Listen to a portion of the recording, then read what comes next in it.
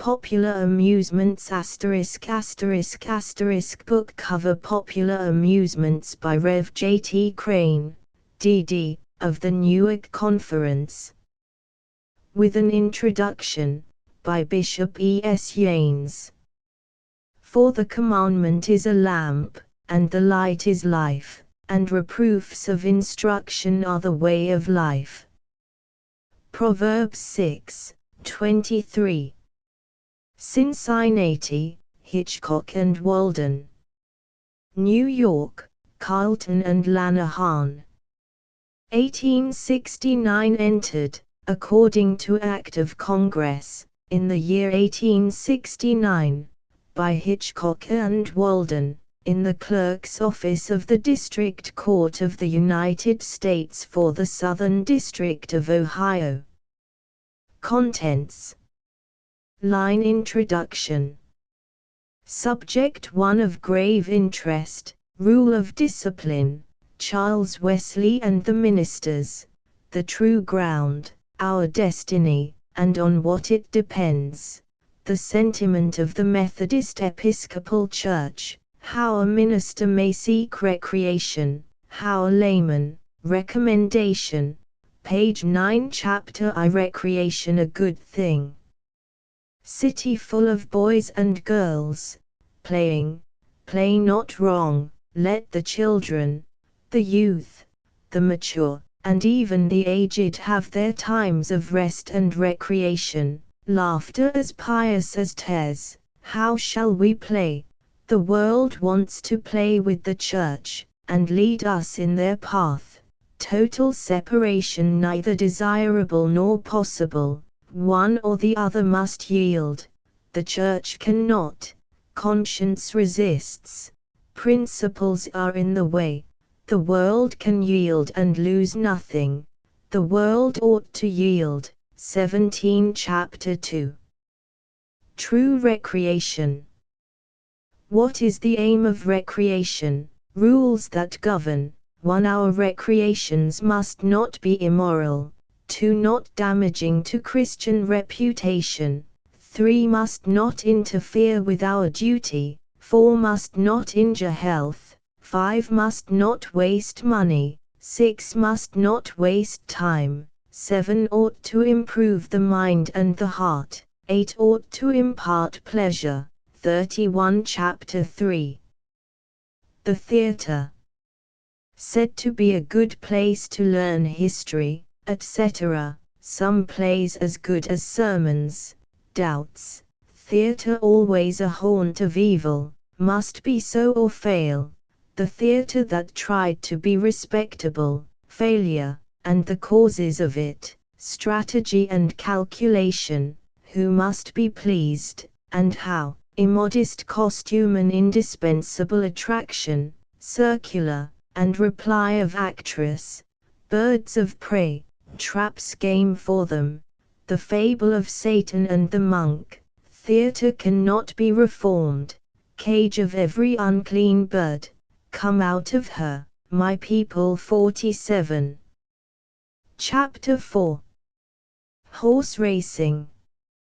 Horse a noble beast, no doubt, races prohibited by civil law, revived under new name, agricultural fair, and what may be seen thereat, ludicrous side of things, 20 gawky boys with their colts, strange man and horse, science, victory, the effect on gawky boys, reasons against horse racing, expense, bets, fraud, riot, villainy of all sorts, how the thing is done, and the people cheated.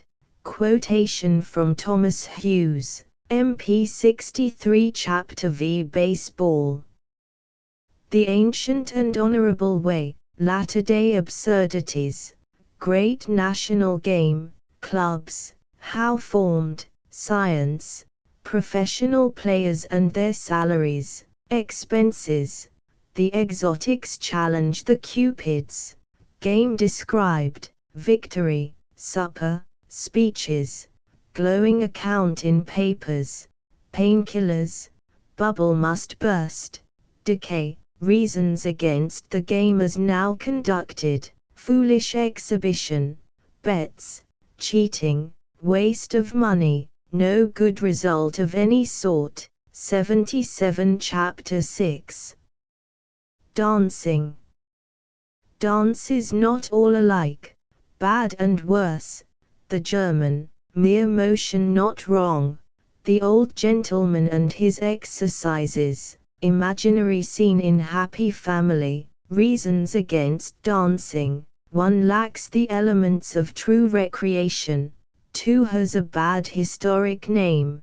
3 inconsistent with piety. 4 leads to undesirable associations, evil in many ways. 89 Chapter 7. Cards, chess, and billiards. Cards, an old game, origin, Asiatic, history, Horne Tooke and George III. Author confesses his want of knowledge. Cards, the gambler's tools. Game adds nothing to mind or heart. Dangerous to some. Betting, reasons against card playing. Chess, also ancient, origin. Play a laborious nothing, wastes time, wastes brain power, hinders mental culture. Billiards, big marbles, how played, women can never become experts, and why? Poor affair generally. 105 Chapter 8. Novels and novel reading. Definition of a novel: a vice of the age. 4 maxims. 1 no fiction if little leisure. 2 only the best. 3 fiction to be but small part. 4 if any harm results, stop at once. 7 reasons against common novel reading. 1 wastes time. 2 injures the intellect. 3 unfits for real life. 4 creates overgrowth of the passions. 5 produces mental intoxication. 6 lessens the horror of crime and wrong. 7 wars with all piety. Disciplinary rule. 121 Chapter 9. Social gatherings. No list of recreations furnished, and why? 1 suggestion. Nevertheless, the indolent have no claim. The busy need recreation. The sedentary need air and sunbeams. The active want books. The solitary require society. Talk, the universal recreation. Social life. Grand party. More excellent way suggested. What the Fitzhodies think. Mrs. F.'s disappointment. Mr. F. doubts. Miss F. trembles. The reform unpopular. The author despondent in regard to it, yet firm in the faith. 153 Chapter X. Appeal to the young. Members of the Church. Word of exhortation. Reasons why we should abstain from all questionable diversions. 1 Our Church has always condemned them. 2 Solemn vows bind us. 3 Offenses disturb our pastor and our fellow Christians. 4 Our errors injure the unconverted. 5 Error mars usefulness. 6 Compromise positions hard to hold, either in argument or practice. Fight on the right line. 169 Chapter 11. Appeal to the Church. Lafayette's witty illustration of compromises. Mr. Bright's description of fashionable religion. Compromise bad, even as a policy. The world despises a timid church. Methodism has prospered, our laws strict. Folly to come down now. How the worldly parson angled for an accession and caught nothing. What Mr. B said. The exact right is the strong position. Hold it, let others hive the drones, where other churches stand. Testimony of the Presbyterians. The Methodist Episcopal Church South, Young Men's Christian Association. The Roman Catholic Church. The End. 189 NTOC Introduction. Line the subject of which this book treats, popular amusements, is one of grave interest to the Church and to society in general. The discipline of the Methodist Episcopal Church has always required its members and probationers, as an evidence of religious earnestness, to refrain from such diversions as cannot be used in the name of the Lord Jesus, and also from singing those songs or reading those books which do not tend to the knowledge or love of God. In the following passages of Holy Scripture, worldly amusements or pleasures are denounced by God. He that loveth pleasure shall be a poor man. Therefore hear now this, thou that art given to pleasure, that dwellest carelessly. The consequences referred to in this quotation are stated in the following verses of the chapter. Being lovers of pleasure more than lovers of God is classed by Timothy as one of the worst attributes of wicked men. How terrible is this statement! But she that liveth in pleasure is dead while she liveth. Consider, also, this scripture precept, and whatsoever ye do in word or deed, do all in the name of the Lord Jesus. In view of these and like scripture utterances, how is it possible to believe that exciting, dissipating, worldly amusements are compatible with spiritual life or devotional enjoyment? The experience of multitudes corresponds with these teachings of the discipline and the Bible. Take this instance. On one occasion Mr. Charles Wesley was warning the people against so-called harmless diversions and declared that by them he had been kept dead to God, asleep in the arms of Satan, and secure in a state of damnation for 18 years. There were 3 ministers present besides Mr. Wesley. Mr. Meriton cried out, "And I for 25. And I," exclaimed Mr. Thompson, "for 35. And I," added Mr. Bennet, "for about 70. These cases of Christian ministers suggest how general and how baleful is the influence of these diversions. This evil, perhaps, is not peculiar to any clime or age. Diversions, indeed, change with the times.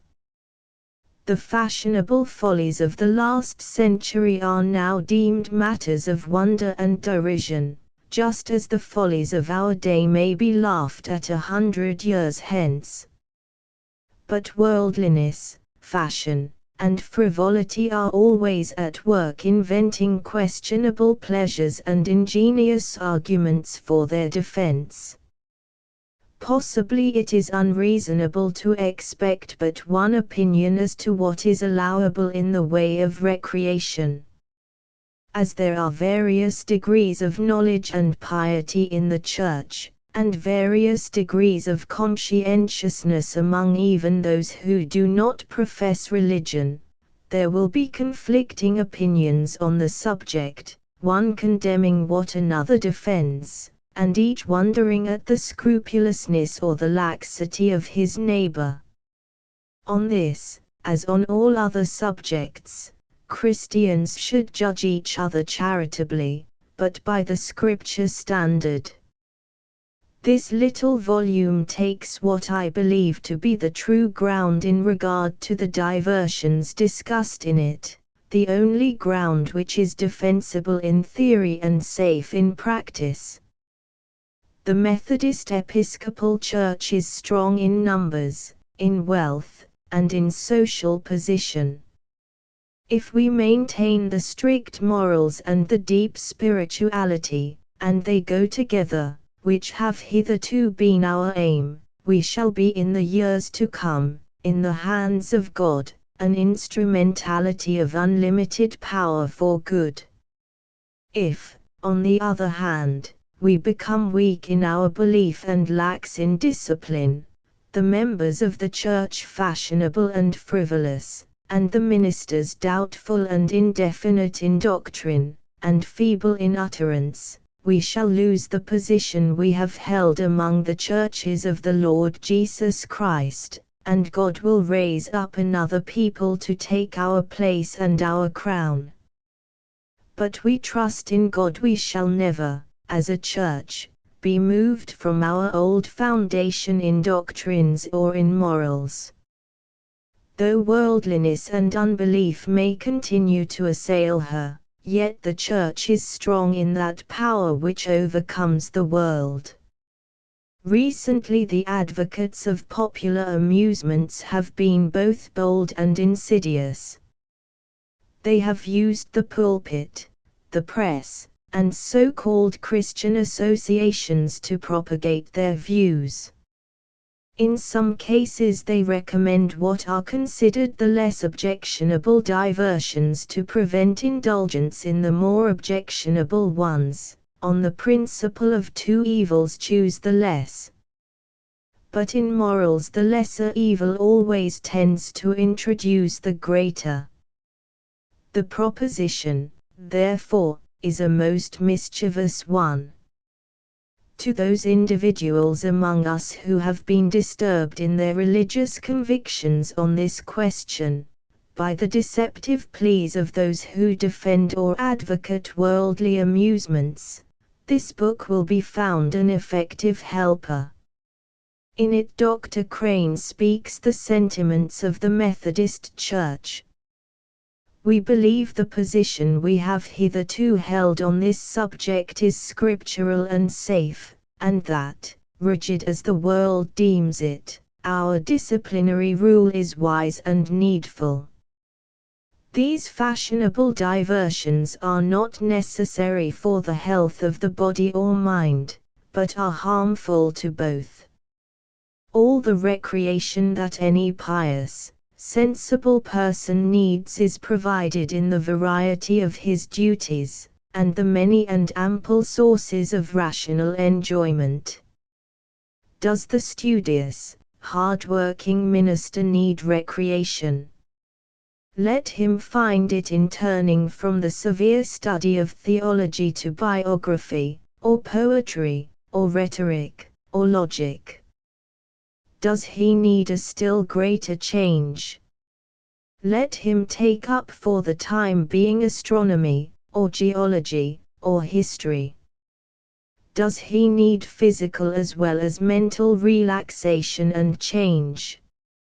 Certainly he can find them in his pastoral work, in visiting the sick, in instructing childhood, in looking after the general interests of the church, in walking, or riding, or attending to the interests of his family, or enjoying their society.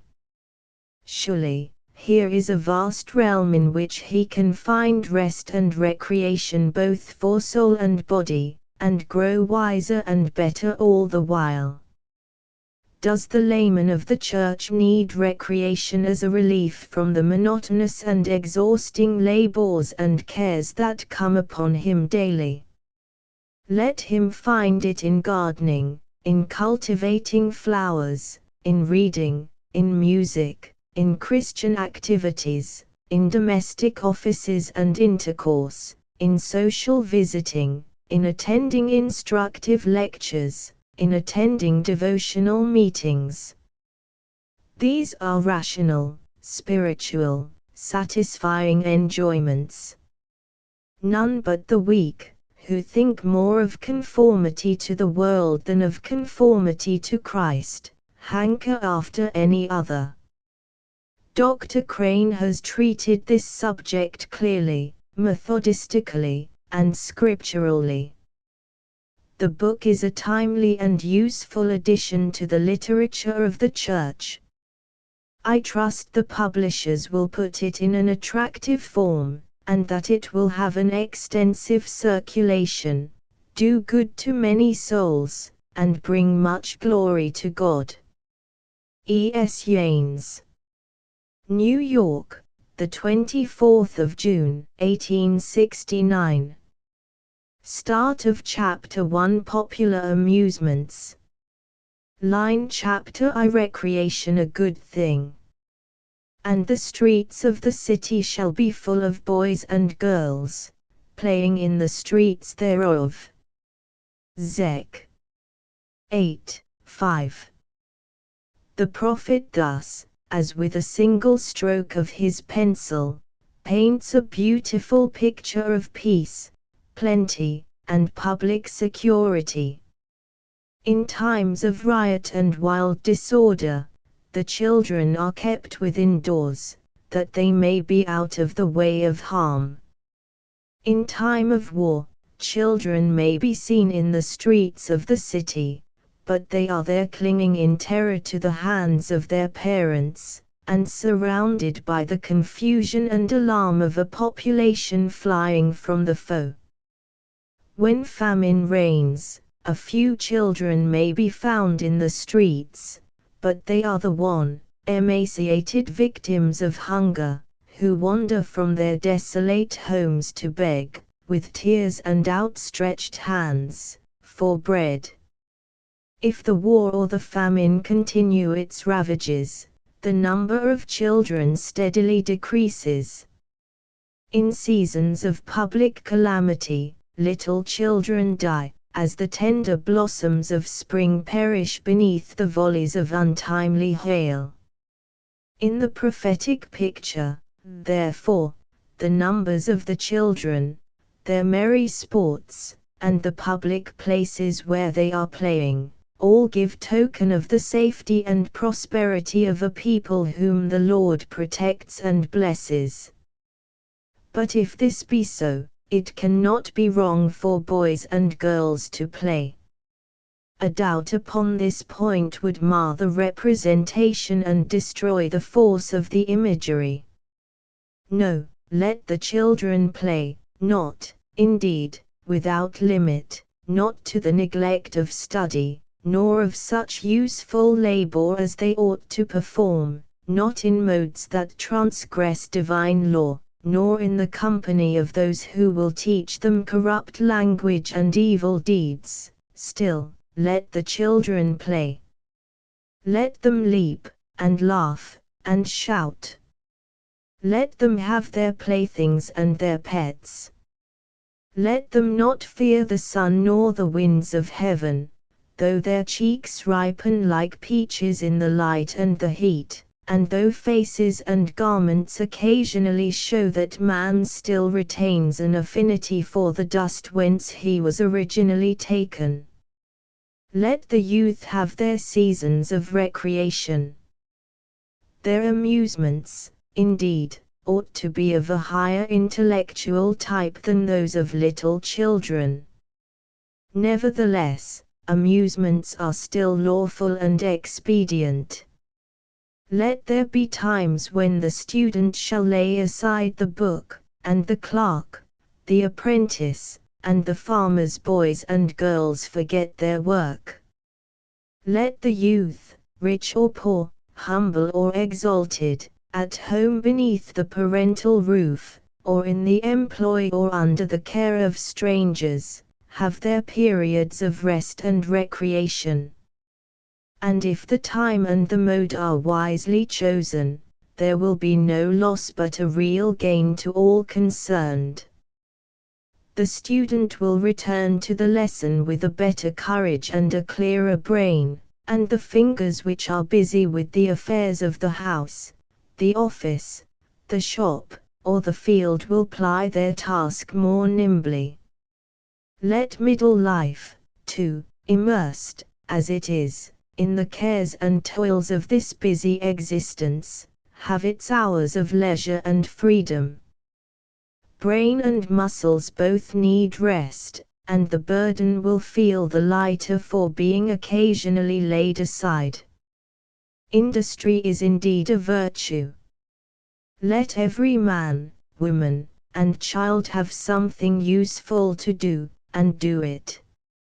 I would not, for one moment even, seem to defend idleness, or apologize for the follies of the aimless devotee of shallow pleasures, yet I am persuaded that not a few of our most valued workers in fields of lofty usefulness would find their heads growing grey less rapidly if they could be induced to take an occasional rest.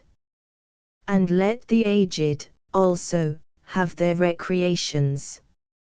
It is not unbecoming for them to devote an hour, now and then, to the quiet pleasures which smooth the brow and wreathe the lip with smiles.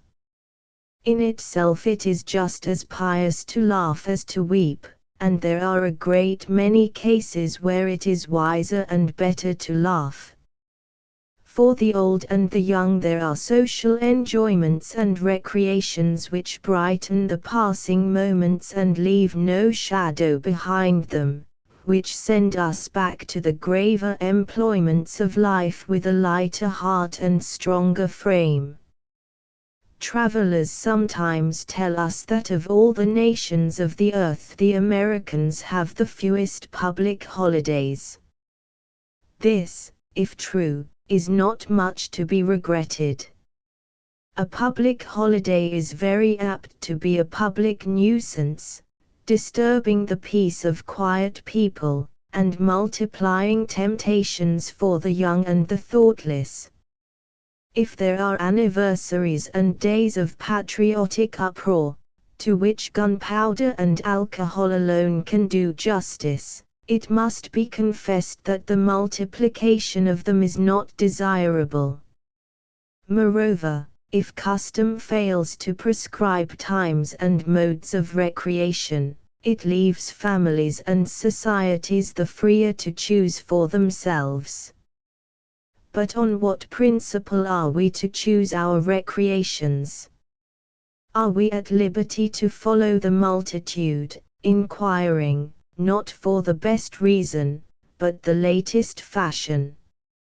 No intelligent Christian will fail to see that he must be as conscientious in his play as in his work. Ever applicable, ever authoritative, the divine deposition of the unchanging principles of justice, safety, and right, the holy law is designed for all hours of the individual life, even as it is designed for all ages of the world. The question of amusements for religious people is one of the great problems of the day. The very successes of the gospel in our own land have brought upon the church perils which were unknown in the ages when the victories of the truth were less decisive. In the apostolic age, when the world was heathen, and God's people a little flock in the midst of their enemies, every man and woman was either Christian or pagan, one thing or the other. The church and the world were separated by a chasm wide and deep, and the only feelings common to both parties were distrust and aversion. Again, not very many years ago, in our own community, there were few young people to be found among the members of the various churches. The gay multitude pursued their pleasures with a reckless extravagance and a giddy disregard of the realities of life which alarmed the sober-minded, and effectually repelled the conscientious. The church marched in order of battle, all eyes looking for the foe, and all weapons bared for conflict. The world, not always in the humor for direct attack, went on its own way, strong in the fancied strength of numbers, and sometimes tried to laugh, and sometimes affected to sneer at the scruples of the pious. Each was a compact force, openly wearing its own uniform and arraying itself under its own banner. The antagonism was universally recognized and felt. But in our own times, and in most sections of our land, the truth has conquered. the world no longer carries on a fierce and open war against the religion of the Bible. The Church possesses so much worth, intelligence, wealth, and social power, that the worldly part of the community feel that it would not be wise for them to try to keep aloof from the pious and set up for themselves. On the contrary, the world deems it policy to nestle close up to the Church, and in many cases it conducts itself so respectably, and is so correct in outward seeming, that it takes a sharp eye to distinguish the one from the other. Not setting itself in array against the truth, but rather avowing a sort of theoretic belief of it, the world, after all, is unchanged. Its eyes are blind, its heart is hard, and its aims and motives are of the earthy. It wishes to walk by the side of the Church, and hand in hand with it, but with steady pressure it draws in the direction of lax morality. Not having received the heavenly anointing, it fails to see how exceeding broad the divine law is. It is constantly pleading for a larger license, a wider range of sensuous enjoyments than is consistent with the true piety which transforms and saves. Thus it clings to the Church, arguing, inviting, urging, and wherever to its own dull vision the path ceases to be clear, it sweeps off swiftly and invariably into the realms of darkness and danger. And the Church, too, is not in haste to separate itself wholly from the large class found just outside the line of strict religious profession. We admire their intelligence and amiability, their many worthy traits of character and conduct. Their companionship is pleasant, and we would like to retain it, and, therefore, we are strongly tempted, for the sake of it, to make concessions on the various moral questions in debate between us and them. Another influence is silently and yet powerfully at work. Unless we consent that they shall marry in the Chinese style, without having previously exchanged a word or even seen each other's faces, our young people must have opportunities to get acquainted and form attachments. In making their selections they like to take a wide range of observation. A deal of skirmishing generally precedes the final conquest. The young church member does not feel inclined to refuse the acquaintance of moral, intelligent, agreeable young people simply on the ground that they are not professors of religion. The young people of the world see that if they do not keep near the church they cut themselves off from the best portions of society. Without violence no rigid lines of social separation can be drawn between the church and the general community. The two parties hold to each other, each inviting, pleading, trying to draw the other in its own direction, in the path of its own principles and tendencies. The one is ready to yield all that can be conceded without an abandonment of truth and duty, the other, like Herod under the influence of John's preaching, fears, and listens, and does many things. Nor is it clear that utter separation is desirable. We can be instrumental in saving only those who are within our reach. How shall we bring others within the range of our influence, and at the same time keep wholly beyond the range of theirs? How shall we lift up others and yet not feel their weight? If we drive from us all who have failed thus far to come up to our standard, we lessen the area of our usefulness, we throw away precious opportunities to do good. The Church, if faithful, is not imperiled by this antagonism of moral forces. It must show itself the more powerful of the two, and overcome the world. Surely, if truth is strong, if fixed principles of action furnish a solid fulcrum on which to place our levers, we ought to move the world, and not the world us. It follows, therefore, that if the young members of the Church, and the young people just outside the line of religious profession, are to unite in social gatherings and recreations, duty demands that we stand firm, while courtesy and reason, to say nothing of still higher motives, require that others yield. No lay-bought argument is needed to show this. The lover of frivolous pleasures cannot plead that religious convictions impel him to his follies. When youthful Christians fear and resist, saying, "Conscience forbids," he cannot reply, "My conscience commands." When the Christian remonstrates, saying, "To do this might imperil my soul," the other cannot answer, "Not to do it would imperil mine." The worldly can only plead that they see no evil where others see it, and that they are ready to venture where others fear to go. Thus they virtually confess that they are dull in vision and hard in heart. And so we cannot come down to the level to which they would invite us. If they desire us to meet on common ground, we must be permitted to select the place. If we yield to them, we sacrifice our principles and our peace.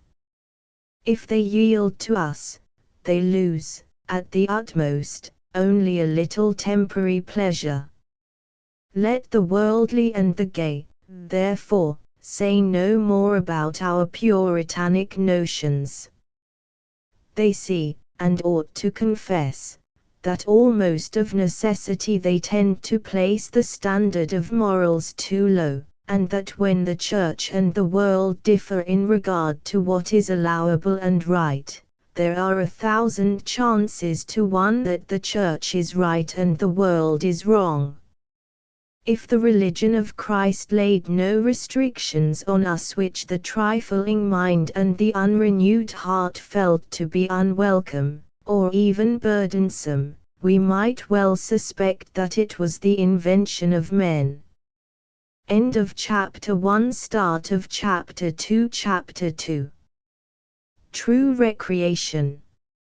And let them measure the pattern. Ezekiel XLII, 10. What amusements, then, are rational and allowable? And to what extent may we indulge in them? We desire, before we discuss specific modes of recreation, to lay down certain general principles, and indicate what we believe to be the true method of reasoning on the subject, so that the reader, keeping these in mind, will see why we approve or condemn hereafter, even when, for the sake of brevity, the conclusion is given in few words. First of all, then, we inquire, what is the true design of recreation? The mere pleasure of the hour is certainly not the sole object at which we should aim, regardless of all other considerations.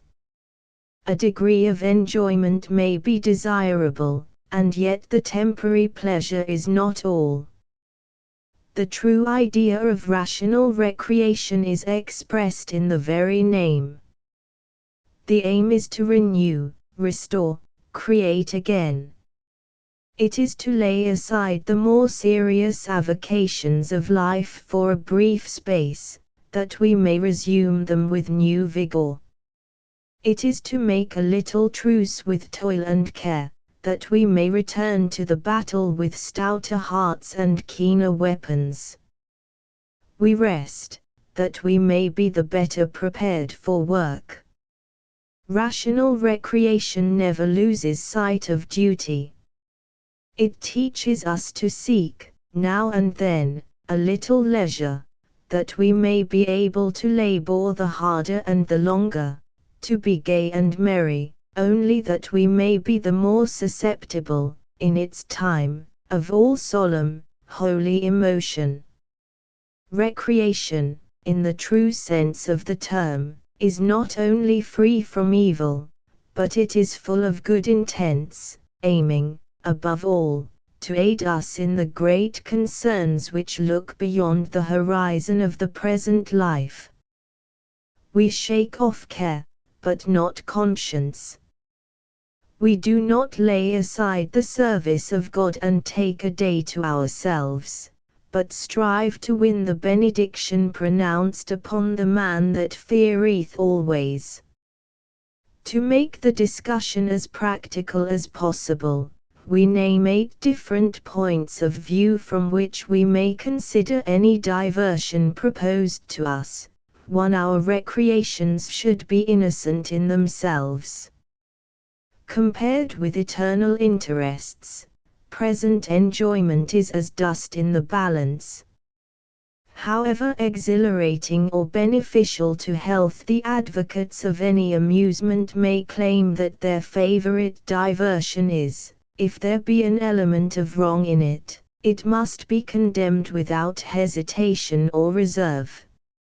If it involves any transgression of divine law, if it leads us to disregard the welfare of our fellow, if the pleasure is purchased by pain wantonly inflicted upon man, or beast, or bird, or insect, if it tends to render us frivolous or reckless, or in any way leaves us farther from God and heaven, less conscientious, less devotional, less tender in heart, less active and earnest in all good works, we must condemn it, no matter how fascinating it may be, no matter what may be the numbers or the social position of those who favor it. Of all the poor excuses for sin, one of the poorest and meanest is the plea that we trampled on the law of God and defied His justice for the sake of amusement. 2. Our recreations must never be suffered to lessen our influence as followers of Christ. A good name is an element of strength. Unless those around us have confidence in our sincerity, we are shorn of our moral power. No matter how clear our integrity may be in our own eyes, if we fail to convince the world of it, if we seem to be less careful of obligation, less mindful of the right than Christians should be, there will be a cloud of distrust hovering about us wherever we are, and we will find ourselves shut out of some of the noblest fields of effort. The world watches our recreations as well as our more weighty employments. We need not, indeed, be governed always by the reproaches of the censorious and the complaints of the morose, still, it is never safe to be indifferent to popular opinion. Even where we discover no evident wrong, we should not, for the sake of mere momentary pleasure, give ourselves to any pursuit which bears a specious name or is surrounded by doubtful associations. Even in Christian communities, public opinion does not tend to be fanatically rigid, and we may be sure that what it condemns we will find it safe to avoid. Nor should our recreations ever be of such a character as to wound our fellow Christians. It is true, you need not always be controlled by the views of this or that member of the Church, who, perhaps, does not abound in the intelligence and wisdom which give weight to opinion. But what does your pastor think? If you and he differ, who is probably right? Look about you. See who they are in your community who are universally acknowledged as the real disciples of Christ, by whose aggregate good name the Church stands in reputation. What do they think? Where they doubt, you may well hesitate. Even if they should seem needlessly scrupulous, you may be sure of one thing: you will not find it dangerous to follow their counsel. And you have no right to treat their admonitions with indifference. You cannot, without peril, go counter to their views of duty. Whatever may be the abstract right or wrong of the thing in question, this evil effect, at least, will follow your rejection of their advice. You will separate yourselves from your pious exemplars and guides. The chasm, however narrow at first, will widen with time.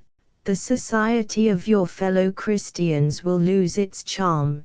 The social forces which helped, more than you are aware of, to hold you to your duty will lose their power.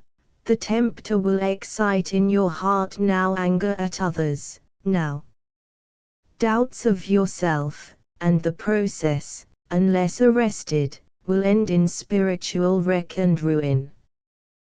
3. Our recreations should never be so chosen or so pursued as to interfere with the full and faithful performance of the sober duties of life. Childhood and youth are not, as some fancy, a period of mere waiting, a sort of play spell before school begins. In regard to the success of after life, it is the hour of precious opportunities which come but once. It is the foundation upon which the whole future edifice is to rest.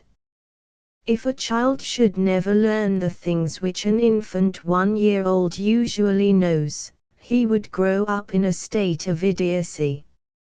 In their very plays, as we term them, children investigate the properties of matter, acquire ease and skill in managing the bones and muscles of their own frames, and learn the contents of the great world, which is also new to them. Youth has its work, and all after excellence is connected with the industry and care with which that work is done. The mind is to be cultured, the reason exercised, the fancy curbed, the memory stored with treasure, the whole intellect disciplined and prepared for continuous, patient labor. In youth the avocation is to be chosen, the great problems of time and eternity revolved, and the solemn journey begun. He that would be wise must not dream away the golden hours in empty visions of what he would like to be, but rouse himself and prepare to encounter soberly the great duties before him. He has not a moment to lose. He must look and listen, read and remember, he must reflect, and reason, and judge, he must will and do wisely and well, and every day gather strength for other days to come.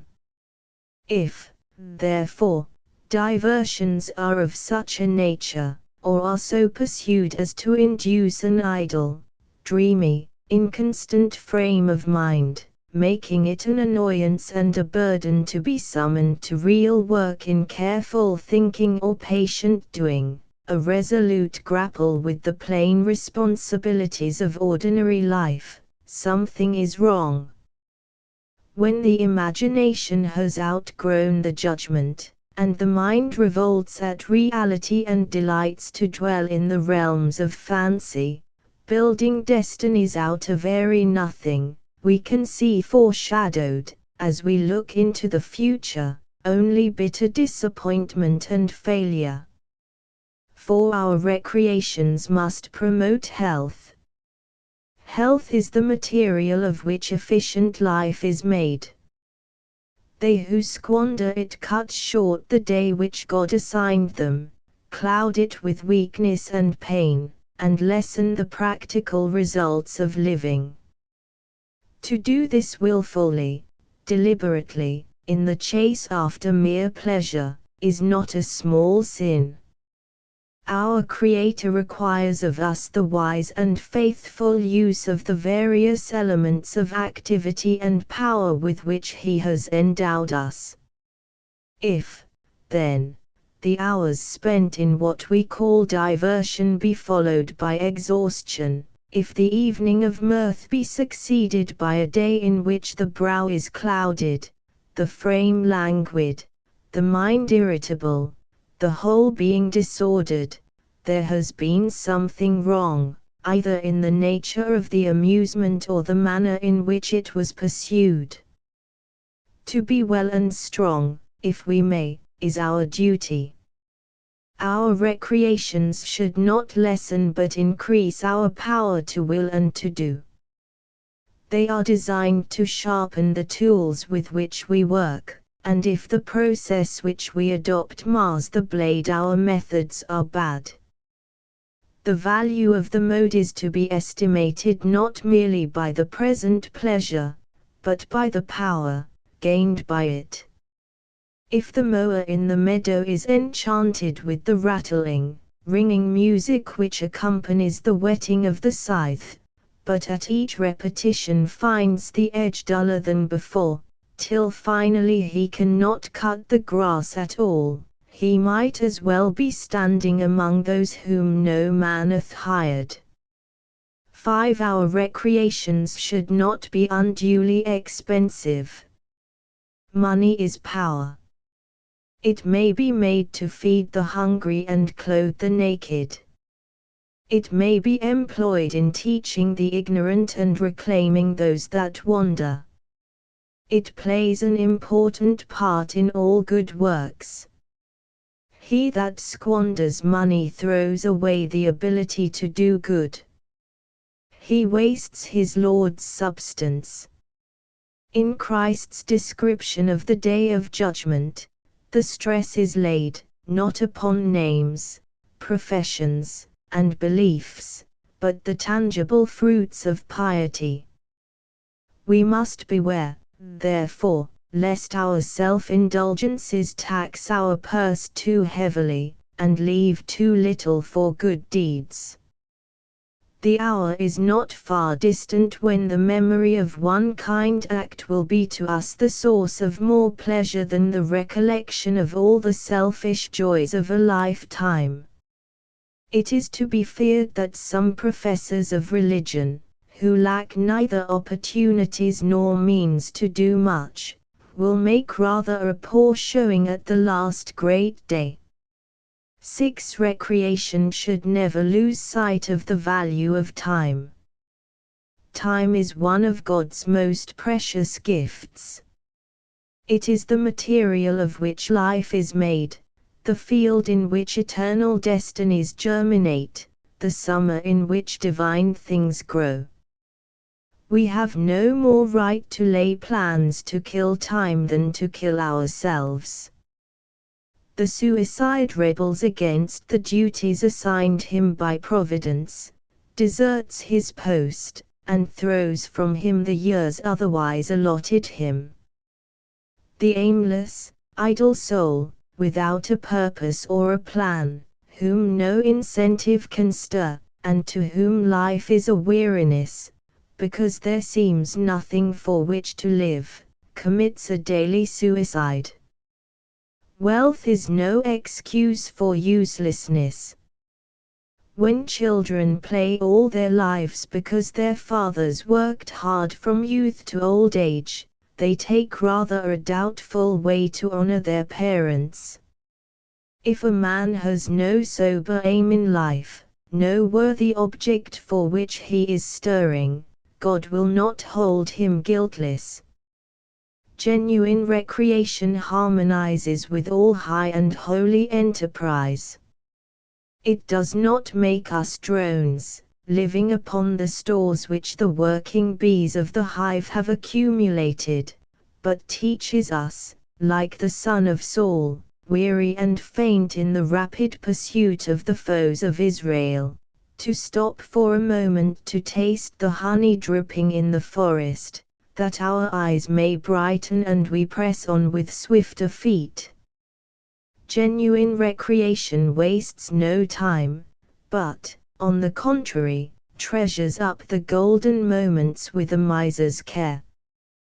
Diversions indulged in beyond measure cease, therefore, to be recreations, and become a criminal waste of God's precious gift.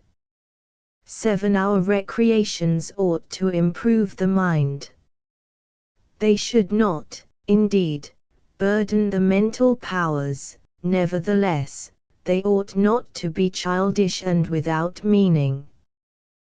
There should always be enough of thought involved to keep the mind pleasantly and not unprofitably occupied.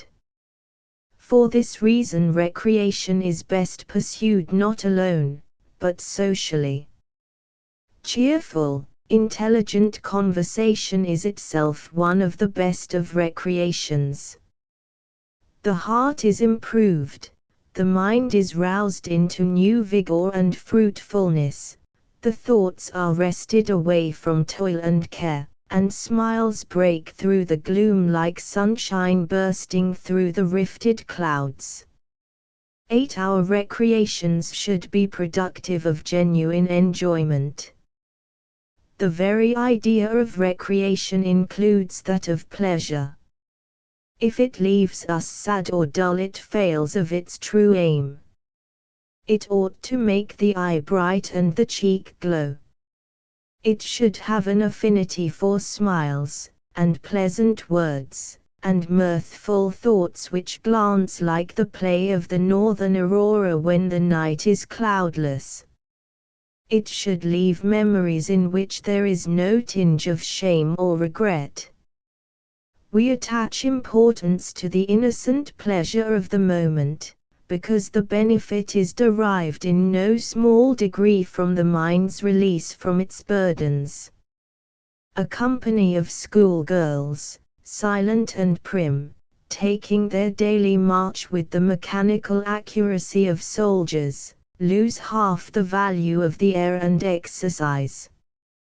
The merchant gains little who goes on a solitary fishing excursion, and sits gazing at vacancy, with his brain full of invoices and sales, units and tens, while the fish run away with his line.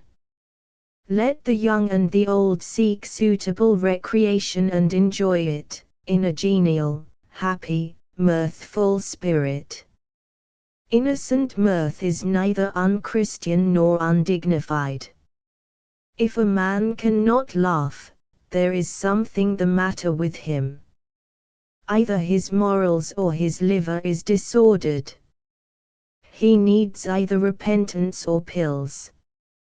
Some of earth's greatest and purest men have been noted for their mirthful tendencies. Socrates often amused himself in play with children. Luther loved dogs, and birds, and wit, and laughter, and by his rousing peals kept his lungs in good order for his theological wars. Thomas Walsh, one of the best, but not the most hilarious of men, complained that John Wesley's wit and humour made him laugh more than his conscience approved, but Mr. Walsh died in his youth, while Mr. Wesley filled up the measure of 88 busy, happy years. These are some of the principles which underlie the subject before us. It now remains to apply these principles to specific plans and methods of recreation. In the scales thus constructed, let us proceed to weigh the various diversions and amusements which claim our suffrages. We will look first at the more public and pretentious of these candidates for our approval. Chapter 3. The Theatre. Can a man take fire in his bosom and his clothes not be burned? Prov. 7:27. The theatre has its apologists and advocates. It is said to be a good place to learn history, human nature, and all that. Some plays are declared to be as good as a sermon. Assuming this to be true, it might not be out of place to inquire how often these good plays are performed, and how they draw. What proportion does this good sort bear to the general mass of plays nightly set before the public? Questions multiply as we consider the subject. If plays are as good as sermons, how happens it that, as a rule, those who admire plays have no love for sermons? Moreover, if the theatre is a preacher of righteousness, or essays to be such, where are the gifts, grace, and usefulness which are the evidences of its call to the good work? There may be no special lack of a certain kind of gifts, but where is the grace? Does it adorn the character and conduct of the performers? Unless these as a class have been grievously slandered for 2000 years, we must look elsewhere. And where is the proof of moral and religious usefulness? It has no existence. The fact is, to plead for the theatre on the ground that its moral influence is good, is to act a bigger farce than was ever put upon the stage. When a young man, who has been religiously trained, begins to frequent the theatre, quiet observers see that he has taken the first step of a downward course, and if connected with him in business relations, or otherwise, they govern themselves accordingly. When a young man, whose reputation has suffered by his wild and reckless conduct, ceases to attend the play and begins to attend church, his true friends begin to have hope in regard to him. All who have in any degree looked into the matter, know that the disreputable and the vile shun the church, and crowd to the theatre, while many who are plying foul trades depend upon the playhouse, not only to bring the victim within their reach, but to undermine his virtue, lull his caution to sleep, and prepare him to fall in the net spread for him. Build a theatre where you will, and straightway drinking saloons, gambling dens, and brothels spring up all about it and flourish under its shadow. All manner of vice, and villainy, and shame grows green and rank in the polluted soil which it creates. Some years ago, the owners of a certain theatre in one of our great cities, resolving to conduct it in a respectable way, attempted to shut out, as far as practicable, all whose vocation was infamous. This they thought would be easily effected by refusing admittance to every lady not accompanied by a gentleman. This simple measure accomplished all that was expected of it, and a great deal more. The class aimed at were indeed excluded, but, alas for the proprietors! The consequent loss of patronage was so great that the establishment no longer paid current expenses, and the owners found themselves compelled either to close their doors altogether or open them to the cattle that herd in the upper galleries. The fact is plain to all who are willing to see, that the theatre thrives by the vice and crime of the community. It is a buzzard that lives on carrion. To succeed it must be content to be the hunting ground where infamy shall snare its victims, and lead them as an ox to the slaughter. More than this, the performances and the whole arrangement must be adapted to the low moral level of an audience gathered up from the particular quarters where alone patrons can be found in sufficient numbers to make the playhouse a paying institution. A successful theatre must be on good terms with the Grog's Hope and the brothel. The whole thing is one of strategy and calculation. As the skillful angler puts on his hooks the bait at which the fish will bite most eagerly, no matter what it is, worm or bug, or artificial fly, so the crafty manager of a theatre surveys society, and considers what plays, what style of acting, what style of dress among the actors and actresses will most surely attract the crowd. He is aware that the really religious portion of the community regard the church and the theatre as antagonists, and look upon him as one who is laboring to undo all that they are trying to accomplish. He knows that many people of culture and high social position regard his profession as dishonorable and degrading. These classes he leaves out of his calculation, because they are beyond his reach. But a great multitude remain, composed, in part, of the young and the heedless, fond of noise, and show, and excitement, and in part of the corrupt and the vile, the hungry beasts and birds of prey, who want victims. Among these he must find his patrons and his prophets. In aiming to gather them into his fold, he must gratify their peculiar taste. He knows that he can please them only by keeping them well pleased with themselves. Will he do this by means of plays which, from the first line to the last, brand vice as infamous, and exalt virtue and honor? He knows his calling better. The people who compose his audiences do not come to the theatre to be made ashamed of themselves. They would not listen to such a play, but would go out of the house, in the midst of the performances, angrily muttering that when they want a sermon they will go to the church for it.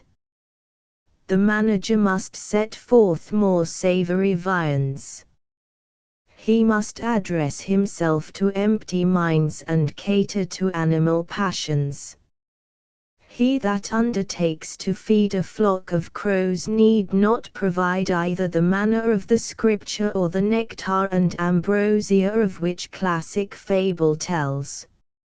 As the calculations of an almanac are made for the particular latitude where it is expected to sell, so all the arrangements and appliances of the theatre are carefully adapted to those classes of society which are low both in intelligence and in morals. Tragedy, to be popular, must not only deal in crime, but in loathsome, nauseous crime. Popular comedy must ridicule religion, and show how much better acute and crafty villainy is than simple truth and innocence. Immodesty is one of the attractions relied upon to draw the brutal herd. The female performers on the stage must expose their persons in a style which would be branded as grossly indecent anywhere else. Let a fact be stated in illustration. One of the high officers of the municipal government of London recently issued a circular, addressed to the proprietors and managers of the various theatres, remonstrating against the indecent costumes of the stage, and urging reform. What the effect of the appeal was upon the parties addressed does not appear, but an actress replied, in one of the public journals, declaring that she is aware of all that the circular asserts, but affirming that she and all the female performers are powerless in the case, the managers demanding the immodest costume as one of the necessities of the drama. It is not probable that the British stage is more corrupting and immoral than the American. There is not a city on the face of the globe where the theatre can live unless it goes down into depths of infamy, and becomes the panderer of all vice and shame. It is true that a few, whom the world calls moral and respectable, are sometimes found at the playhouse, but they are so few that playwriters and stage managers, having an eye to the financial receipts and successes, look in other directions, and graduate the plot, and the sentiments, and the scenes, and, above all, the costume of the performers, for a lower moral level. Not seldom is the play itself a weak, unmeaning thing, which is intended to serve merely as a pretext for the shameless exhibitions deemed necessary in order to fill the house. The theatre will never be reformed. The truly refined despise it, the wise and the good abhor it. It must find its support among the thoughtless, the ignorant, and the vicious. It must be indecent or die. And so it comes to this: immodesty is a part of the stock in trade of the playhouse. There must be indecent exposure, else the foul crew that frequent the theatre, and upon whose patronage it lives, will care nothing for its performances. In vain is the genius of poets and authors. In vain are all the tinsel glories of the show. Even the play which is as good as a sermon will be a failure, and its lofty periods be declaimed to an empty house, unless modesty and honor are sacrificed to gratify the lowest passions of the most debased of humankind. Where did any evil invention of man ever bear upon its front the stamp of infamy in plainer, deeper lines? Why, then, should those who believe in virtue sustain, or help to sustain, that which cannot exist at all except in alliance with vice and shame? How can those who believe in God and love His cause aid this engine of the devil?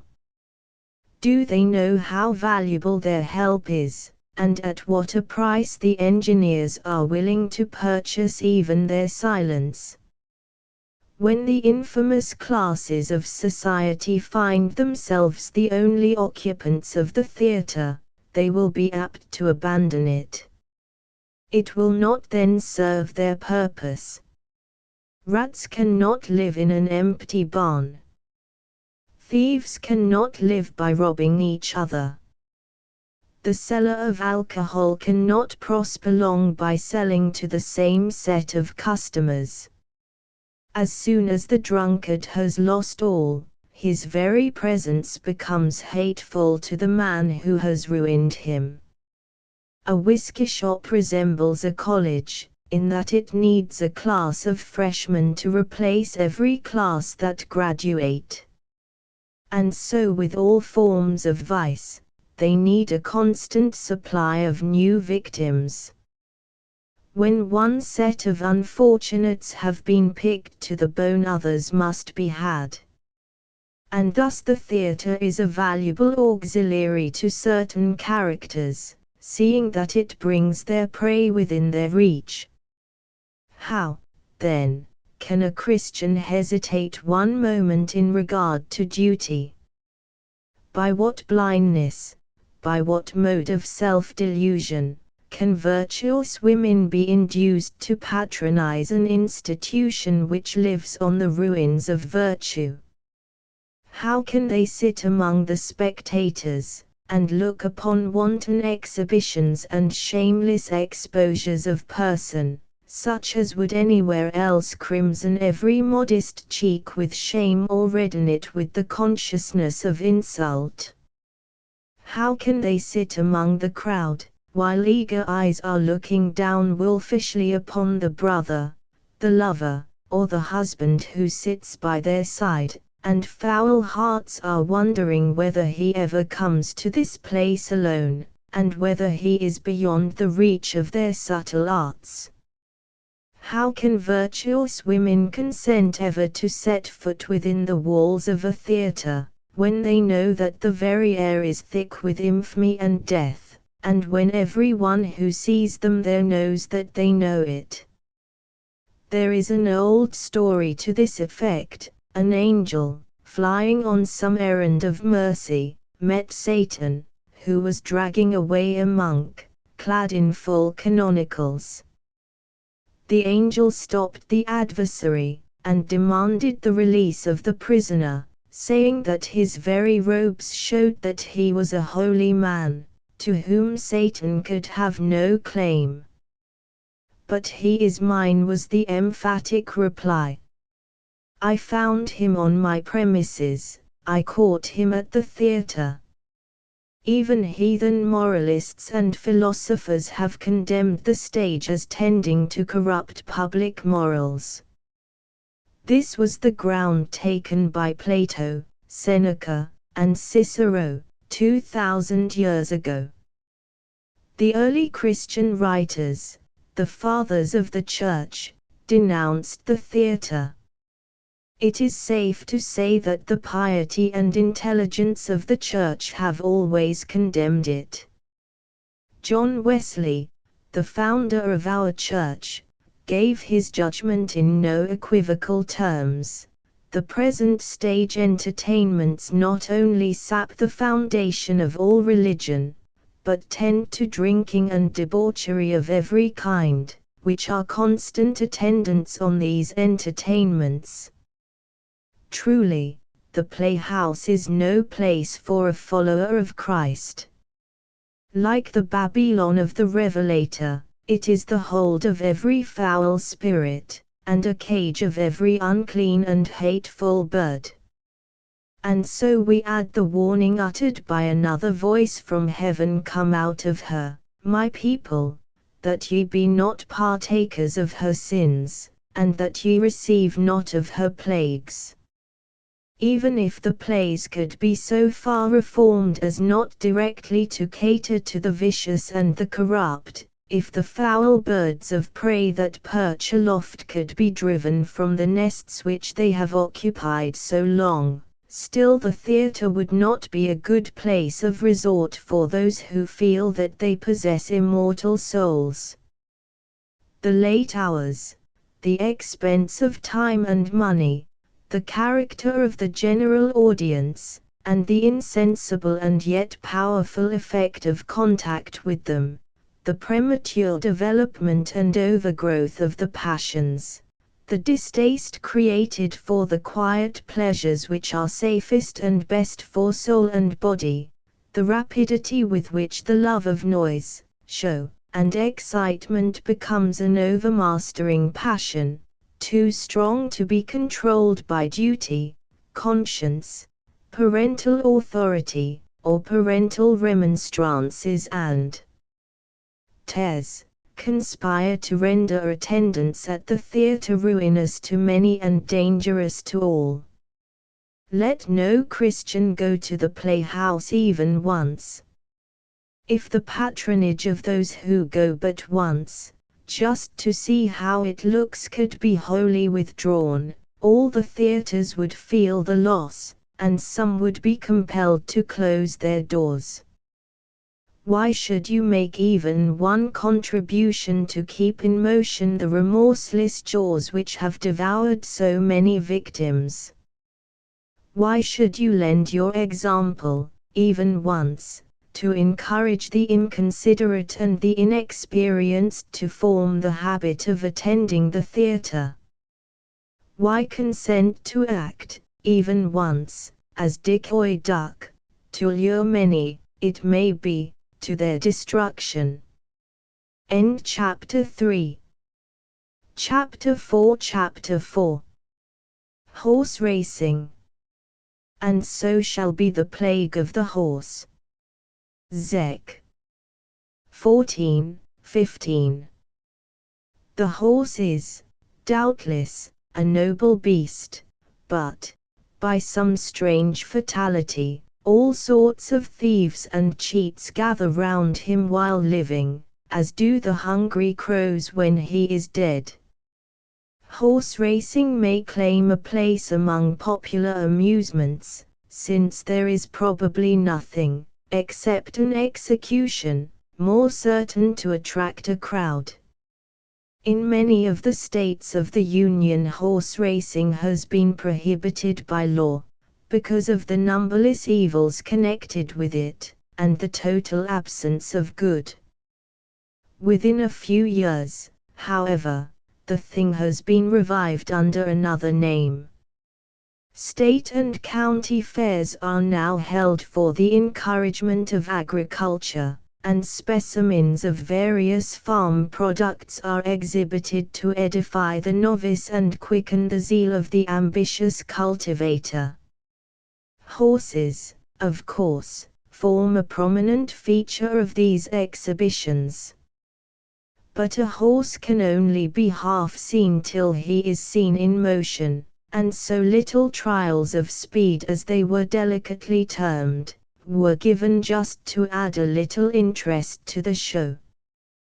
These trials of speed usurped more and more time and space, until they have in many cases swallowed up everything else, and brought back the old-style horse race, with its crowds, excitement, villainy, and vice of every kind, and, in fact, everything but the name. An agricultural fair now means a plough, a pumpkin, a pig, and 250 trotting horses. These fairs are almost invariably conducted with especial reference to the racing, and not unfrequently are engineered wholly by the jockeys themselves. It will hardly do for us to adopt the sneering philosophy of Democritus, and find nothing but matter of merriment in the sins and follies of our fellow men. Nevertheless, these annual country gatherings have a comic side which one must be very blind not to see. The first note of preparation is the posting of immense placards, printed in as many colors as ever Joseph's coat knew, and offering premiums, 10 cents for the best plough, 5 cents for the biggest pumpkin, 20 cents for the fattest pig, and $1,000 for the horse that can trot around a certain circle in the shortest time.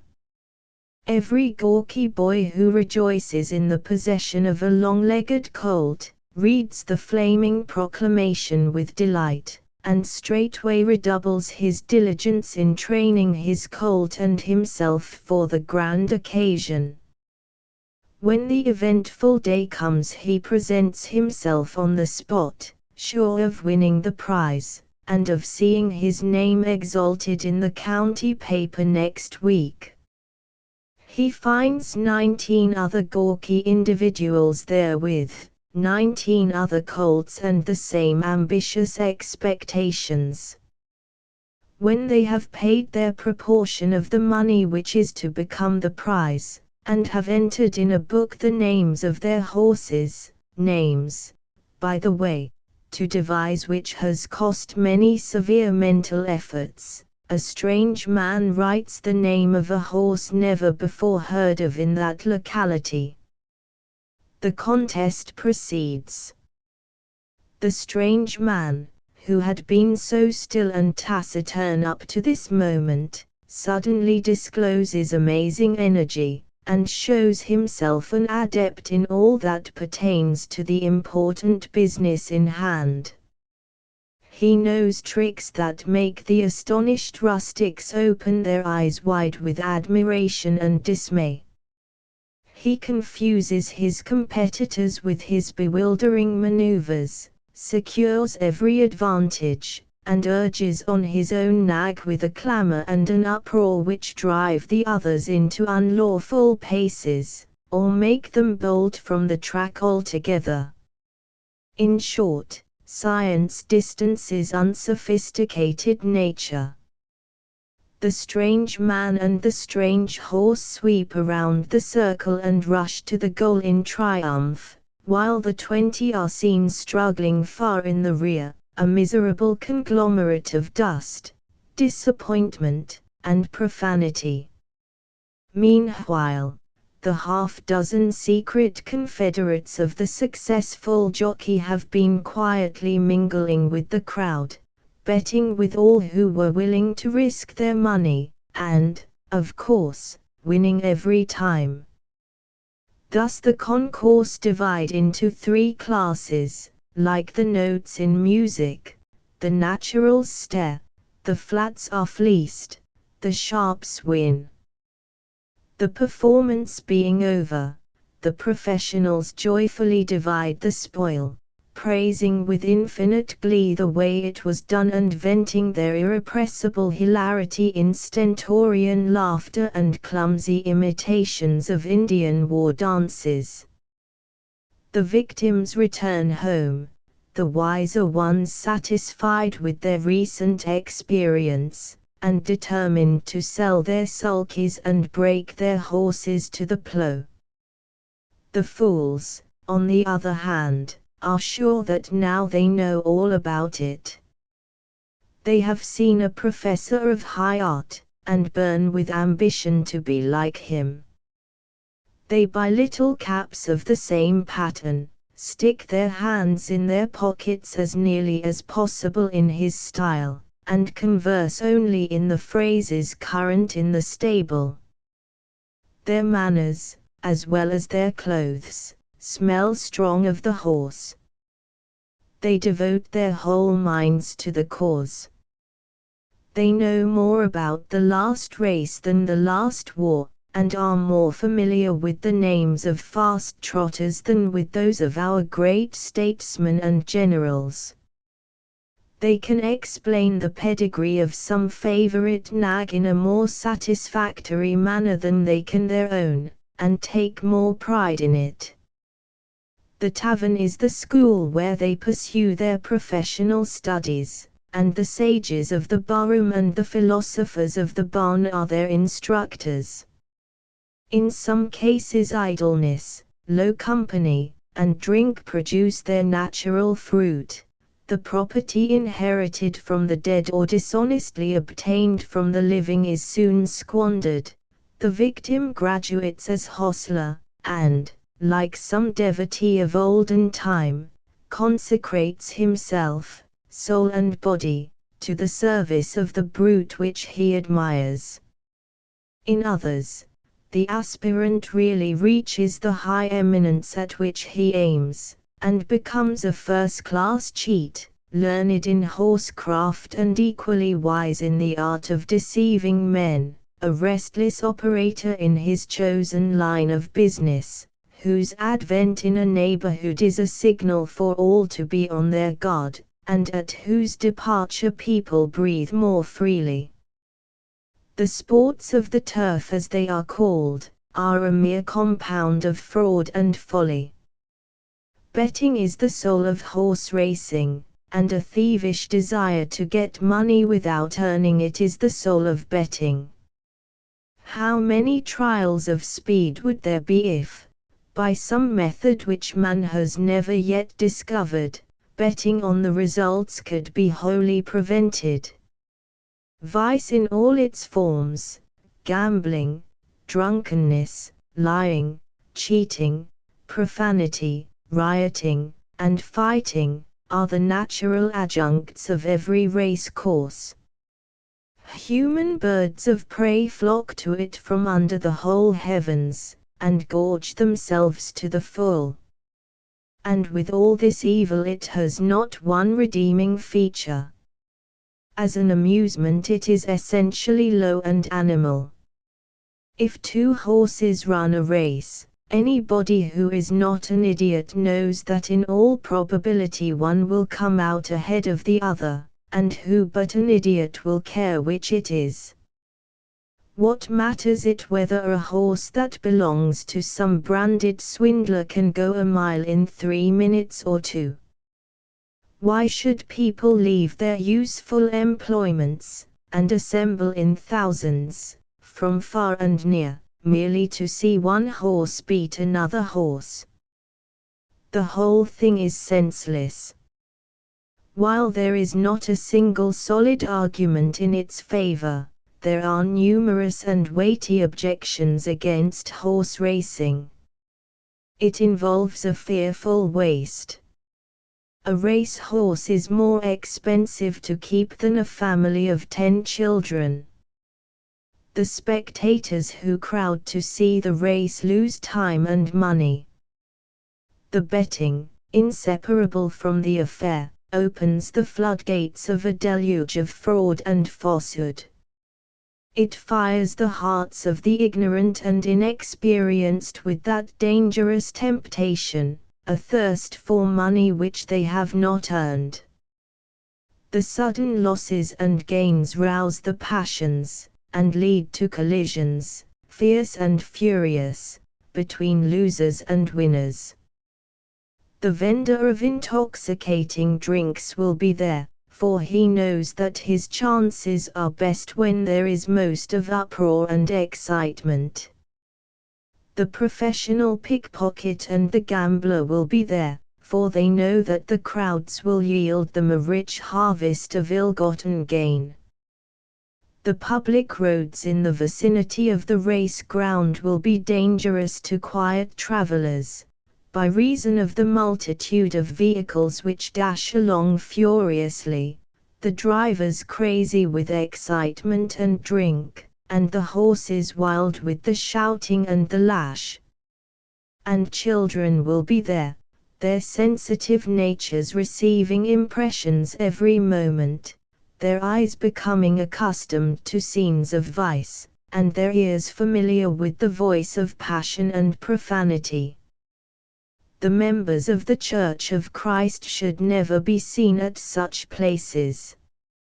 If one of them attending a horse race should die there, by casualty or sudden disease, would it be considered good taste to name the locality in the funeral discourse?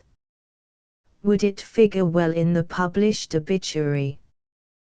The path of duty is so plain that none need let no one, for a day or an hour, leave the rock and plunge into this abyss of fraud and folly. Besides the open, visible evils which cluster about a horse race, there are great gulfs of villainy which few know of, and yet by which many suffer. Not seldom is the matter of victory and defeat secretly arranged days and weeks before the race takes place, and the men who make the treacherous compact win their tens of thousands by betting in favor of the horse which it is agreed shall distance the others. The habit of betting is a vice which speedily destroys all truth and honor. No amusement, so called, which lives by betting will long retain even the semblance of honesty. Horse racing is certainly not an exception to this rule. Its whole history is black with treachery and fraud. No professed follower of Christ can have anything to do with it, either in the way of active agency or secret encouragement, without sin. We cannot close this chapter more appropriately than by quoting the emphatic words of Thomas Hughes, an able member of the British Parliament and a decided friend of the American Republic. He had seen in the public journals the statement that certain capitalists of New York were about to establish somewhere on the Hudson a race ground, which they hoped would, in time, rival the doubtful glories of Epsom and Ascot. Heaven help you. Then, for of all the cankers of our old civilization there is nothing in this country approaching in unblushing meanness, in rascality holding its head high, to this belauded institution of the British turf. It is quite true that a very considerable section of our aristocracy is on the turf, but with what result? Shall a man touch pitch and not be defiled? There is not a man of them whose position and character has not been lowered by the connection, while in the majority it ends in bringing down their standard of morality to that of blacklegs, and delivering over their estates into the grasp of Jew attorneys.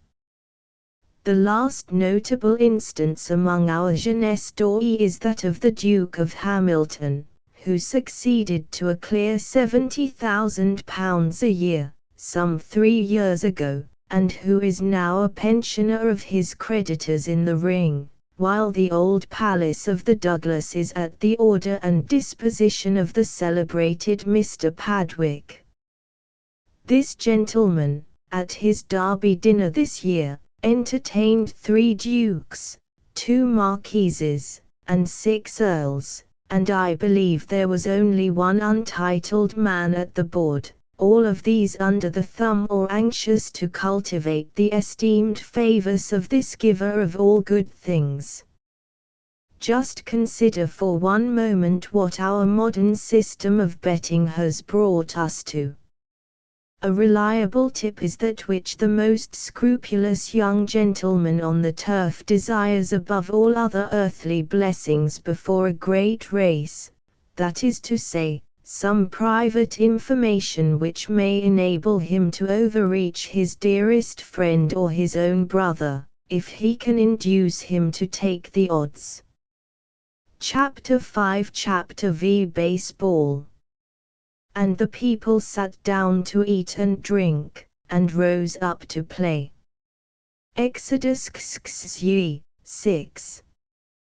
Baseball may be made a very pleasant amusement, wholly unobjectionable either in regard to health or morals. Many of our readers well remember how it used to be played by the village schoolboys. 2 of the best players volunteered, or were elected by acclamation, to organize the 2 sides. The leaders tossed up a bat, with a mark on one side of it, to determine the first choice. The winner looked around the circle of boys and made his selection, then the other leader named a boy for his side, and so it went on, by alternate selections, till all were enrolled. The bat was again tossed up, to determine who should be in first, and then the play began. How they knocked the ball, and ran and threw the ball at each other, and fell down in their eagerness to avoid being hit, and laughed and shouted, and grew hot, and red, and finally weary. No crowd of excited spectators were there to applaud special acts of skill, and thus spoil the sport. No scorer noted down in his book the number of runs or of fly catches. No representative of the public press was there, to prepare an extended and eloquent report, confounding simple readers with his vocabulary of new terms. Nobody inquired which side was victorious, and all were happy. And in these later days, if a score of young men or older men would provide a basket of refreshments, and go out into the fields by themselves and play 2 or 3 hours, in the ancient and honorable way, carelessly, hilariously, not even noticing who makes the most runs, they would all feel the better the next day, and the wit and humor elicited on the occasion would echo in 20 home circles for weeks to come.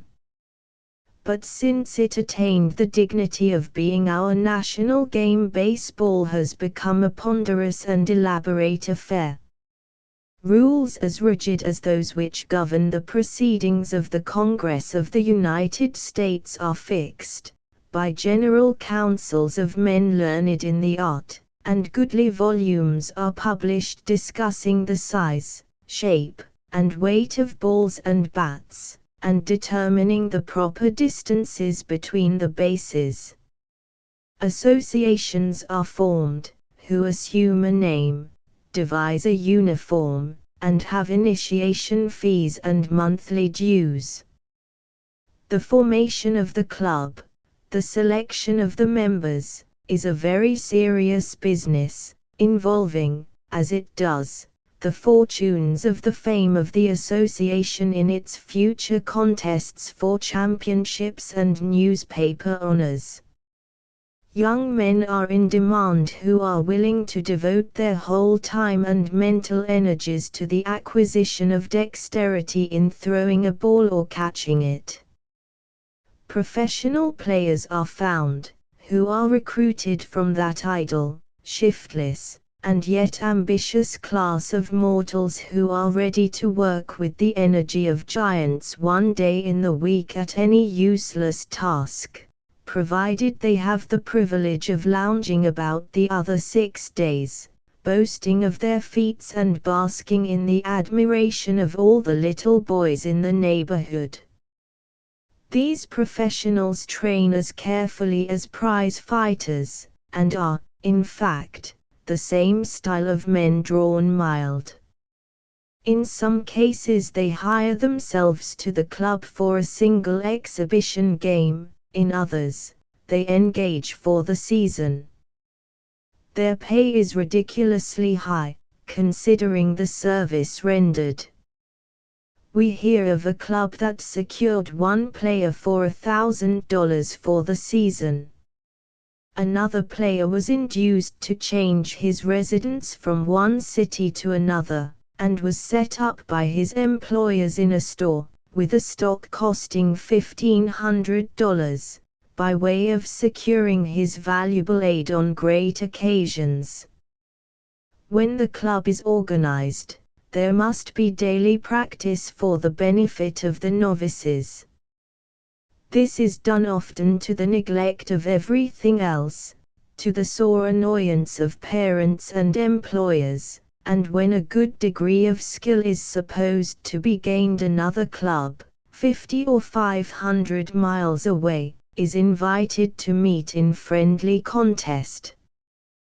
The newspapers announce that the exotics have challenged the Cupids, name the time and the place, and express an ardent hope that the weather will be propitious.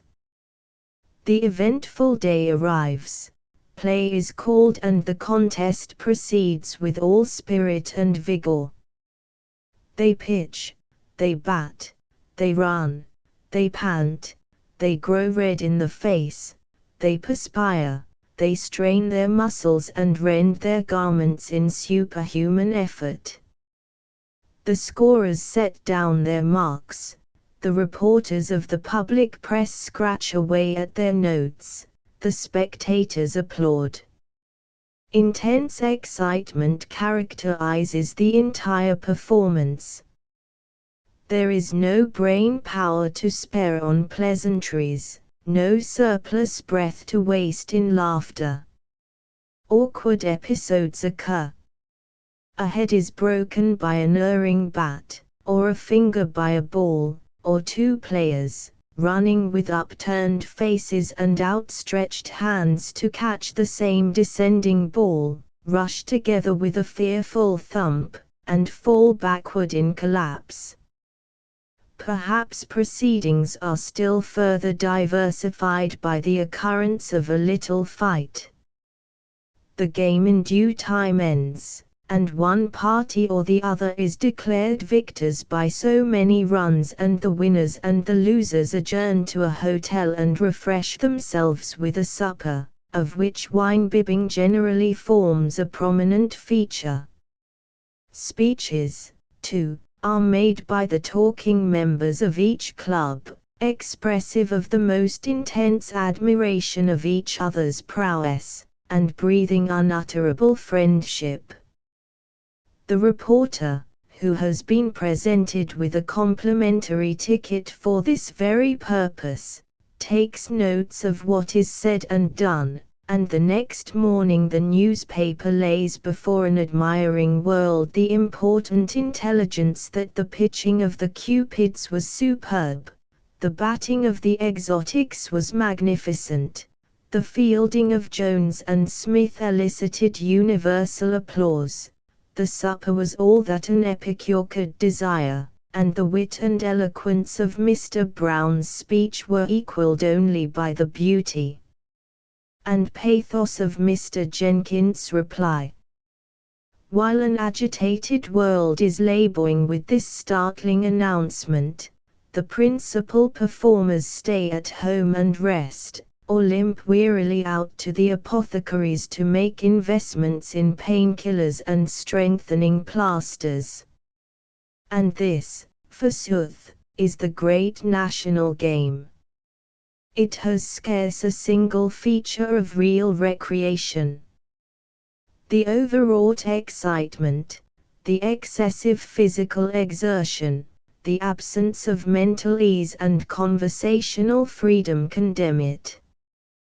The publicity of the performance destroys all the good that might otherwise result from it, and, instead of play, makes it a mere exhibition, whose aim is not rest but notoriety, and whose effect upon the performer is not physical renewal but exhaustion.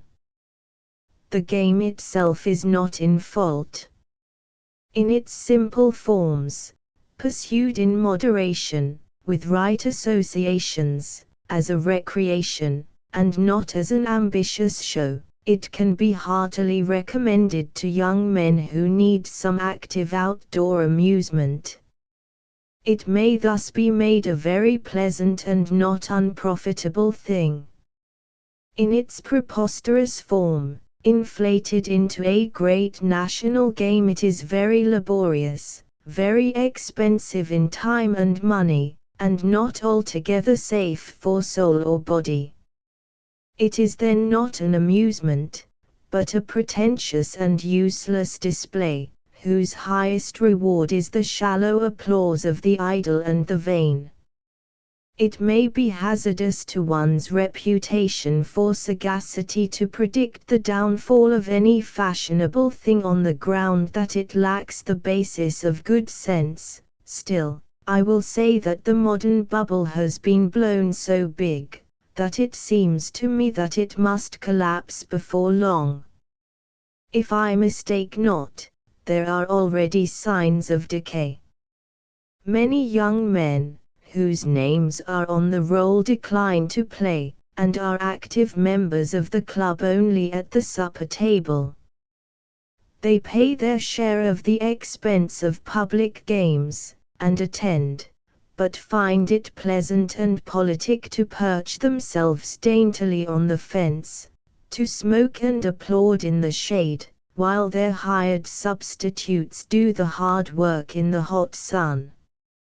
In due time the novelty of the whole thing will be gone, and then comes the end.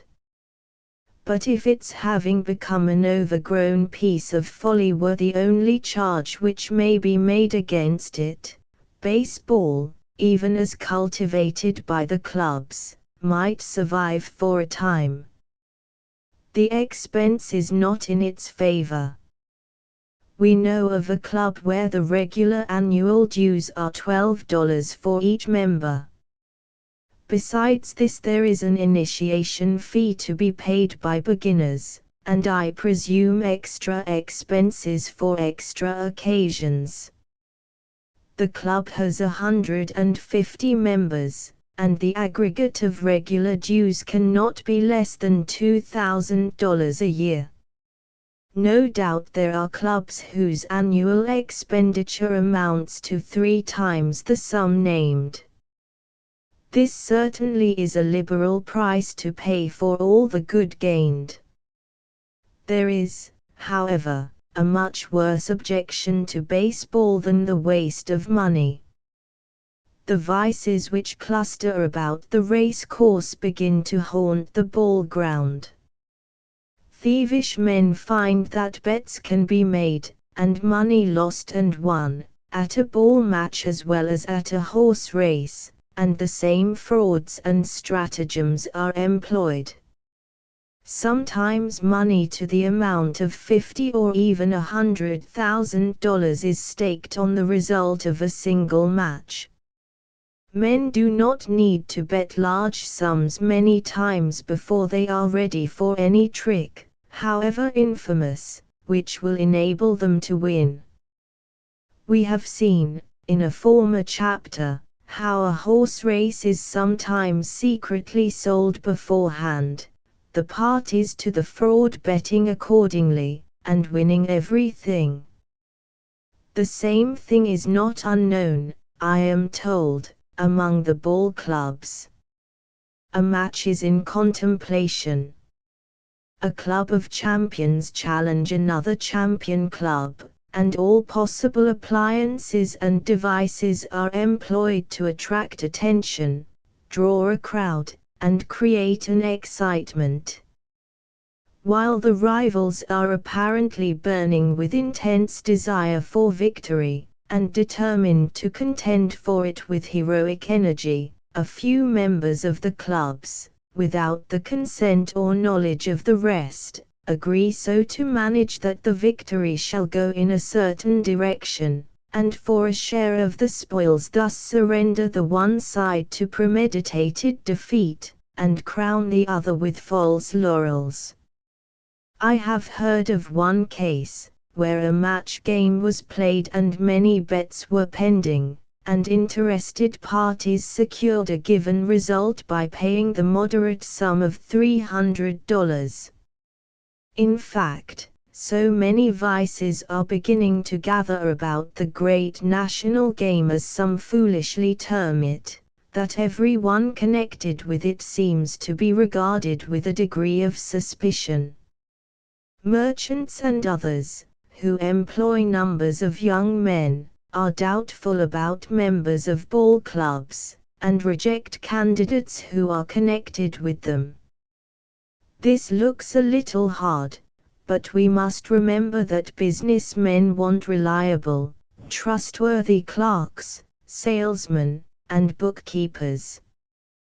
When we are trying to learn the character of a stranger, every hint is of value, and a thing about which so many things cluster cannot be a recommendation. End chapter 5. Chapter 6. Chapter 6. Dancing and balls.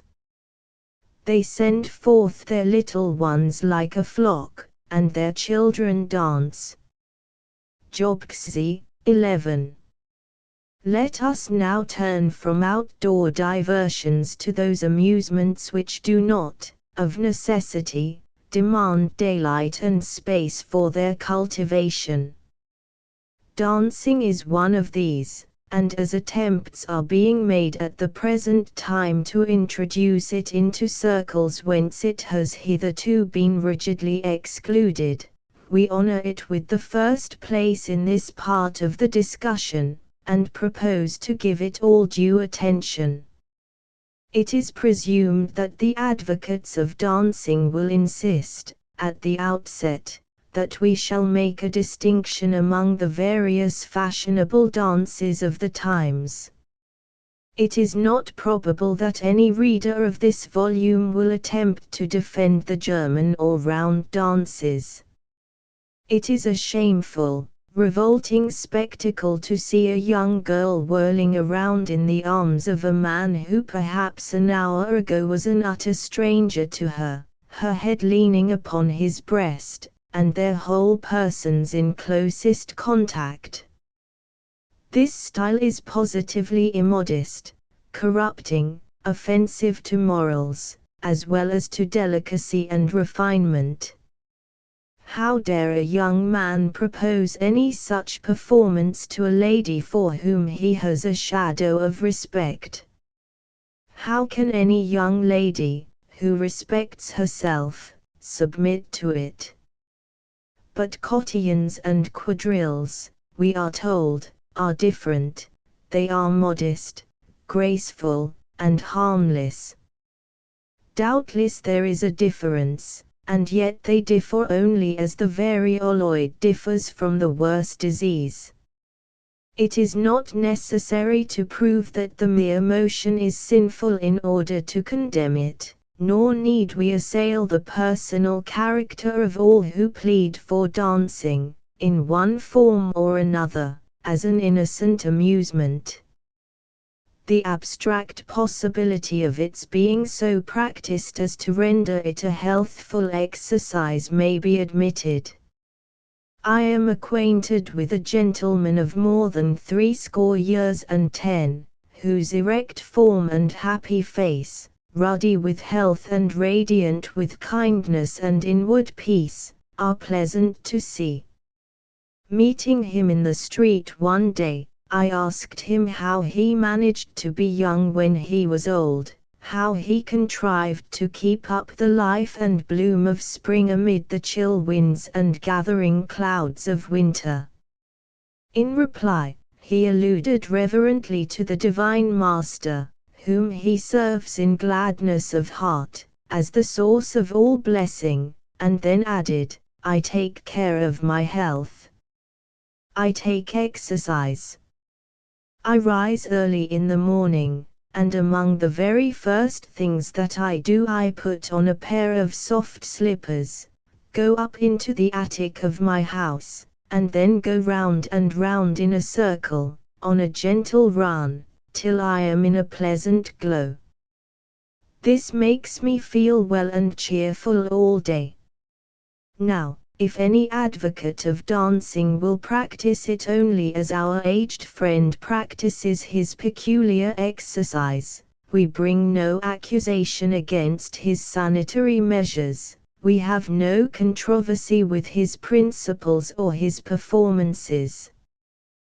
We will even go so far as to confess the beauty of certain fancy pictures of innocent dancing in the family circle, wherein one daughter presides at the piano, and the rest of the children whirl about in their graceful evolutions, till father and mother feel the happy contagion, and, starting up, join in the mirth, and even the white-haired grandsire looks on admiringly, and keeps time with his best foot, and applauds with his cane, and then calls the household to order for evening prayers. We do not happen to know any happy family where devotion and dancing live together on such excellent terms. Nevertheless, extraordinary things do occur in the world, and this may possibly be among them. But all this does not shake the settled conviction that it would be unwise to cultivate dancing of any sort as an amusement, or even to tolerate it. The reasons upon which this conclusion is based are numerous and weighty. 1. Dancing as it is usually practiced, and will continue to be practiced, if at all, lacks the elements of true recreation. It is folly to talk of sending children to dancing schools, and then confine their performances to the family circle.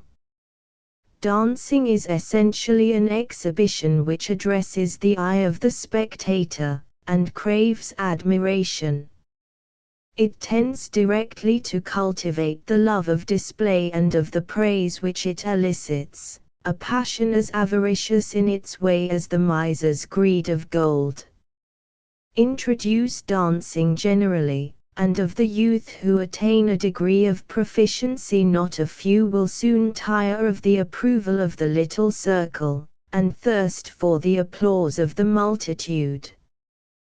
They who imagine that they have acquired a grace and a skill which cannot fail to win the praises of all beholders, will not be content to hide their light under the bushel of home, and soon the performances in the private parlor will be considered of no account, except as rehearsals for more public displays, and the ballroom will be looked upon as the proper field where artistic ambition is to win its laurels. And in this form dancing is detrimental to soul and body. The late hours which it involves are a fatal objection to it. The confined atmosphere in which it is practiced is injurious. The style of the refreshments common on such occasions, and the untimely hour when they are taken, increase the evil. The undue excitement exhausts instead of invigorating the vital powers. The sudden transitions from the heated ballroom to the chill night air are not safe, as many an early grave can testify. These things conspire to make a ball or a dancing party a direct attack upon the health of those who attend it. Instead of invigorating the weak, it requires vigor to endure the exhausting strain. A single night thus spent will make its visible mark upon the face. They who escape with the least injury are languid and dull, and perhaps irritable, for days afterward, while some are totally unfitted for their usual avocations, and require time to recover, as if from an attack of illness. While physical health is thus impaired or imperiled, there is no promise of mental or moral improvement to compensate the injury. There is no time for rational conversation, and any attempt in that direction would be deemed out of place. The liveliest imagination can see no moral good in the performance.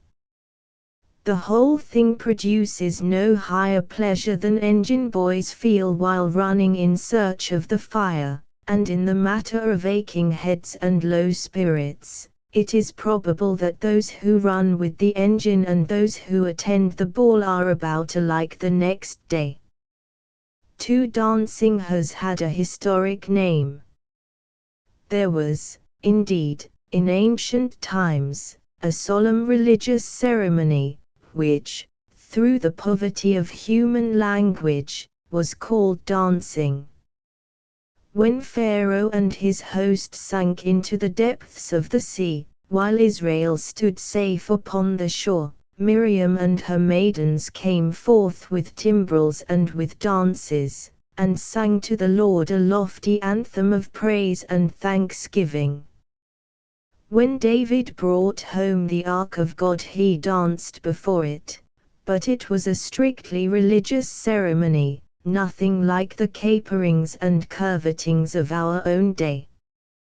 There is no intimation whatever that Miriam and her maidens, or David, ever danced except on such occasions.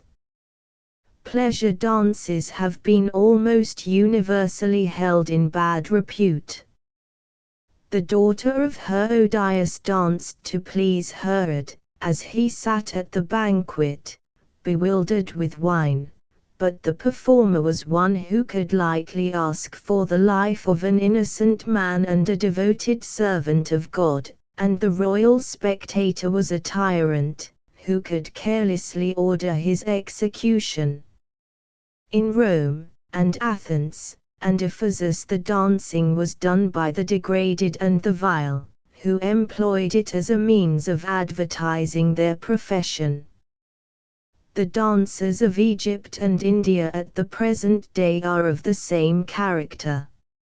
Now, I do not know that it would be right for me to denounce indiscriminately all who perform publicly in places of amusement in our cities and towns. Yet it is safe for me to say that a dancing girl, however loudly her fame may be trumpeted by the newspapers, finds her professional reputation everywhere a bar to her reception into good society.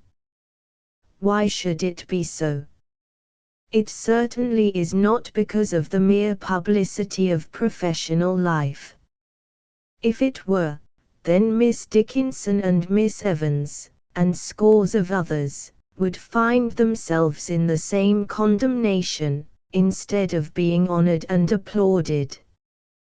Why a female public lecturer should be respected, and a female public dancer despised and shunned, I cannot understand, unless there is something in dancing itself, or in the character of those who have made it their profession, that has merited condemnation.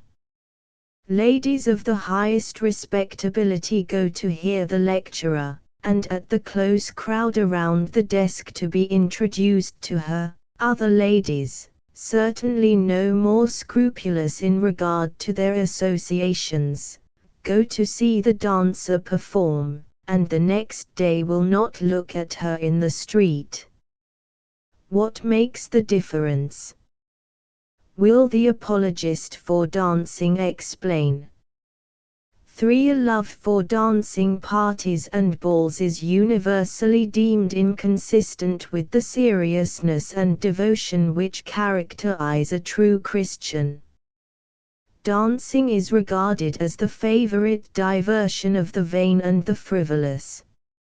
Nominal Christians may be found at balls and dancing assemblies, but they are persons who have no weight of Christian character, and exert no influence in favor of religion. The world, unconvicted and careless, rather likes such professors of religion, because their example is an opiate wherewith to quiet an occasional pang of conscience.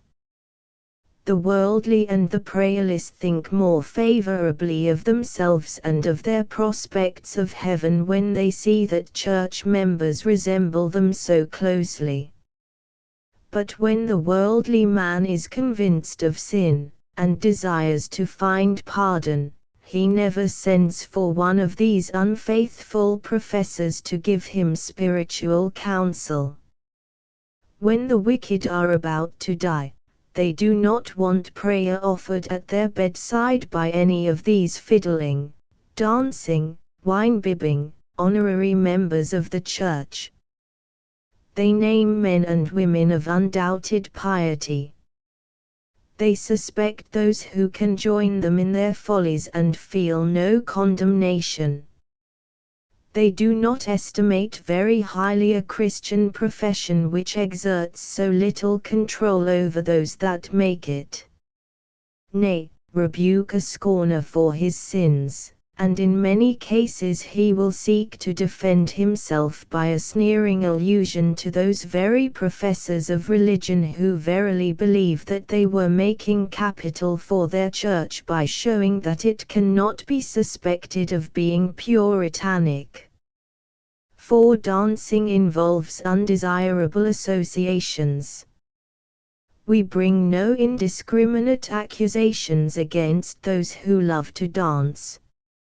In almost every community where it is cultivated to any great extent, it will not be confined to any particular class nor to any one moral level.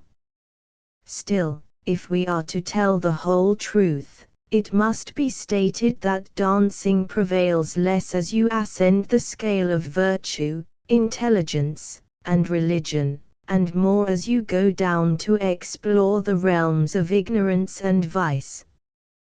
However numerous and, after their fashion, respectable its votaries may be, there is a line above which it never prevails. Like the deluge in the days of Noah, it fills the valleys first, and covers the low places, but, unlike the deluge, there are elevations which the swelling waters never reach, heights upon which the dark tide never shows even its spray. In our great cities, those sections which are recognized as the homes and dens of vice and degradation, the very region and shadow of death, abound in dance houses, and the sound of the violin and of many trampling feet mingles nightly with the noise of rage and blasphemy, and the hoarse clamor of bloody strife. Intemperance and infamy are foul birds which agree well in the same nest with dancing. But as you ascend the scale, not only the more gross forms of vice, but the dance is left behind long before you reach the highest altitudes. The devotedly pious, the truly pure in heart, do not dance. In all ages of the Church such spirits have always kept aloof from the follies of their times, and had no fellowship with the unfruitful works of darkness. They who give themselves to this amusement, therefore, turn away from the best examples of pure and undefiled religion, and the noblest, holiest fellowship within their reach. They ally themselves with the worldly, the thoughtless, the prayerless, the gay butterflies of fashion and soulless pleasure. They throw themselves among influences in the highest degree unfavorable to sober views of life, and the earnest, thorough performance of its great duties. They voluntarily leave the rock and the shore of safety to launch upon a treacherous stream, the rippling music of whose waters will soon cease, and the bloom of whose flowery banks will soon disappear, and whose current, silent but swift and strong, bear them steadily away from light and hope down to despair, remorse, and ruin. Dancing wastes time, wastes health, scatters serious thought, compromises Christian character, leads to entangling associations with frivolous minds and careless hearts. It is as sure a foe to intellectual growth as to moral progress. Young people who are famed as beautiful dancers are generally good for nothing else. The time that should be devoted to something valuable is spent in practicing posture making before a mirror, or a professor of the high art, who shows them how to step so, and so, and so. While God calls, the Savior waits, life wanes, and the tremendous realities of the eternal world every moment come nearer. Even Cicero, the heathen moralist, affirms that no man in his senses will dance. The dancing master is the devil's drill sergeant, just as the theatre is the devil's church. End chapter 6. Chapter 7. Chapter 7. Cards, chess, and billiards. Abstain from all appearance of evil. 1 Thess. v. 22. Cards are an old game, so old that it is impossible, not only to tell to whose ingenuity we may ascribe the useless invention, but even to name the land or the age in which they originated. They may be traced, however, to Asiatic sources. For many centuries the Chinese and the Hindus have known the game, and from them it has spread over the world. It was cultivated by the Moors in Spain, and through their agency made its way into Italy, Germany, and the other nations of the West. In some European countries the pastime was prohibited by law. This prohibition probably grew out of the superstitions of the times, it being an article of popular faith that games of chance were under the control of the devil, who gave success to those who sold themselves to his service. But cards gradually came into favor among the idle and the frivolous, and at last even royalty, as royalty was in those days, did not disdain to indulge in them.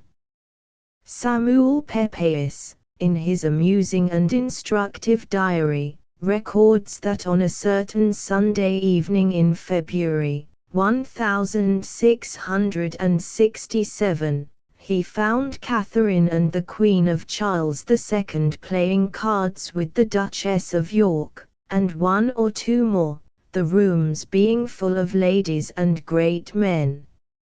Addison, who wrote a little later, continually alludes to the game as the favorite diversion of the fashionables of his times, and such it seems to have continued among the gay and the thoughtless of English circles, till about the beginning of the present century. The love of it, however, was never universal. Horne took, who assailed the corruptions and tyranny of the English government during the reign of George III, and was fined and imprisoned sundry times for his hardihood, was once introduced to the sovereign, who entered into a careless conversation with him, and, among other things, asked him if he played cards. "May it please your Majesty," was the witty reply, "I do not know a king from a knave." It is said that cards are stealthily creeping up into circles from which they have hitherto been religiously excluded. And here the writer is constrained to confess his lack of personal knowledge of the subject under discussion.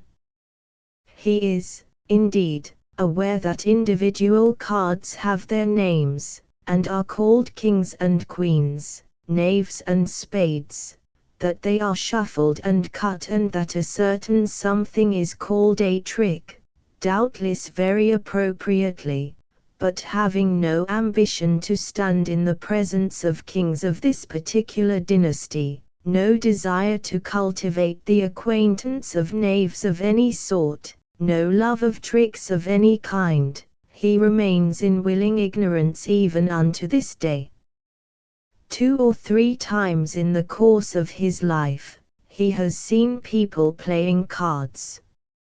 First, one would lay down a piece of paper with spots on it, then another player would lay down another spotted paper, and so it went on so long as he beheld the performance, but the process did not seem to him to be attended by any particular result, nor did he learn, possibly because he did not wait and watch long enough, whether the victory depended most on chance, sagacity, or mathematical calculation.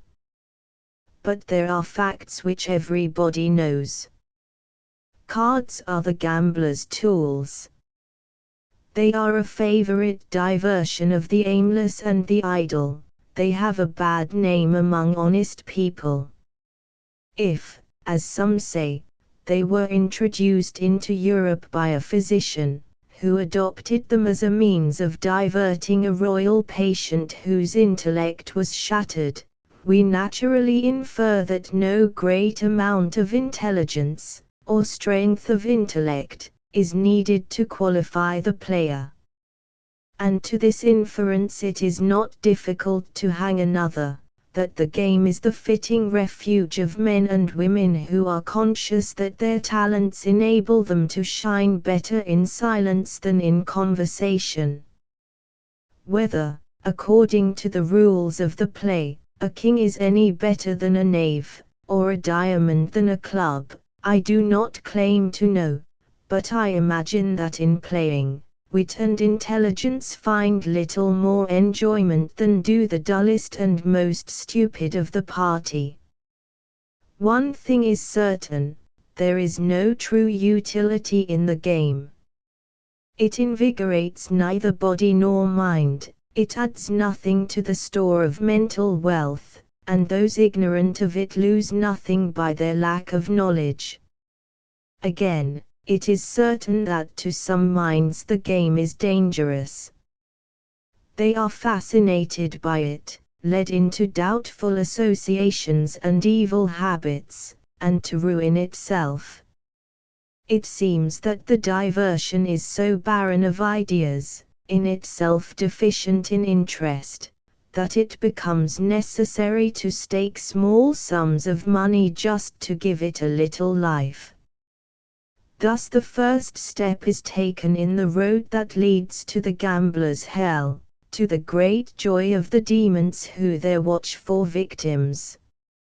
Like other beasts of prey, professional gamblers cannot live by devouring each other. Idleness must feed upon the earnings of industry or starve. Vice must burrow into the granary which belongs to virtue. The cool and calculating gambler will be delighted to see card-playing become fashionable among all classes of society.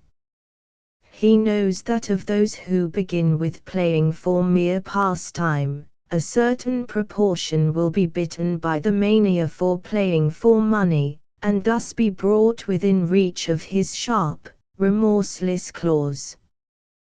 One needs but little information in regard to card playing to entitle him to the privilege of heartily despising it. Introduced, as it would seem, for the express purpose of reducing mental vivacity and culture to the same dead level with ignorance, it bears the semblance of an insult to any company in which it is proposed, wasting precious hours in a way which neither invigorates the body, nor supplies the mind with a single valuable idea. I do not see how any conscientious, intelligent person can deem it innocent. Fastening with a strange power upon characters of a peculiar make, and turning them into grist for the gambler's mill, no prudent person will deem it safe. Indeed, the history of every gambling den in the great cities of our own country, as well as in other lands, shows that the passion for cards, and the hope of winning money by them, often becomes an utter overmastering infatuation, almost worthy the name of insanity, which renders the victim reckless of the claims of honor, religion, and the tenderest affections of our nature, and drags him down relentlessly to his doom. Wholly barren of good results, prodigal of the precious time which God allots for nobler purposes, void of every element of rational recreation, to right minds unsatisfactory and to some minds unsafe, we need not wonder that the degree in which card-playing has prevailed at any given period of history, is a fair index of the corruption of the age. Let no professed follower of Christ defile his or her hands with so suspicious a thing. Chess claims to be a more intellectual, and even more ancient, game than cards. Its history and its principles have been set forth in goodly volumes. Poetry has sung its charms. The lives of its famous players have been written and their methods described, and a whole library of its peculiar literature has grown up around it. Its admirers trace its history for 5,000 years, and inform us that it originated among the acute, dreaming inhabitants of India. The chess player plumes himself on the aristocratic character of his favorite amusement, as if it placed him above the level of common mortals. In some points chess is less objectionable than cards. It does not depend on chance, and there is little opportunity to cheat. Moreover, where the players are skillful, it requires a long while to complete a game.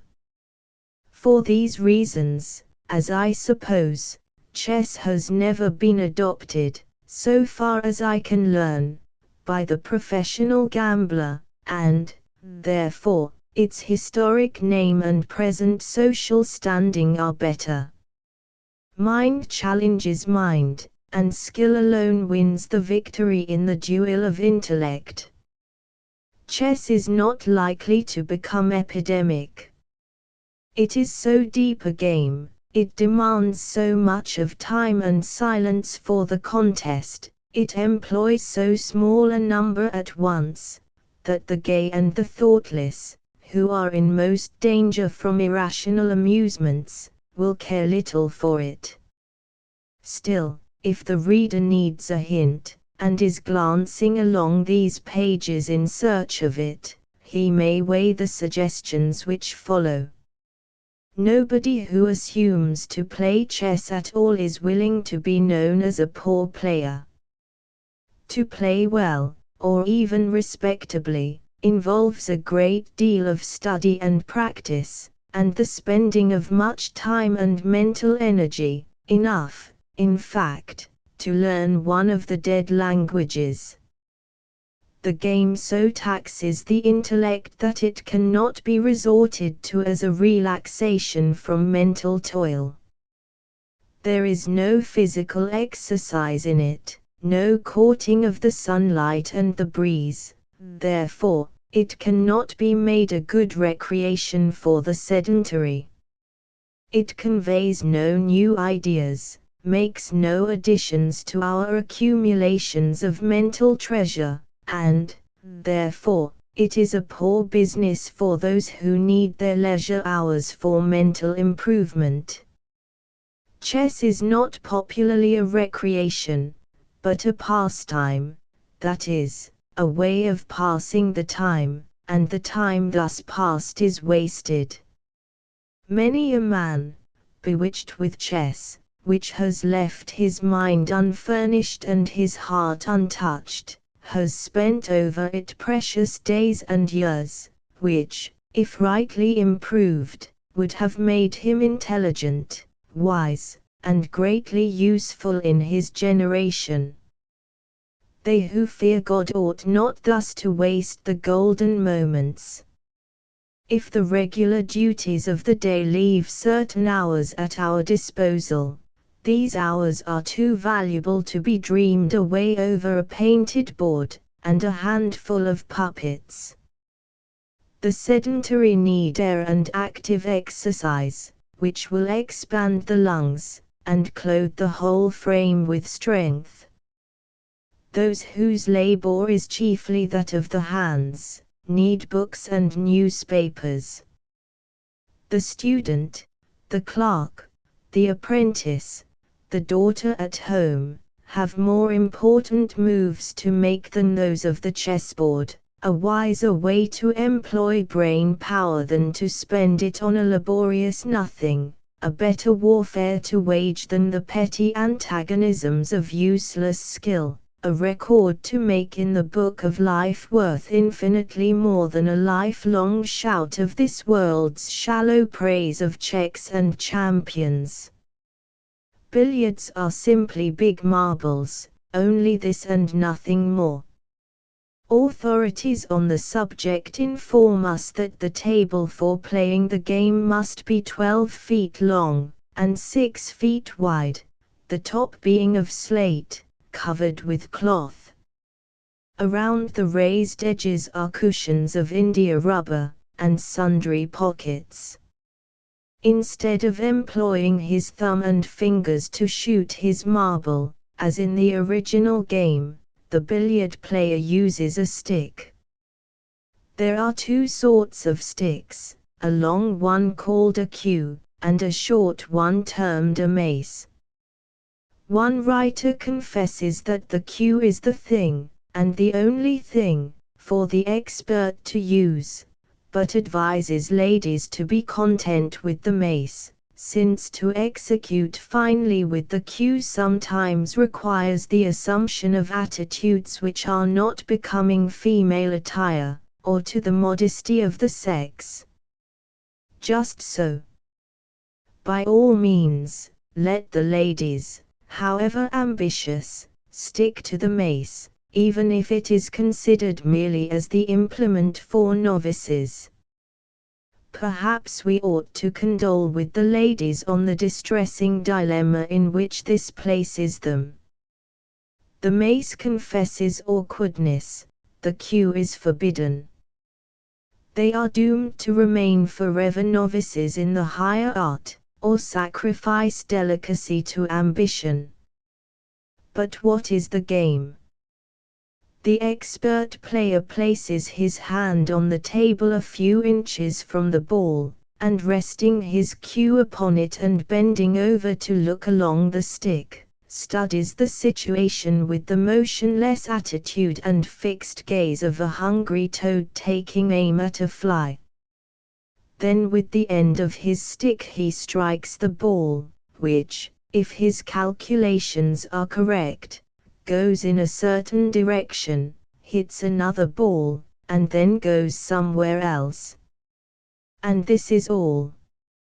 It is true, to be able to make the ball go exactly in the right direction, and stop at the right point, requires, as our author declares, immense practice, yet the higher achievement attainable is to cause one marble to hit another, and drop into a pocket. This statement of the true character of the game is about all that needs to be set forth to condemn it among intelligent, thoughtful people. It has nothing in it to inform, refine, or in any way improve the mind. The only mental faculties cultivated are those which judge of distances, angles, and muscular forces. To aim at skill is to sacrifice months and years of valuable time to a very mean ambition. It is the favorite device of the saloon and the grog shop, the bait to entice men from their homes in the evening, and keep them till midnight, drinking, smoking, and telling indecent stories. There is method and design in the pother which the newspapers make over matches and champions, as if the honor of nations were involved in the success of those who volunteer to represent them in petty contest. It is expected that the idler and the spendthrift will be attracted to the place, and in the crowd the seller of alcohol will find customers, and the swindler victims. Billiards figure very low in the scale of amusements. Associated as it generally is with late hours, confined air, smoking and drinking, the game is detrimental to health, to morals, and to mind. Kept clear of evil associations, there is nothing in it to attract the intelligent and the thoughtful. And seeing that the righteous are generally called home when their work is done, the professor of religion, who can find nothing better to do than play billiards, need not expect to live long. End chapter 7. Chapter 8. Chapter 8. Novels and novel reading. Of making many books there is no end. Ecce 12:12.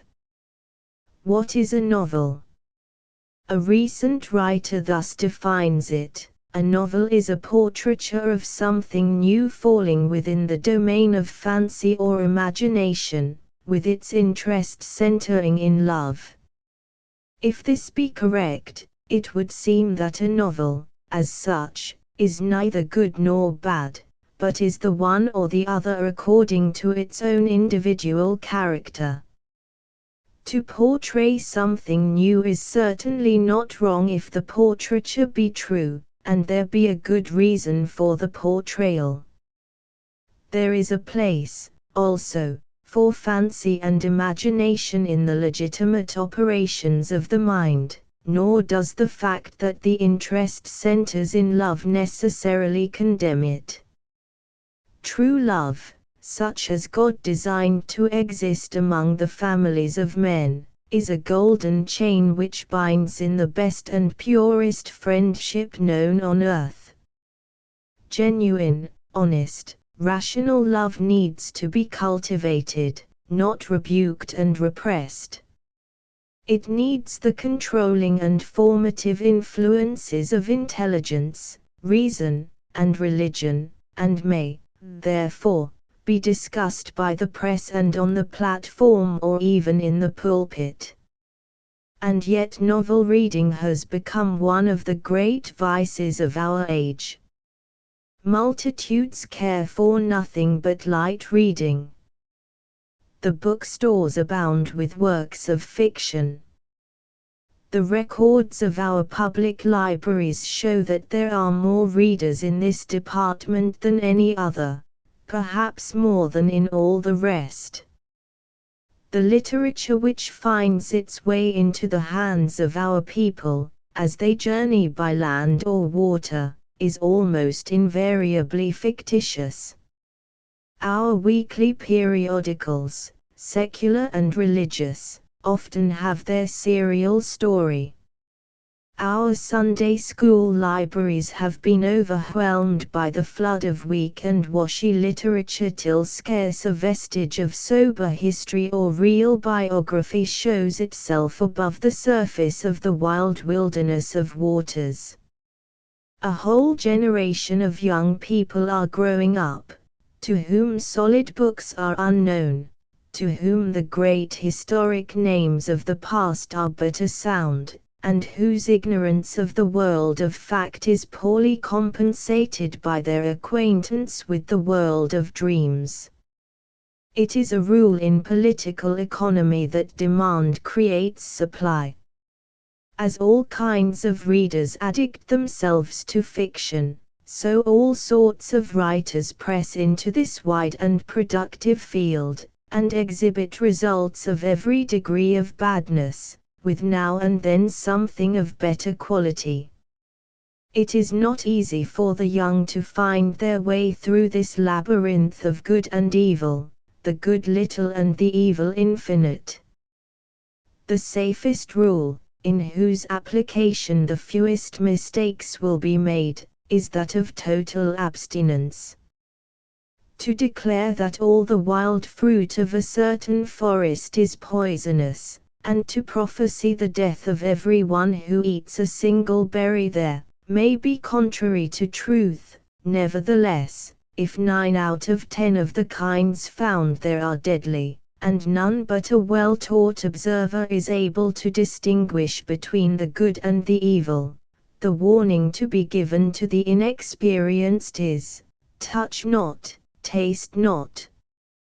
In regard to novels, this is often the only available rule. But if we are required to give more discriminating advice, there are 4 maxims which are plain, and, if faithfully adhered to, will, I think, be found safe. 1. If you have but little time for reading, spend none of it on works of fiction. Your success in life, your happiness, usefulness, and safety in the world depend upon your intelligence, your good sense, your moral character, your modes of living.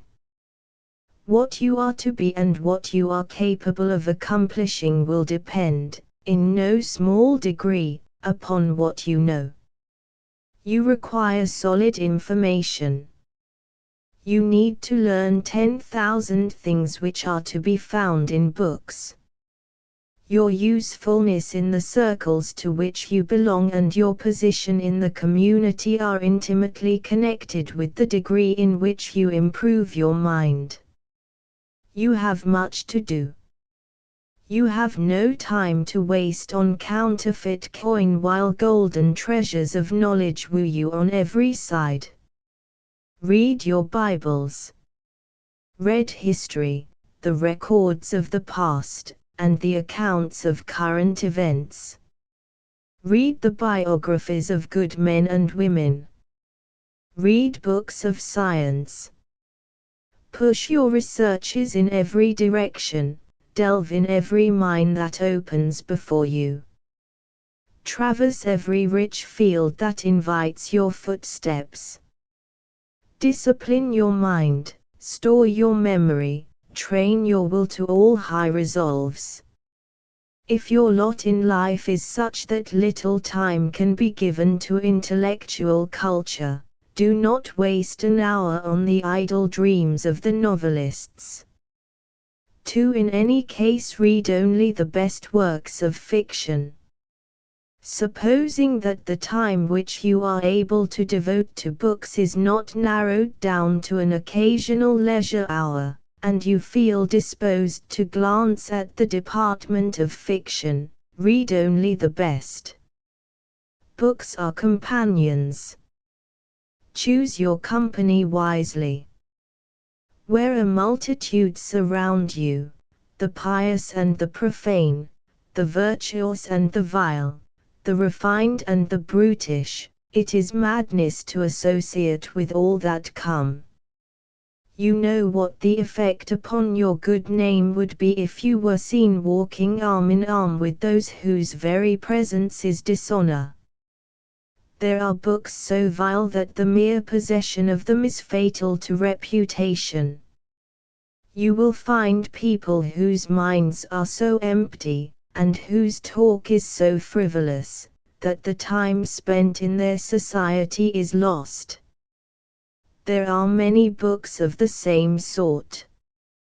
You will meet still other people with whom you cannot spend an hour without feeling that you have learned something worth knowing, that you have received an impulse in the direction of the true, the beautiful, and the good, and that you are wiser, purer, stronger because of the interview.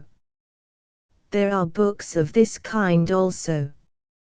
For the same reason, then, that you keep the best company to which you have access, read the best books within your reach. They will influence you as certainly as will living associates. There are some few works of fiction which are well written and true to nature, and which inculcate the right and condemn the wrong. If you read fiction at all, read these. I do not name them, because I am not willing to be held responsible for all the time which might possibly be spent over them on the plea that they are here recommended. If you do not know which they are, you will lose nothing by waiting till you are better informed. As for the bad, their name is legion. 3. In all cases let works of fiction form but a very small part of what you read. Read only the best, and read only a few even of the best. Or, if you want a more definite rule, read 10 good, substantial works to every one of fiction, however good. The best works of imagination go but a little way in supplying the mental aliment which you need. You cannot live on the odor of flowers, nor build up strong bone and muscle out of rainbows and moonbeams. You will grow in intelligence, sense, virtue, practical power for good only by means of solid food. Portraitures of something new, falling within the domain of fancy, with their interest centering in love may please for the moment, but if you get nothing better your soul will be as poor and lank as the lean kine of Pharaoh's dream. Confining your reading of this sort to the least objectionable of the class, you must add another restriction, in order to be safe, and confine the time thus spent to your leisure moments, what remains after you have given due attention to better things. For cease wholly to read fiction the moment you find that it begins to render substantial reading distasteful, and the common duties of life irksome, or injure you in any way in mind or morals.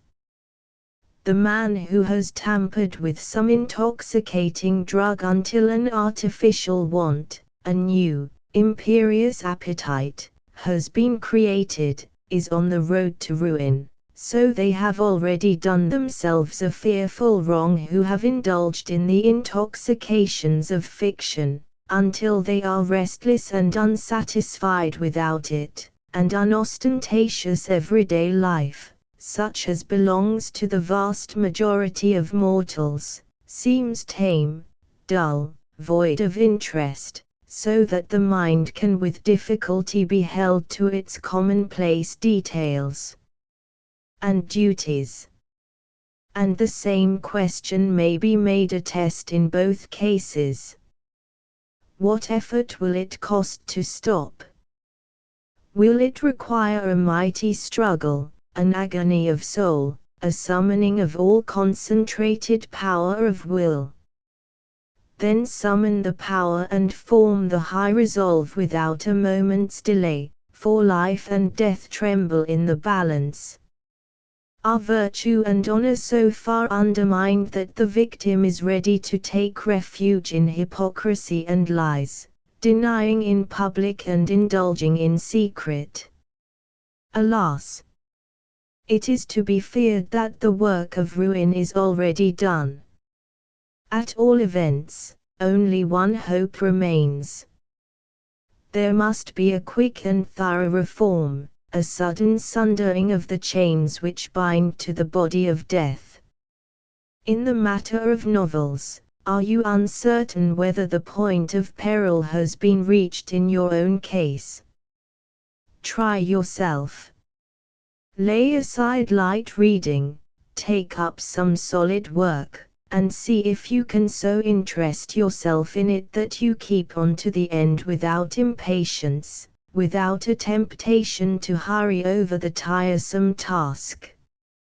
If, like the Hebrews in the wilderness, you find it a weary march through a dry land, where you are haunted at every step by the recollection of the savory flesh pots which you have left behind you, be assured that you cannot escape too soon. The real question is whether you are not too far gone to escape at all. Error in regard to the reading of fiction is fraught with so many evils, that the rules given, stringent as they may seem, are abundantly justified.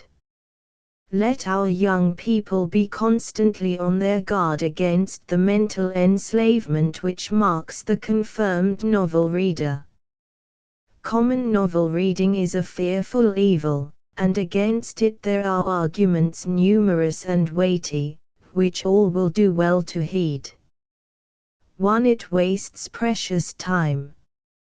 By universal consent, works of fiction are called light literature, and the name is correctly applied. To produce them belongs to light thinkers, men and women whose purposes, principles, and convictions are all light, the light weights of the world of mind and morals. How strangely the name of Martin Luther, John Wesley, or George Washington would sound connected with the authorship of a fanciful story whose interest centers in love.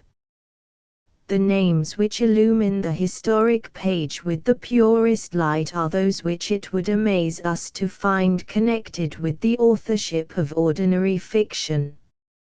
It is worthwhile to pause and inquire why we would be surprised. Is not this the solution? That men of real greatness, working in thorough earnest, under the influence of profound conviction, are too busy with the events and duties of the age in which they live to find time to spin out of nothing a dream life for the amusement of idle minds. It is evident that but little is gained by the instructions of teachers so inferior as are the great mass of novel writers. Their productions are too easy reading to discipline the mind. They aim chiefly to amuse the reader, not instruct, nor convince, nor raise him to the height of a great purpose, and, in general, the best that can be said of the best of them is, that they confer pleasure without inflicting injury. But whatever may be the quality, you may be sure that excess in quantity is injurious. The vast majority of novel readers are young, and for them to squander the precious hours is suicidal. Youth, wasted, ushers in a feeble middle life and an unhappy old age. They who sow nothing in the spring will lament over an autumn which brings no fruit. Novel reading is simply a diversion, a pastime, and to spend more than an occasional hour in diversion, however innocent it may be in itself, is a waste of time, too precious to be thus thrown away. Too excessive light reading injures the mind. The novelist seeks to bear his readers along without any labor on their part. They simply witness the action, and watch the unfolding of the plot. The author amuses them with wit and humor, and, if he can, melts them with pathos, or charms them with eloquent description. He is the performer, and they are the spectators.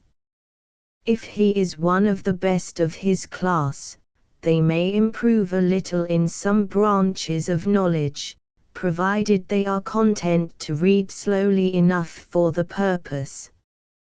But habitual novel readers hurry on to see how it all comes out, seldom pausing to consider the force of a figure, or the beauty of an expression.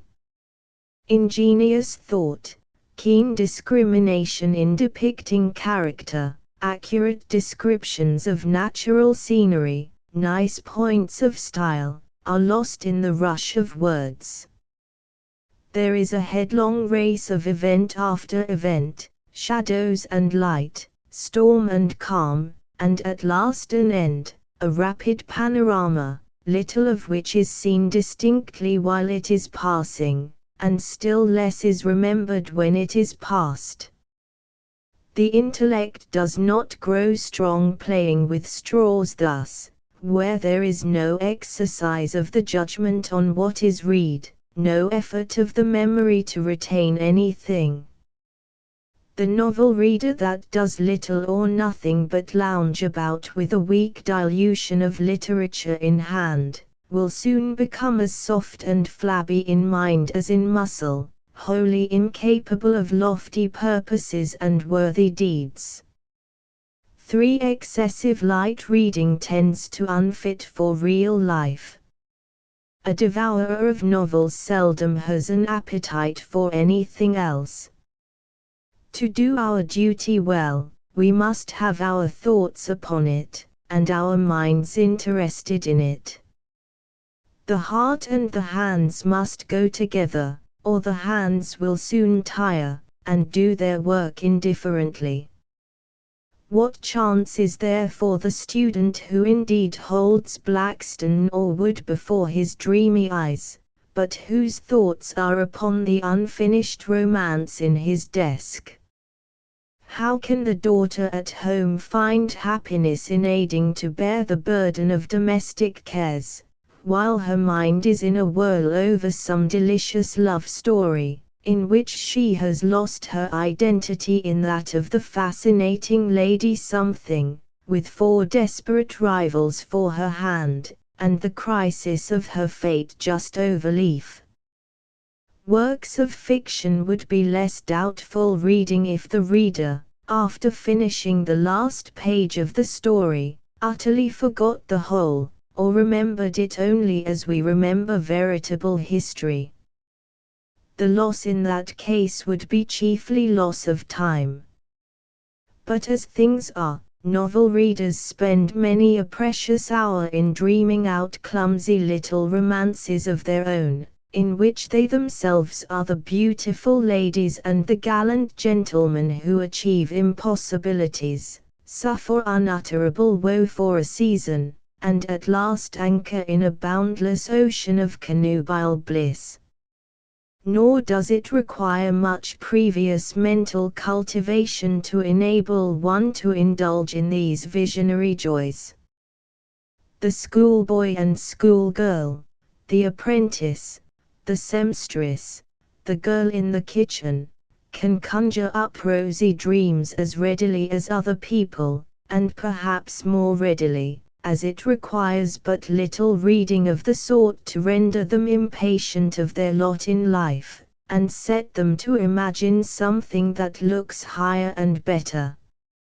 In fact, the Cinderella of the old nursery story is the true type of thousands of our novel readers.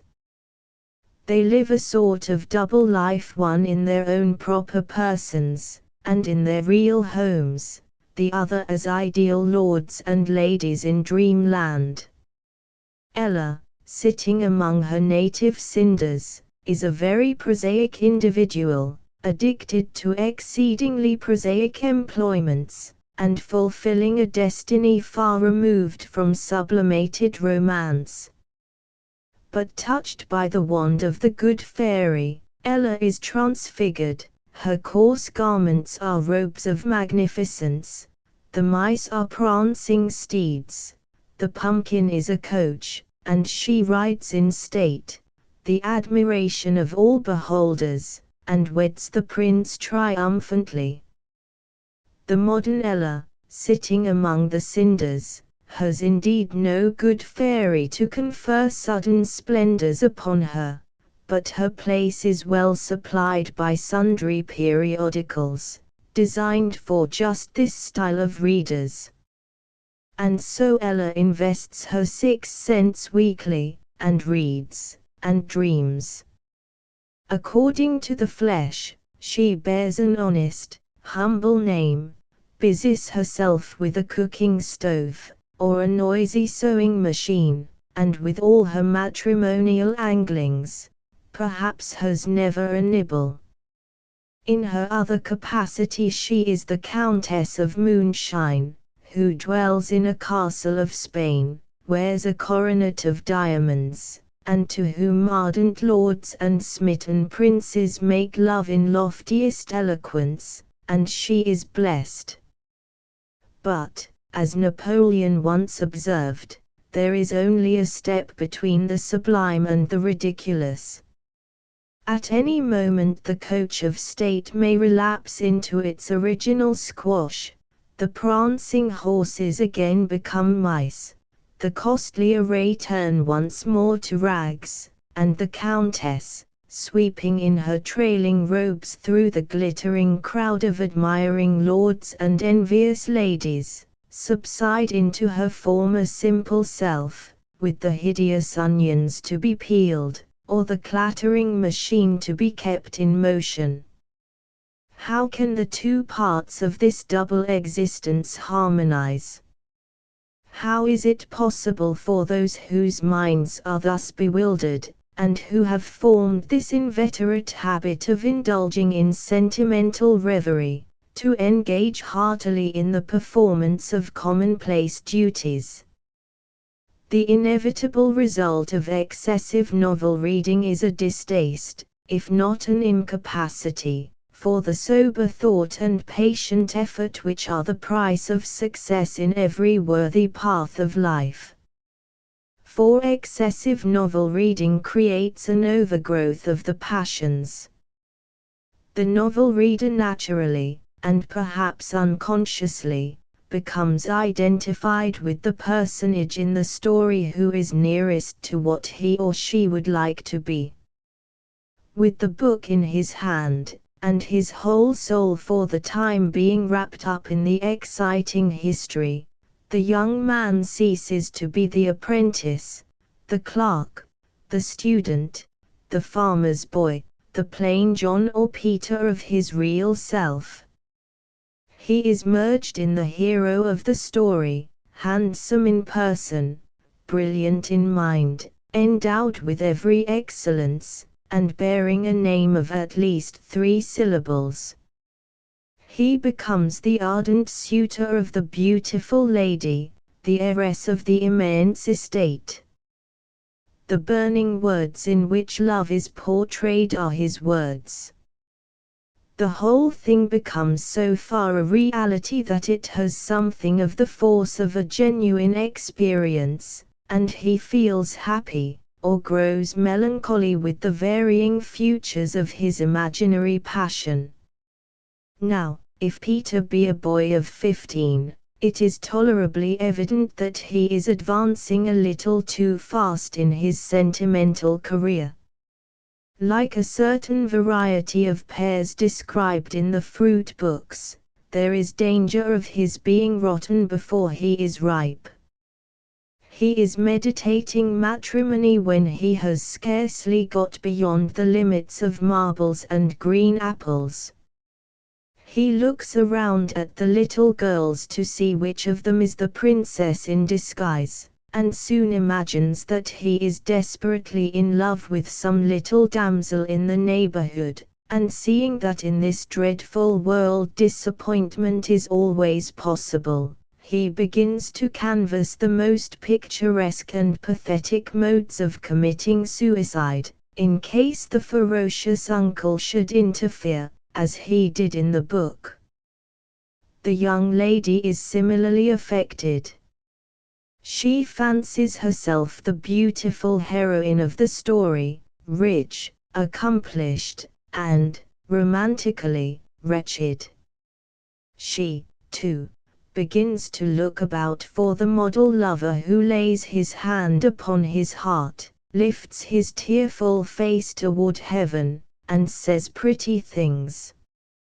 She feels disdain for the plain young men of her acquaintance, and perhaps fixes her eyes upon some flashy stranger, whose unknown antecedents give her a chance to invest him with all the impossible perfections her romantic fancy is able to invent. Now, this state of things has its ridiculous side, but it is not healthy nor safe. The effects are too serious to be passed by with a smile. The inveterate habit of daydreaming thus created absorbs the thoughts, destroys the mental balance, impairs sound judgment, and produces tendencies which are very far from the views and feelings, aims and principles, on which usefulness and honor in the world depend. There is an overgrowth of the passions, an exaltation of marriage out of all due proportion to other sources of rational happiness, an overestimate of beauty, wealth, and the other accidentals of human life, and a corresponding underestimate of the value of piety, industry, and the sober virtues which are in the sight of God of great price. It is a vice of novelists as a class, to exalt love and matrimony above all else, and thus create in susceptible youth the habit of thinking and dreaming of matrimony above all else. Thus the novelist literally turns the heads of young people, inasmuch as he places foremost and uppermost the faculty which the phrenologists locate low down in the back of the brain. 5. The habit of novel reading creates a morbid love of excitement somewhat akin to the imperious thirst of the inebriate. The victim of drugs does not love opium or alcohol because of its taste or smell. The effect which he covets is, in truth, a mental effect. He resorts to the drug that he may feel rich, powerful, exalted, and happy, while, in reality, he is wretched, and miserable, and poor, and blind, and naked. The victim of novels aims at the same thing in another way, by applying the bane directly to the mind itself. But the inebriate soon finds that in order to produce the desired effect he must, from time to time, increase the strength of the dose. He adds to the quantity. Then from wine he goes on to brandy, and from that to absinthe, drugging his deadened brain to the verge of death, to gain, from time to time, a feeble return of the momentary joys which once a very little of his chosen stimulus had power to impart. The experience of the confirmed novel reader is similar. The simple tales of innocent love which interest the beginner soon become commonplace. They fail to excite the fancy or stir the emotions, and then something stronger must be had. Quiet love and ordinary incident must give place to fierce rivalry and jealousy, hate, revenge, and murder. The editors of certain periodicals belonging to this style of literature seem to have decided that the public mind in general has reached this final stage. I confess that my knowledge of these periodicals is not extensive, being confined to what is gained by a passing glance at windows and handbills, where their pictorial baits are thrust out to entrap buyers. The pictures which greet the eyes of passengers are almost invariably pictures of somebody shooting or stabbing somebody. The last embellishment which I have noticed, however, is a cut of somebody strangling the other somebody with his naked hands. This is doubtless still more delightfully horrible to the admirers of this style of writing, and calculated to thrill them with a new sensation. When the mind has become so vitiated that it turns away not only from all solid reading, but even from the less objectionable works of fiction, to revel in nauseous descriptions of lawless passions and bloody deeds, and is so besotted with them that everything else is void of interest, and every duty irksome, how far is it removed from some of the worst evils of drunkenness or even of insanity itself? How much worse is the victim of alcohol or opium than the victim of mental intoxication? 6. The habitual reading of novels tends to lessen the reader's horror of crime and wickedness. Crime is seldom actually committed until the mind has become familiar with the thoughts of it.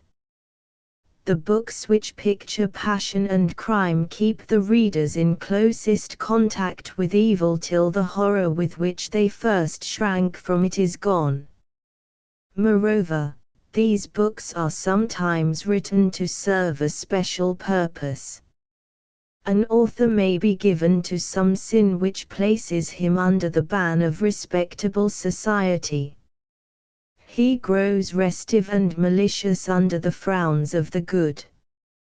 He writes a book in which his own vice is whitewashed into a sort of semi-respectability, and made merely an amiable weakness, while some church member of sounding professions, or perhaps a Christian minister, turns out to be the villain of the plot. Thus in one character we see a villain bearing the Christian name, and in another a hidden vice united with so many shining qualities that the moral deformity is hidden by the splendors that are thrown around it. Thus the reader is trained to look suspiciously upon the virtuous and smile upon the vicious. If he is tempted in the direction of any particular wickedness, his memory will easily supply him with some model from the books, who was given to the same thing, and was a noble character. Nevertheless, the admiration of all about him, generous, brave, and in the end successful and happy. The inference of the tempted one is naturally this, that he too can yield and be admired, and in the end be happy. Aside from the fictitious respectability which vice gains by being portrayed as not incompatible with the possession of high and generous qualities, needless familiarity with the idea of crime lessens the horror with which we regard it. The more suicides in any community, the more easy it is to commit suicide, when rage and disappointment supply the temptation. In communities where every man goes armed, and every eye is familiar with scenes of blood, small provocations lead to murder. It is not irrational to assume that one reason why play actors, as a class, tend to low morals is because it is a part of their regular business to personate immoral characters on the stage. And when the mind has become thoroughly imbued with the idea, and the lips familiar with the language of wickedness, the step from shams to reality is short and easy. Thus the press becomes an apostle of unrighteousness when it lends its power to make the public mind familiar with all the phases of depravity.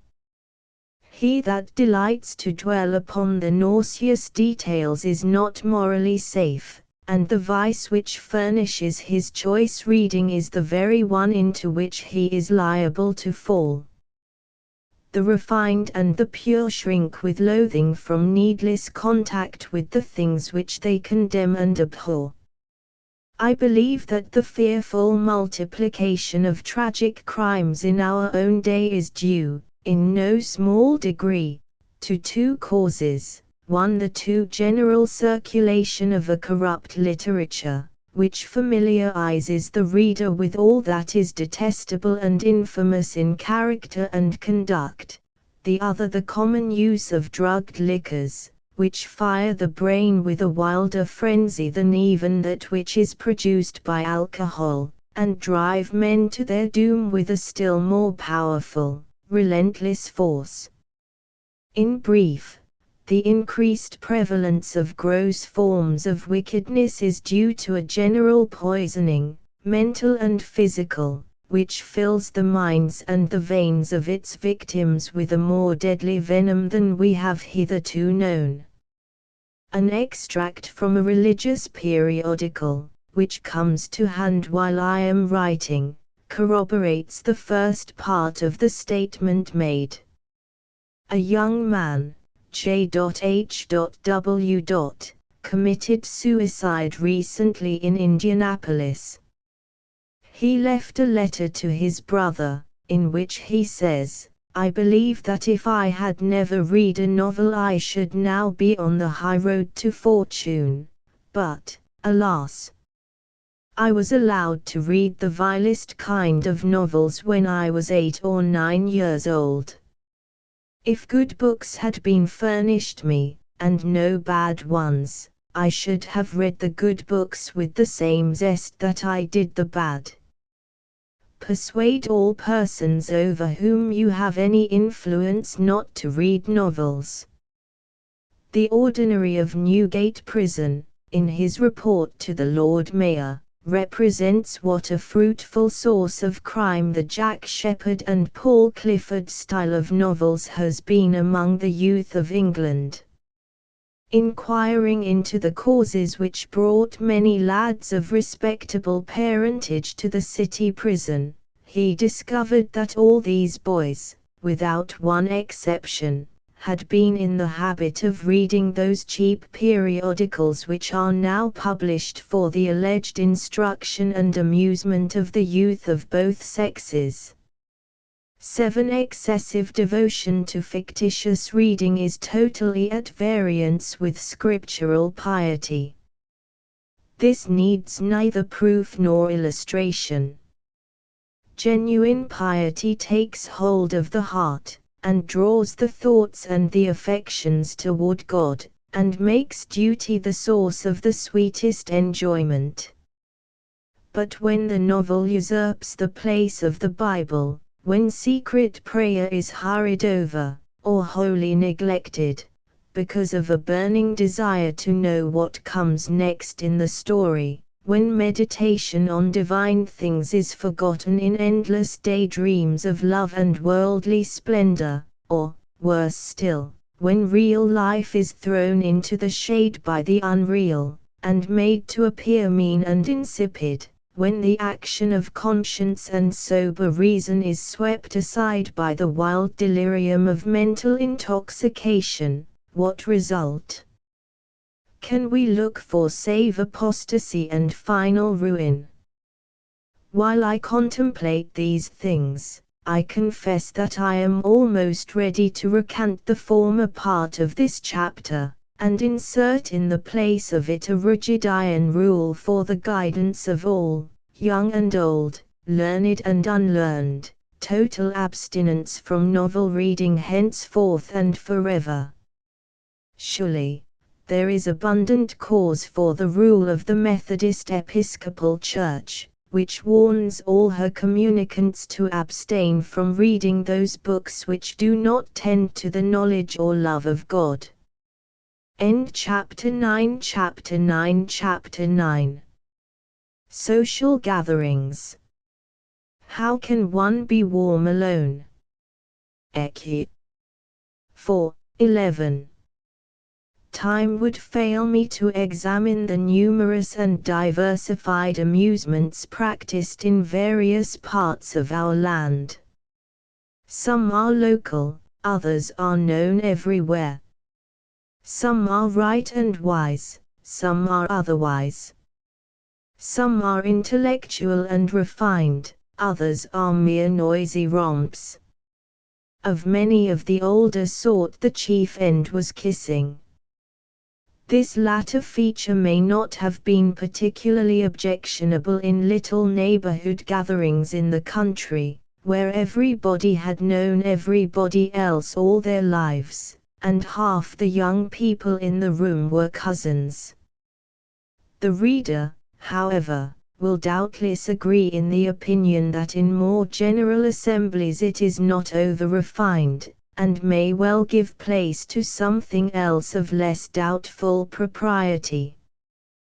To go through the whole list of these diversions, and pronounce upon the merits of each, would be tedious and useless. My aim has been to discuss principles, and then, in the light of those principles, to examine some of the more objectionable diversions now pleading for popular favor. If those principles are as plain as I take them to be, it will not be difficult to apply them to any new candidate for our suffrages. The reader, nevertheless, may object to an abrupt close of the discussion. He may say that this series of trials and condemnations is not enough, and that he is now waiting to be informed in regard to the recreations which are allowable and right, that having been warned against the forbidden fruit, he would now like to see the other trees, of which he may freely eat. The suggestion is not without force, and yet it will require but a moment's reflection to make it clear that I cannot comply with it. To attempt to make a mere list of the names of rational recreations would, for many reasons, be unwise. In some cases games and amusements are local, and to readers belonging elsewhere the mere name would convey no information. The same name is also applied to different diversions in different localities, and, therefore, approval or censure would be misunderstood and misapplied. It is evident that a simple list of amusements to be condemned, and another list of those approved, would be of little service. On the other hand, if I should attempt to escape misconstruction by describing fully the amusements condemned or approved, the whole plan of this little volume would be changed, and it would become properly a book of diversions instead of a discussion of principles. That such a work might be written, possibly not in vain, is not denied, but it is no part of my plan to write it. Nevertheless, I do not hesitate to offer a few practical suggestions. Permit me to say, first of all, that if any of my readers have nothing useful to do, no solid purpose in life, no proper employment, nor desire for any, they are counted out of this discussion. The idle, the frivolous, the useless have no right to recreation. They must reform their aimless, empty lives, and by industry earn the privilege of rest and relaxation before they are entitled even to hold an opinion on the subject. Let me add that no diversion, no amusement can impart more than a momentary pleasure to the indolent and the listless. A degree of hunger alone can prepare a man fully to enjoy his food. It is the sleep of the laboring man that is sweet. True recreation involves the idea of rest, relief, pleasant change of occupation. So the active, the busy, the industrious alone truly enjoy recreation. They who make amusement their only pursuit will soon find it utter weariness. For such I have only pity, and for them I am not writing.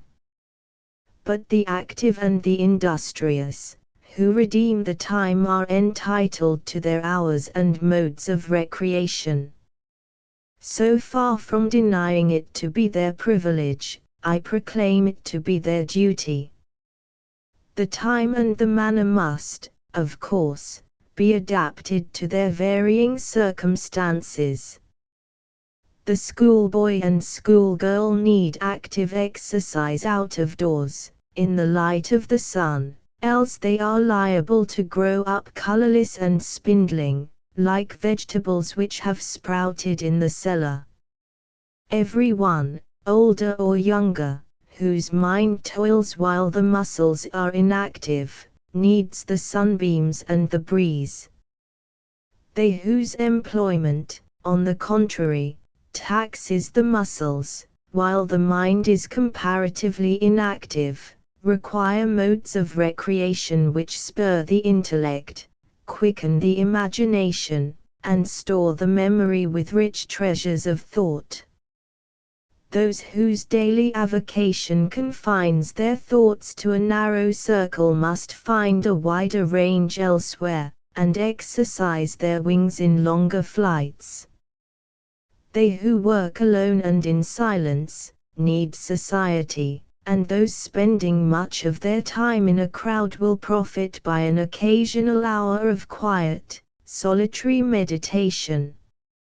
It was a curious habit of the late Dr. Archibald Alexander, of Princeton, to spend the hour of evening twilight alone in his study, sitting in silent thought amid the deepening shadows. Who will say that it was not wise? What lofty argument, what profound knowledge of spiritual things, what emotions of divine love and adoration may not have been drawn thus from the well of silence and quiet waiting? The chief recreation of the world at large is conversation. Talking is the joy of the whole earth. It is one of the great employments of life. Our utterances are often more important, do more good and evil than our deeds. All human wisdom, knowledge, sentiment, wit, fancy, flow in the channel of speech. By words truth conquers, reforms progress, mind acts upon mind, heart reaches heart, soul converses with soul. The lips may utter golden speech, or drip with the poison of asps. Human breath can come like the breezes of paradise, or blast like the deadly sirocco of the hot desert. Aside from the deep joy of worship, and the hope of eternal life, there is no happiness, purer, richer, better than that which springs from words. And there is little true recreation which does not make conversation one of its chief features, and rely upon it as its great charm. Conversation implies social life. And here, in regard to social gatherings, I will make a suggestion which I am persuaded that my readers will applaud with united voices, and, I fear, as unanimously disregard in practice. Our social gatherings are apt to be too formal, too expensive, too large to secure the end which we have in view. To give a great party once or twice a year, and astonish the whole community by the splendor of the show, is rather a poor way to cultivate genuine friendship. It is often a fearful undertaking to those who give it, and not very satisfactory to those who attend. Long and anxious debate settles on the list of the invited, and when it is too late to remedy errors, it is discovered that somebody has been forgotten. The worry about the invitations, the arrangements, and the weather, is a fearful tax upon the time and temper for weeks beforehand, and when the eventful evening comes the fear that all will not pass off smoothly keeps the host, and especially the hostess, in a tremor of excitement, which culminates with the assembling of the company, and finds relief in their departure. Of the multitude who move uneasily from room to room, it often happens that the majority are little more than mere acquaintances of the entertainers, and of each other. Some are invited because we know them well, and love their society; others, because they gave an entertainment some time ago, and an invitation in return for theirs is a sort of debt of honor, even when we suspect that their courtesy was only a little device whereby they were aiming to get into a new circle. Sometimes the invitations are extended so as to include some who are almost strangers, simply because a certain number must be reached, or the affair will be pronounced inferior to somebody else's party. There is no chance for genuine conversation, and little is heard save commonplace remarks about the crowd and the heat, or inquiries in regard to the old gentleman with the spectacles, or the young lady with the curls. Some fail to come, whose absence annoys and vexes, and others arrive first and stay last, whose absence could have been borne without a pang. Here is one whose sharp eyes and sharper tongue are the terror of the town, and who goes praying about, making mental notes of every small mishap, and every little awkward thing, and laying up ammunition for a gossiping campaign. There is another, who sees that his or her turn to give the entertainment is not far off, and who is carefully estimating the extent of the preparations to be made, and calculating the expenses to be incurred, in order to be equal to the rest, or, if ambitious, to outdo them. I do not wish to visit these things with ridicule. They have some good features, as well as defects. They are worth something, perhaps, though not all that they cost. And yet there is a more excellent way. If we invite at one time no larger a number than our parlors will seat, and we bring our friends together for a good, social, comfortable, leisurely talk, there might be less of display, but would there not be more of genuine enjoyment? Suppose, also, that the company be invited by families, including the young and the old, the parents and the children, the married and the unmarried. Let the grandsires draw their armchairs toward each other and pour into each other's ear trumpets the reminiscences of other days, and laugh again over the old oft-repeated stories. Let the little children, down on the floor by their side, discourse of tops or dolls, while middle age reasons on public events, or discusses family matters, and the young people are gathered around the piano or the book table, and as each drifts about on the social current, the spectacles and the curls impend over the same book or picture, and the ear trumpet be found gathering up the voices that chatter over the toys. Thus there might be true social pleasure without anxiety or envy, without present uneasiness, or heart-burnings afterward. Thus the aged would be cheered by the vivacity of youth, and the gaiety of youth be tempered by the wisdom of age.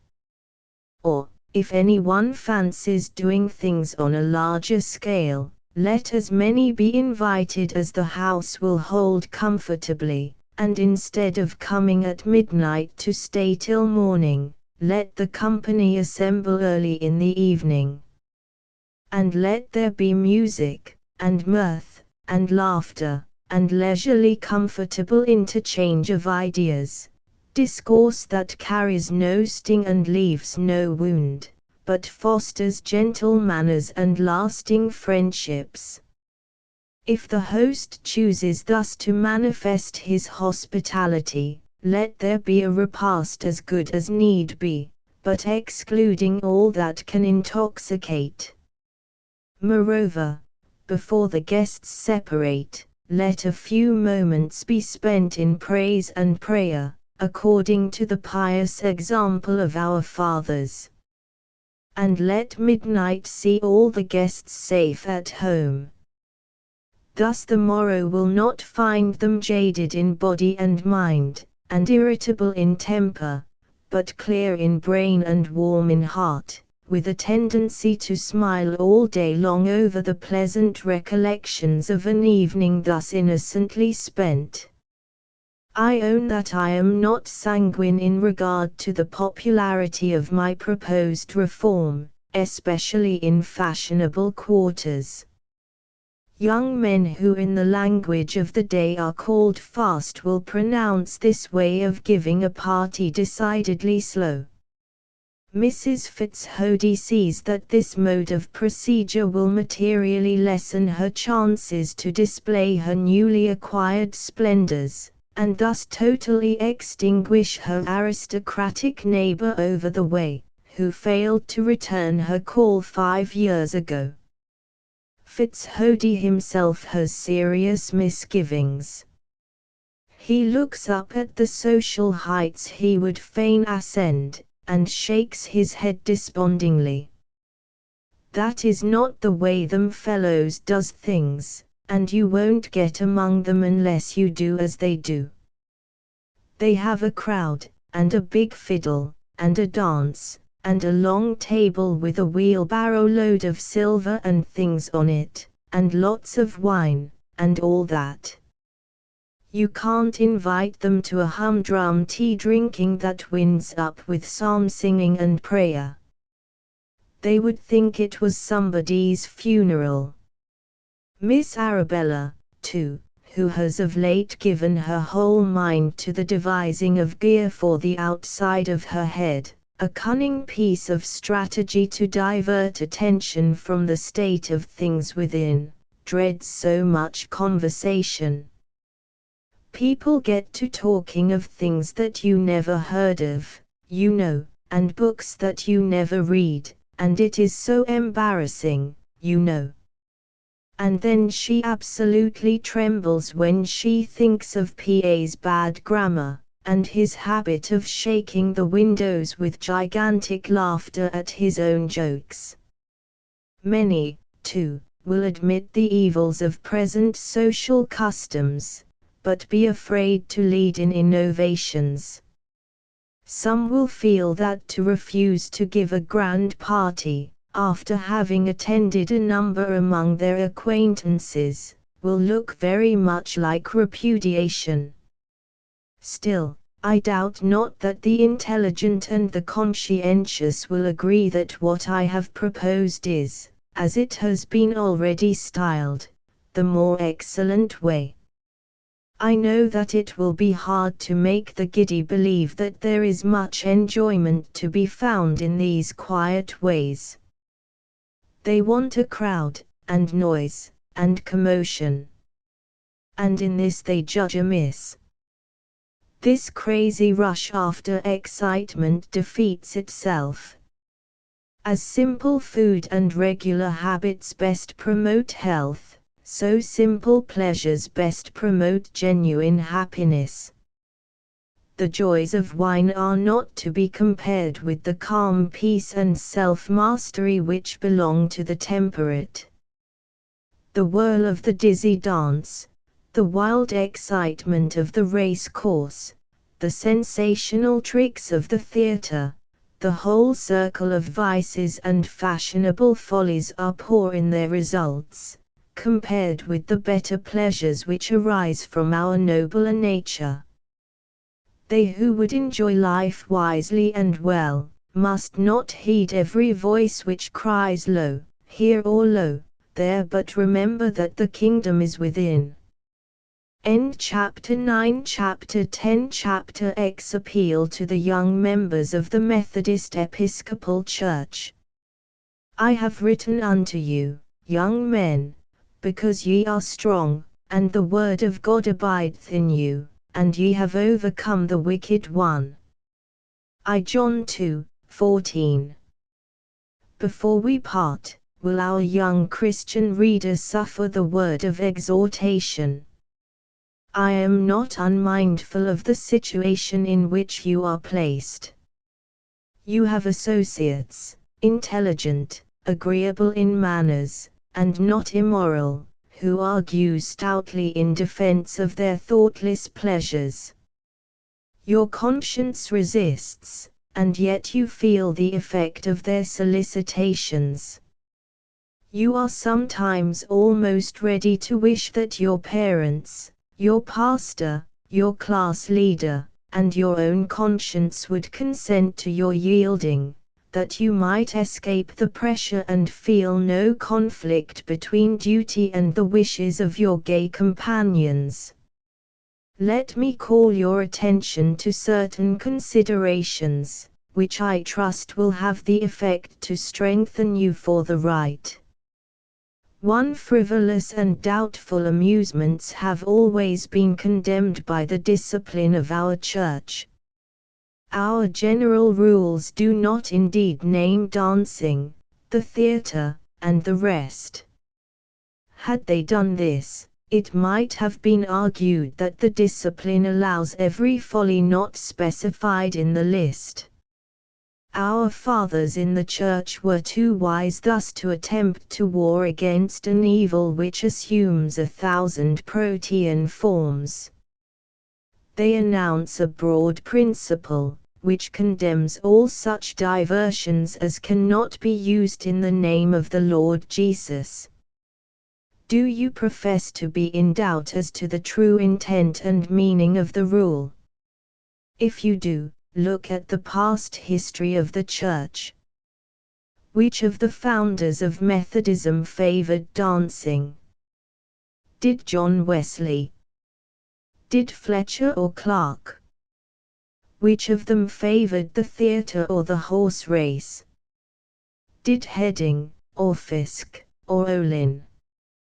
I challenge the apologists for dancing, theatres, and races to show that a single one of the multitude of holy men and women who have a name in our annals ever practiced or approved such diversions. On the contrary, there arise from their honored graves a great cloud of witnesses against them. The devoted servants of God, who shine as stars in our firmament, and whose names are as ointment poured forth condemned, feared, abhorred them as utterly at war with the life which they were living and the work which they were doing.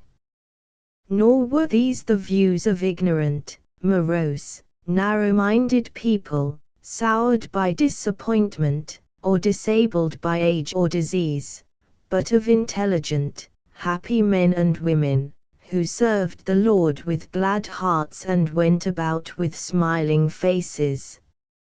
Our Church traditions are unanimous in regard to these things. The testimony which they bear is uniform and strong. Our bishops and pastors are now unanimous in their judgment. Within the past year, conference after conference has spoken in resolutions and pastoral addresses, warning our young people on this subject. If, therefore, a young man here and there among us finds that the practices into which he has fallen are at variance with the deliberate judgment of the Wesleys, the Clarks, the Asburys, and the Headings of the past, and all the bishops and pastors of the present day, I respectfully suggest that he will not be liable to be convicted of excessive modesty if he should begin to suspect that his ideas on the subject are wrong, nor of excessive caution if he should conclude to refrain from indulgence till he is better assured that it is right and safe. Surely no one will count it a light thing to disregard the teachings of a century of spiritual power and progress, nor to turn a careless ear to the kind and faithful counsels of those who now watch for souls. To every member of the Methodist Episcopal Church is bound by a solemn pledge to abstain from all questionable diversions, such as those already named. In the form given in the ritual for the reception of persons into the church after probation, the fourth question is in the following words: will you be cheerfully governed by the rules of the Methodist Episcopal Church, hold sacred the ordinances of God, and endeavor, as much as in you lies, to promote the welfare of your brethren and the advancement of the Redeemer's kingdom? To this question, so full of meaning, each candidate for reception must answer, before God and His Church, I will. Discipline, page 156. Every member of the Church, therefore, solemnly promises before God and the people of God to be cheerfully governed by the rules of the Church. One of these rules calls upon you to avoid such diversions as cannot be used in the name of the Lord Jesus. That rule has always been understood to condemn balls and dancing, theatres, attendance at horse races, and the whole list of corrupting amusements. The logical chain, then, is complete. Every member of the Church is bound, in the most solemn manner, by his or her own pledge, fully and publicly given, to abstain from balls, dancing, theatre-going, and the rest. Can you, for one moment, harbor the thought of repudiating so solemn an obligation? The psalmist inquires, Lord, who shall abide in thy tabernacle? Who shall dwell in thy holy hill? And he thus answers his own question, he that sweareth to his own hurt, and changeth not. God honors those who are faithful to their word. He delights in the man who keeps his promise, even when it is against his own temporal interests to abide by it. If God counts it a dishonorable and wrong thing for a man to repudiate a pledge given to his fellow man, what will He think of those who repudiate a solemn public pledge made to Him? If God honors the integrity of the man who keeps his word when his interests seem to call upon him to violate it, what will He say of those who violate their word when all their interests, both temporal and eternal, call upon them to keep it? 3. When the young people connected with the Church are drawn into frivolous diversions, it is a sorrow of heart to the pastor and to all devoted Christians. Will it be replied that these faithful friends of yours are so narrow and antiquated in their notions, that no one need care what they think or how they feel? The matter cannot be disposed of thus lightly. It is not a small thing for a few young men and women, before whom real life lies yet untried, to set up their opinions, and blindly adhere to them, in opposition to the solemn judgment of the whole body of the ministry.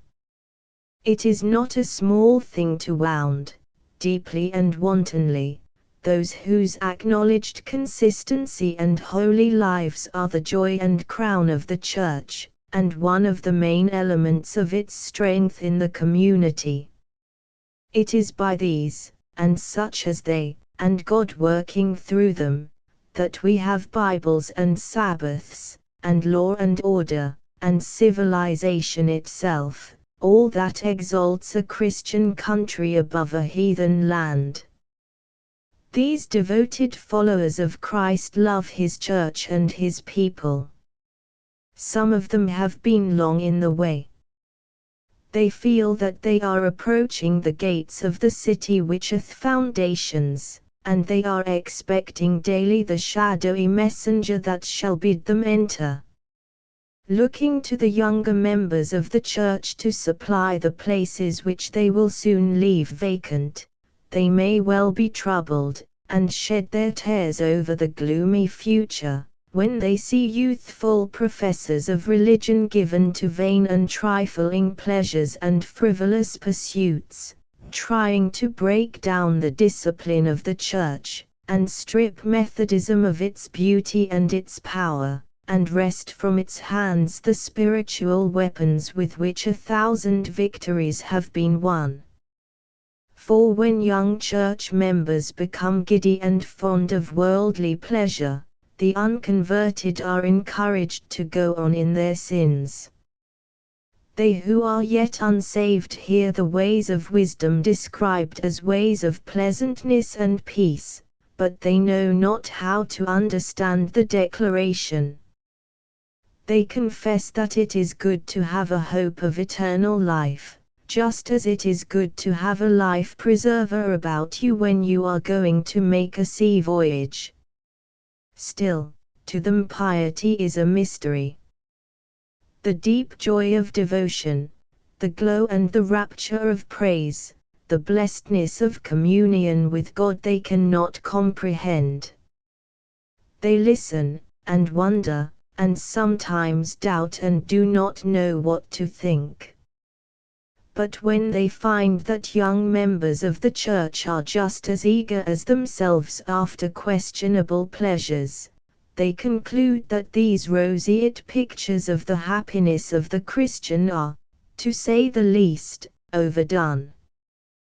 When they see the flock trying the fence on all sides of the fold, and stretching their heads through every opening, to nibble at the weeds outside, they begin to suspect that the pasture within is not as rich as it is represented. Thus the inconsistent conduct of professed Christians who plunge into worldly amusements harms souls and injures a holy cause. And sinners, too, are inconsistent with themselves.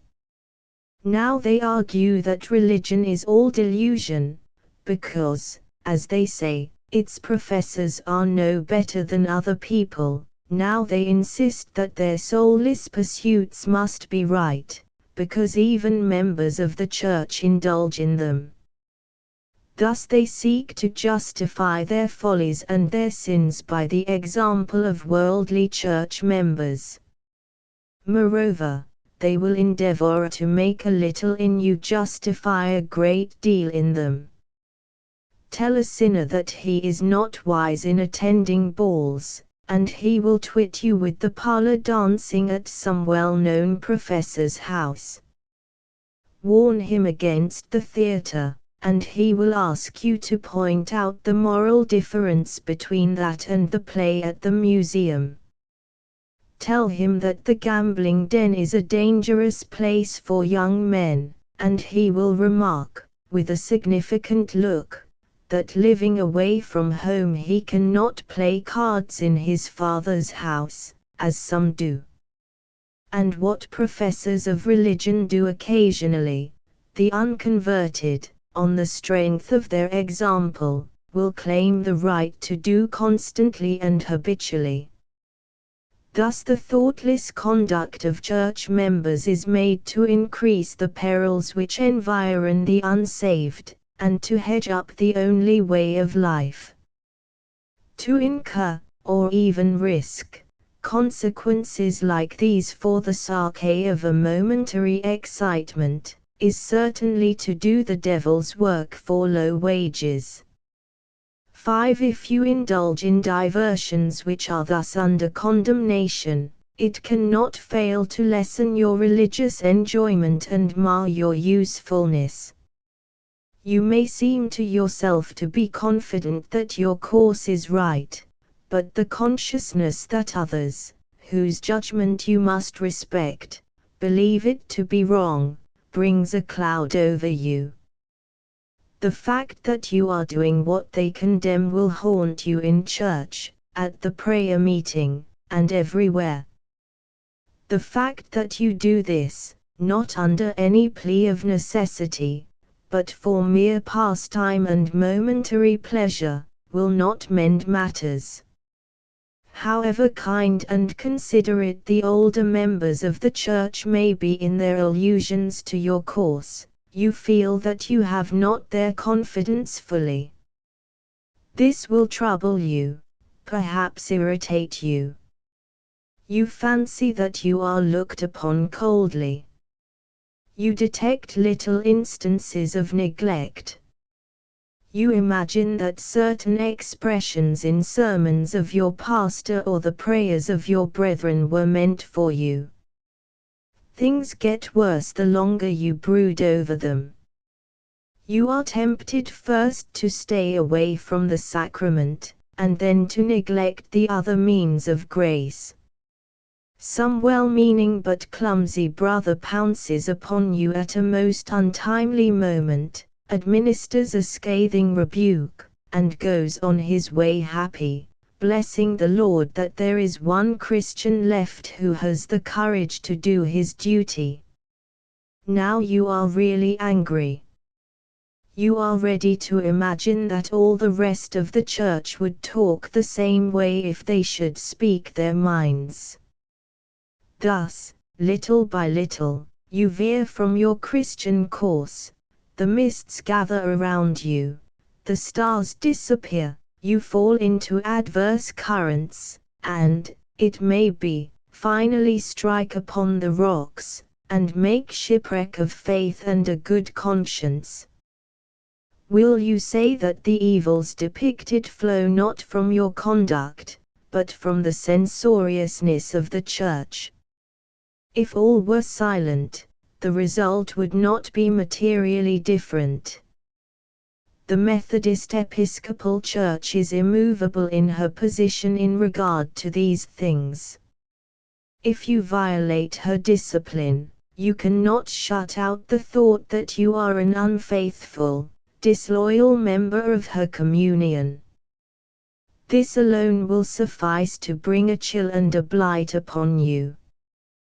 The world, too, see that you are not in accord with your brethren, not at home in the place which you occupy, and this encourages them to ply their arts to lead you still further.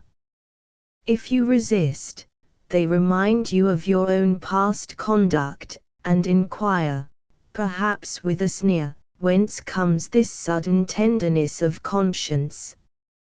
If others rebuke them, they refer to you, with another sneer, as their exemplars.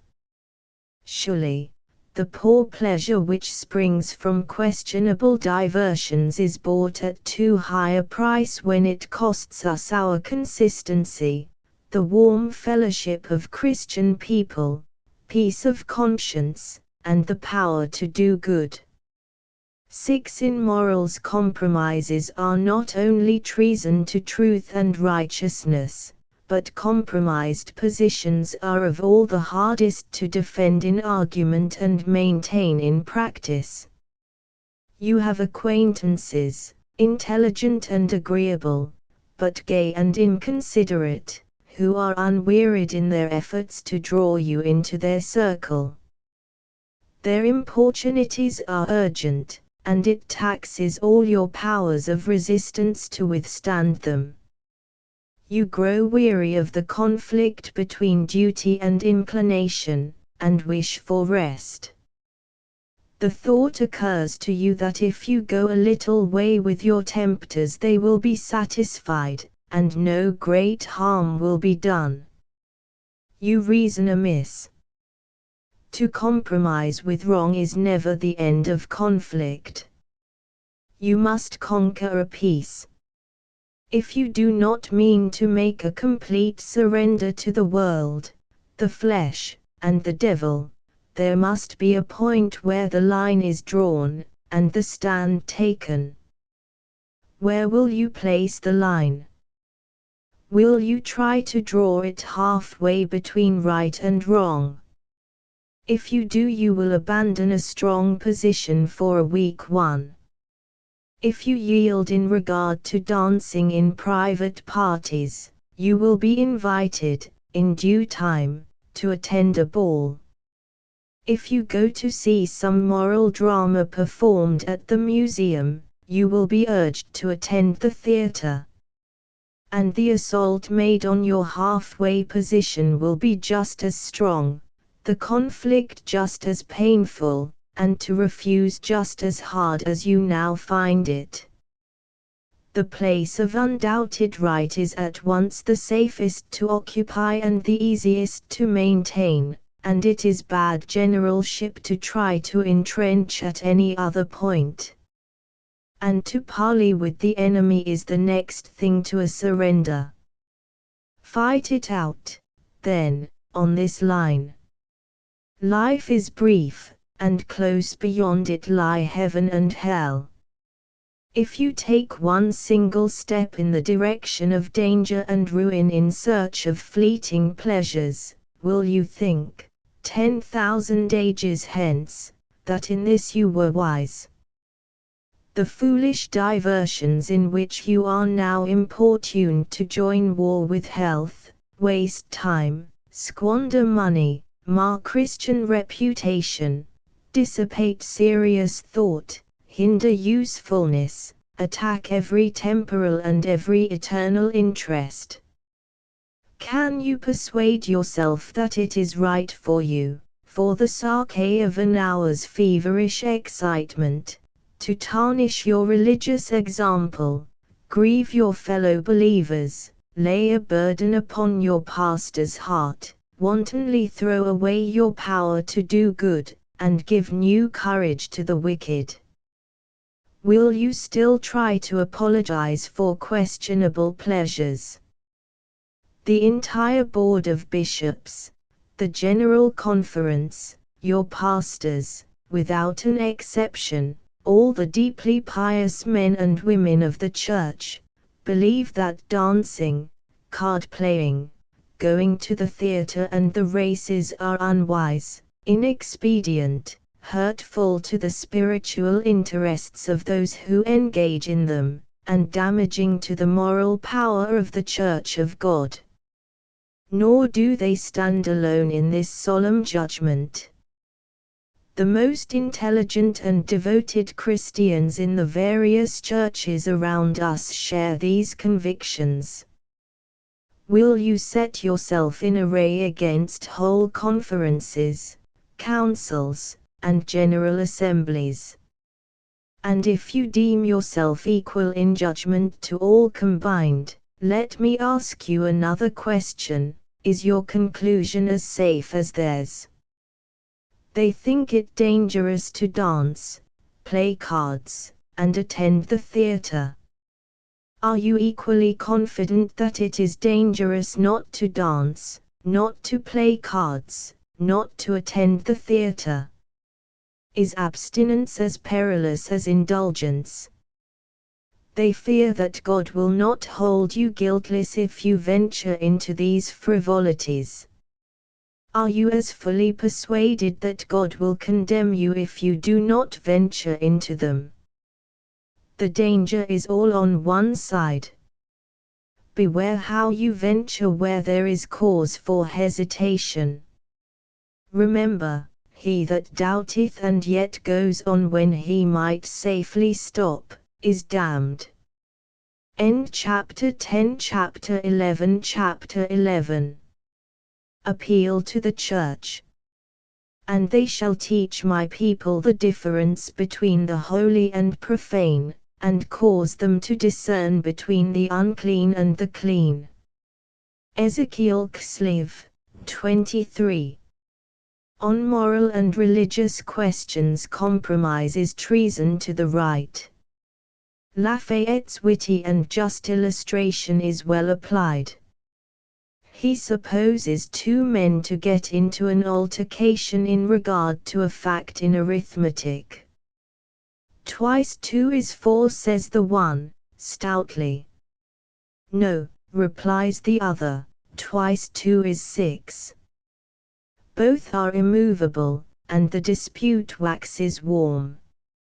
A third person approaches, and lays a hand gently upon each. Gentlemen, reason is not infallible. The wisest men are sometimes in error. We are all prone to rush to extremes. You, my friend, affirm that twice two is four. You, who are equally my friend, affirm that twice two is six. Compromise, gentlemen, compromise. Meet each other halfway. Agree to say, hereafter, that twice two is five. Men are not lacking who, even in considering points of morals and religion, are ready to confess that really, after all, so far at least as their present information extends, twice two is somewhere about five. Nay, in their haste to meet what they style the demands of the age, some are ready to compromise at 5 99/100ths. And thus, all the way from what St. John calls the camp of the saints and the beloved city down to the place where Gog and Magog are gathering their hosts for battle, men are pitching their flimsy tents and raising their equivocal banners. It is a lamentable fact that among the chief obstacles to the progress of the gospel we are compelled to count bodies that claim to belong to the Lord Jesus Christ, and yet have neither the heart to preach his doctrines nor the courage to proclaim his law. In all ages there have been sects of nominal Christians, who form a part of the Church of Christ in the same sense that the outside scales of a shellbark hickory are a part of the tree, and who are ever ready to compromise with the world and tolerate all fashionable follies. Worldly men would manage the affairs of a church in the same manner that they would conduct a political campaign. The argument is, that in order to be popular, and grow rapidly in numbers and in wealth, the Church must lay as few restrictions as possible upon candidates for admission, and as seldom as possible come into collision with the pleasures and the passions of the multitude. Mr. Bright, in a recent speech in the British Parliament on the disestablishment of the Irish Church, gives, in a sentence or two, a correct description of this policy which we have here mentioned.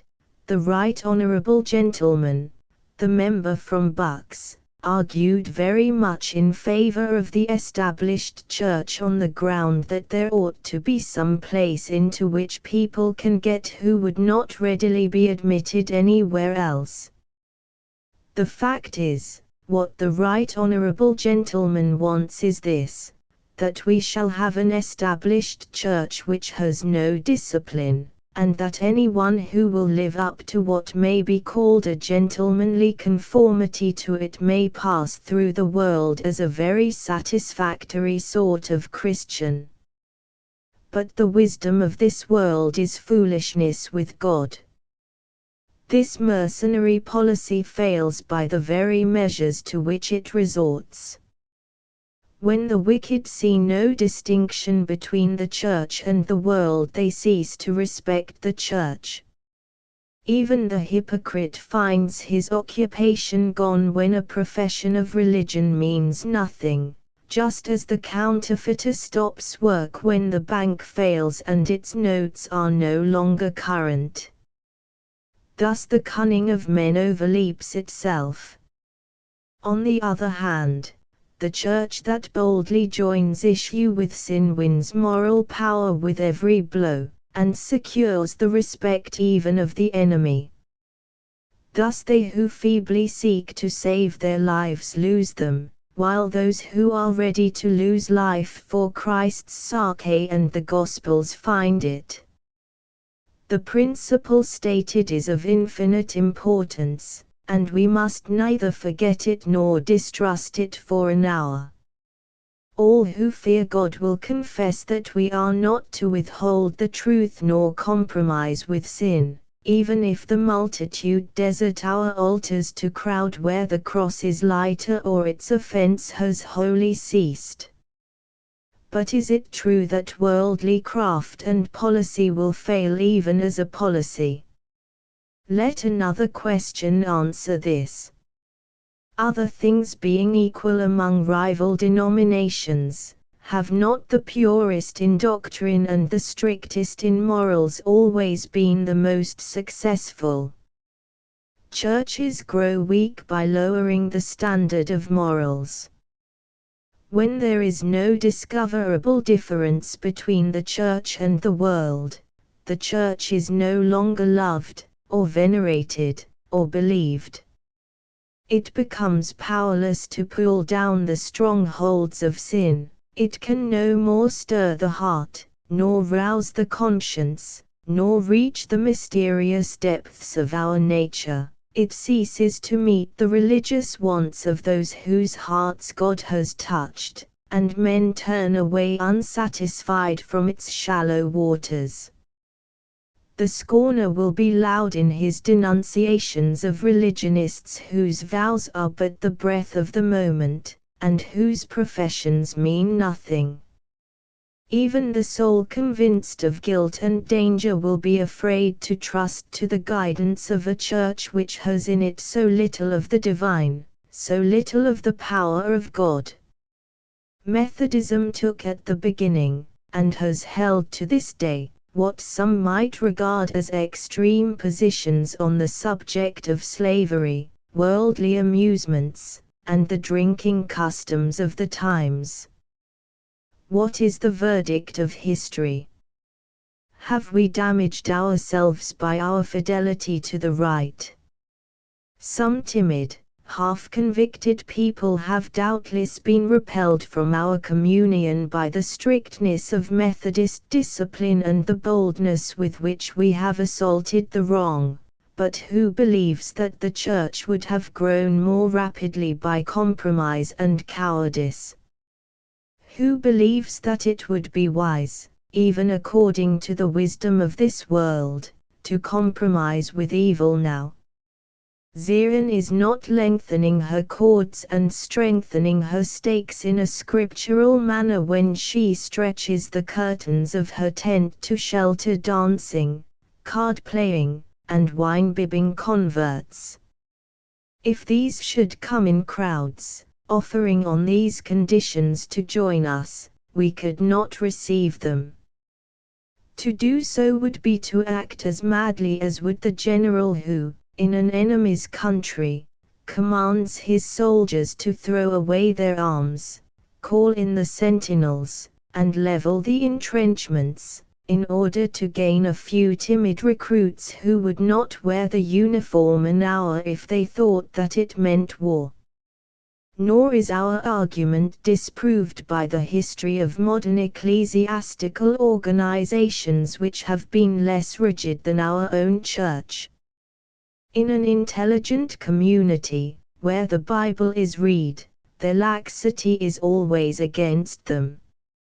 And in those very denominations the really pious, whose influence and example are the very salt of the body, to preserve it from putrefaction, and without whom it would hardly be recognized as a religious body at all, do not join in these questionable practices themselves, nor do they advocate them in others.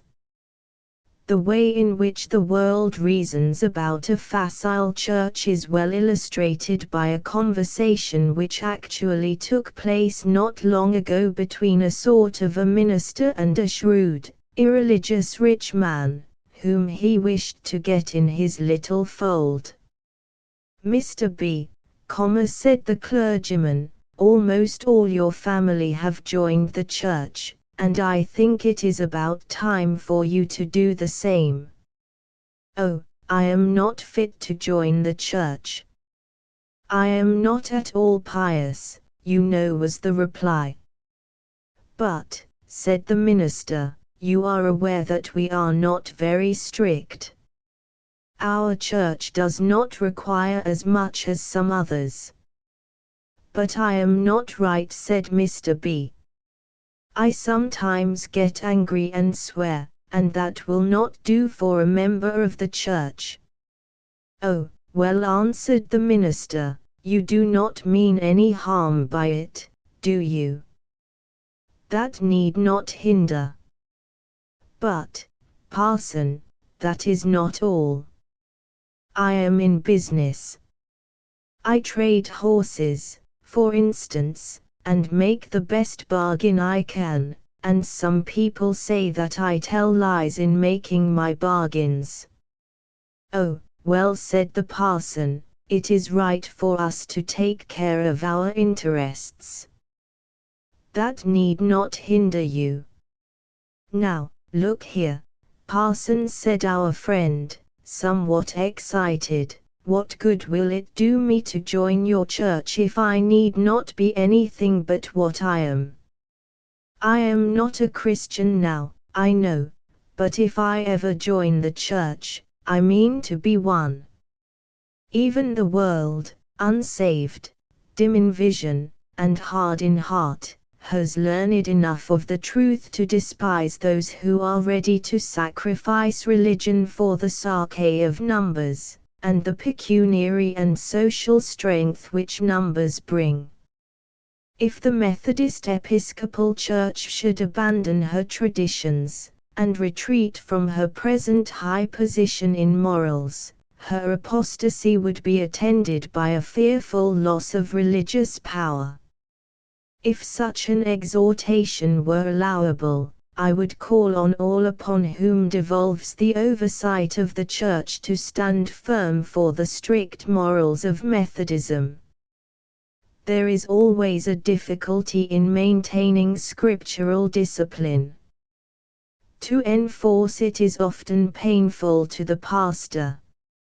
It sometimes disturbs the membership and the community, interrupting friendly intercourse and exciting evil passions. Nevertheless, we cannot give up church order. The pressure can be escaped only by a complete abandonment of discipline. Concessions and compromises merely transfer the battle to another point, where we must again fight, our forces demoralized by defeat and the enemy emboldened by victory. If there is any place which we can hold against the enemy, any line where we can muster our forces and repel invasion, it is on the frontier. The king who fails to meet his foes the moment they set foot within his territory is already conquered. Drawing the line, and taking her stand in favor of total abstinence from all that intoxicates, the Methodist Episcopal Church has kept herself pure from the sin and shame of intemperance, and yet not 1 in 10,000 of her members is ever arraigned for violation of the stringent rule. Could the Church tolerate what is called moderate drinking without being compelled to deal with multitudes whom moderate drinking had led into the depths of drunkenness? For the same reason it is easier to keep our young people from objectionable diversions than to discipline them for the grosser inconsistencies into which indulgence would speedily lead them. Will it be said that if we are so rigid our young people will leave us and join other communions? Be it so, if it must. They who are in haste to sell their membership in the church for so poor and small a mess of pottage can do us little good if they remain. They go out from us because they are not of us. 1,000 dancing, wine-bibbing, card-playing, theatre-going church members will not furnish one worthy candidate for the Christian ministry, not one devoted class leader, not one pious man or woman ready for the spiritual work of the Church of God. If they leave us in order to seek a more congenial home, we can better afford to lose than to keep them. the rubbing out of minus quantities increases the sum total.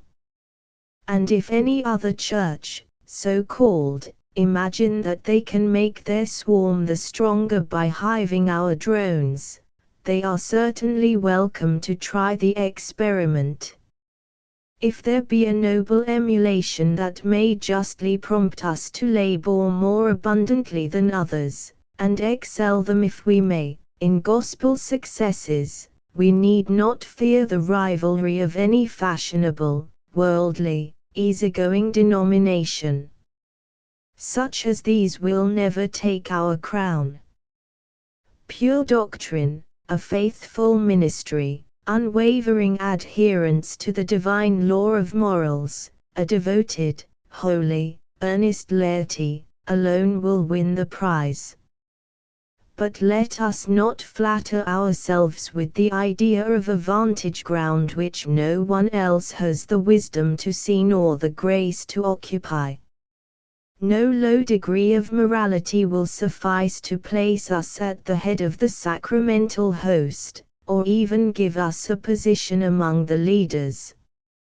Others as well as ourselves see the beauty of holiness, and are striving to put on the robe white and clean which is the righteousness of saints. Almost every branch of the Church of Christ has taken the alarm, and, by its leading ministers or resolutions passed in ecclesiastical councils, has spoken emphatic words of warning. It would be easy to fill scores of pages with these utterances, coming from churches differing widely in doctrine and in usage. A few extracts, with the sources whence they emanate, will show us the sentiments and convictions of the general church in our whole land. The General Assembly of the Presbyterian Church thus spoke half a century ago, on the fashionable though, as we believe, dangerous amusements of theatrical exhibitions and dancing. We deem it necessary to make a few observations. The theatre we have always considered as a school of immorality. With respect to dancing, we think it necessary to observe that however plausible it may appear to some, it is perhaps not the less dangerous on account of that plausibility. Let it once be introduced and it is difficult to give it limits. It steals away precious time, dissipates religious impressions, and hardens the heart. The General Assembly of 1865 reaffirmed the action of the session of 1818, condemned card-playing, to which attention had been called by a memorial, and affectionately exhorted all the members of the Church to avoid all recreations and amusements which are calculated to impair spirituality, lessen Christian influence, or bring discredit upon them in their profession as members of a Christian church. Bishop Emil Vane, of the Protestant Episcopal Church, thus declares his judgment on the same subject. Let me now turn to two objects, in which there is no difficulty of discrimination, the theatre and the dance. The only line I would draw in regard to these is that of entire exclusion. And yet, my brethren, I am well aware how easy it is for the imagination to array both of these in such an abstract and elementary simplicity, so divested of all that gives them their universal character and relish, that no harm could be detected in either. And the same precisely can be easily done with the card table and horse race. Bishop Meade, also of the Protestant Episcopal Church, thus condemns dancing, as an amusement, seeing that it is a perversion of an ancient religious exercise, and has ever been discouraged by the sober-minded and pious of all nations, on account of its evil tendencies and accompaniments, we ought conscientiously to inquire whether its great liability to abuse, and its many acknowledged abuses, should not make us frown upon it in all its forms. I will briefly allude to some of the objections to it. When taught to the young at an early age, it is attended with an expense of time and money which might be far better employed. It promotes the love of dress and pleasure, to which the young are already too prone. It tempts to vanity and love of display. It induces a strong desire to enter on the amusements of the world at an early period, in order to exhibit the accomplishments thus acquired, and to enjoy a pleasure for which a taste has been formed. It leads the young ones exactly into an opposite direction to that pointed out in the Word of God. In their Episcopal Address of 1867, the bishops of the Methodist Episcopal Church South thus speak: "This is no time to abate our testimony against worldliness in all its forms. Our Church has never faltered in its teaching or modified its tone in relation to dancing, theatres, the manufacture and sale of ardent spirits, drunkenness, revellings, and such like, as demoralizing and fatal to godliness. Now that we are threatened with these evils coming in like a flood, we renew our warning." In 1866 the Young Men's Christian Association held a general convention in Albany, New York. Delegates were present from all parts of the United States and the British provinces. The question of amusements was carefully considered, and the conclusion reached was set forth in a formal resolution, thus: "That we bear our energetic testimony against dancing, card and billiard playing, as so distinctively worldly in their associations, and unspiritual in their influences, as to be utterly inconsistent with our profession as the disciples of Christ. And last of all, but not least in the wisdom of the sentiments uttered, nor in the faithfulness of its warnings, we cite the pastoral letter of the Provincial Council of Baltimore, the voice of the bishops of the Roman Catholic Church.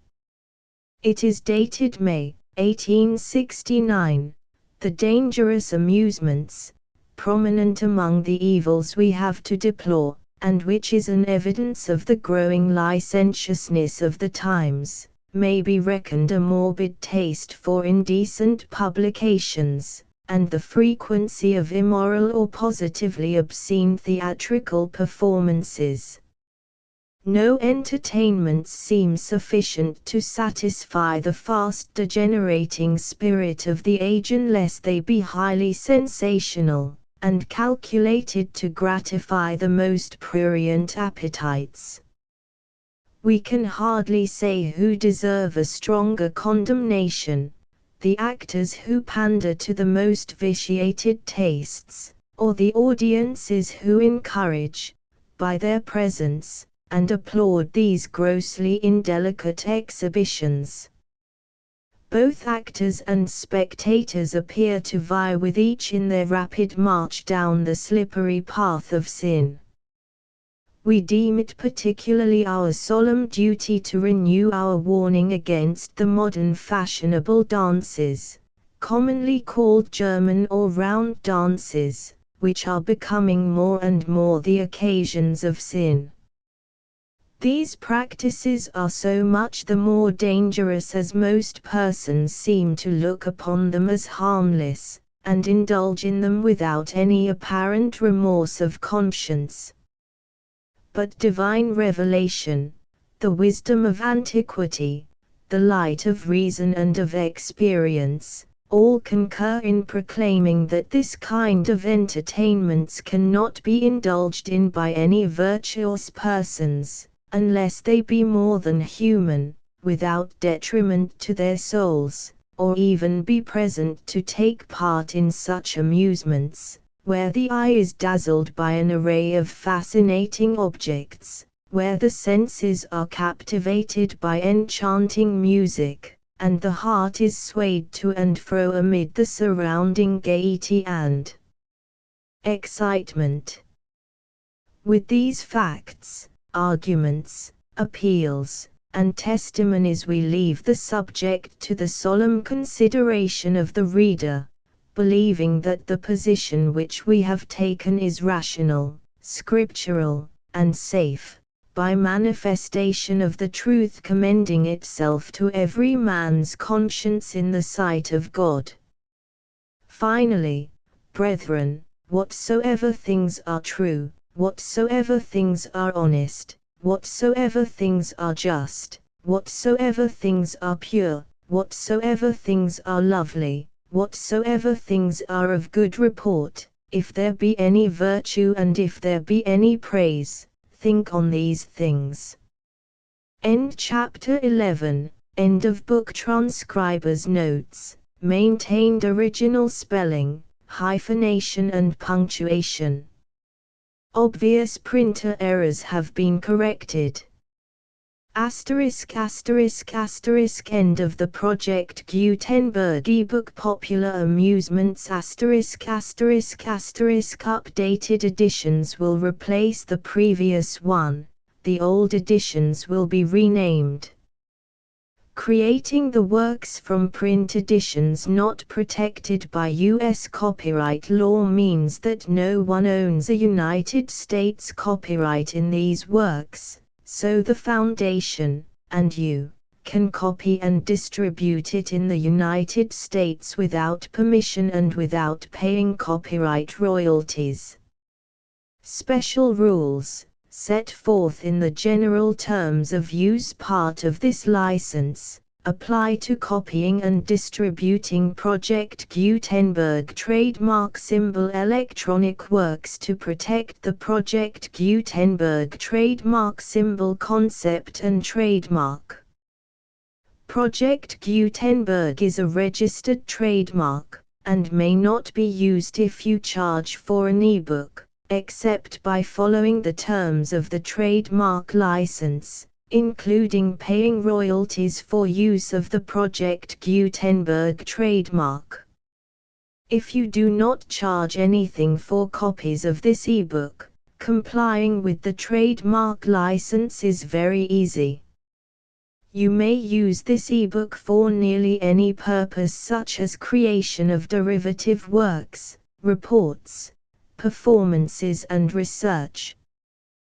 Project Gutenberg ebooks may be modified and printed and given away. You may do practically anything in the United States with ebooks not protected by U.S. copyright law. Redistribution is subject to the trademark license, especially commercial redistribution. Start. Full license. The full Project Gutenberg license. Please read this before you distribute or use this work to protect the Project Gutenberg trademark symbol mission of promoting the free distribution of electronic works. By using or distributing this work, or any other work associated in any way with the phrase Project Gutenberg, you agree to comply with all the terms of the full Project Gutenberg trademark symbol license available with this file or online at www.gutenberg.org/license. Section 1. General Terms of Use and Redistributing Project Gutenberg Trademark Symbol Electronic Works 1.0. By reading or using any part of this Project Gutenberg trademark symbol electronic work, you indicate that you have read, understand, agree to and accept all the terms of this license and intellectual property, trademark/copyright, agreement. If you do not agree to abide by all the terms of this agreement, you must cease using and return or destroy all copies of Project Gutenberg trademark symbol electronic works in your possession. If you paid a fee for obtaining a copy of or access to a Project Gutenberg trademark symbol electronic work and you do not agree to be bound by the terms of this agreement, you may obtain a refund from the person or entity to whom you paid the fee as set forth in paragraph 1.e.8. 1.b Project Gutenberg is a registered trademark. It may only be used on or associated in any way with an electronic work by people who agree to be bound by the terms of this agreement.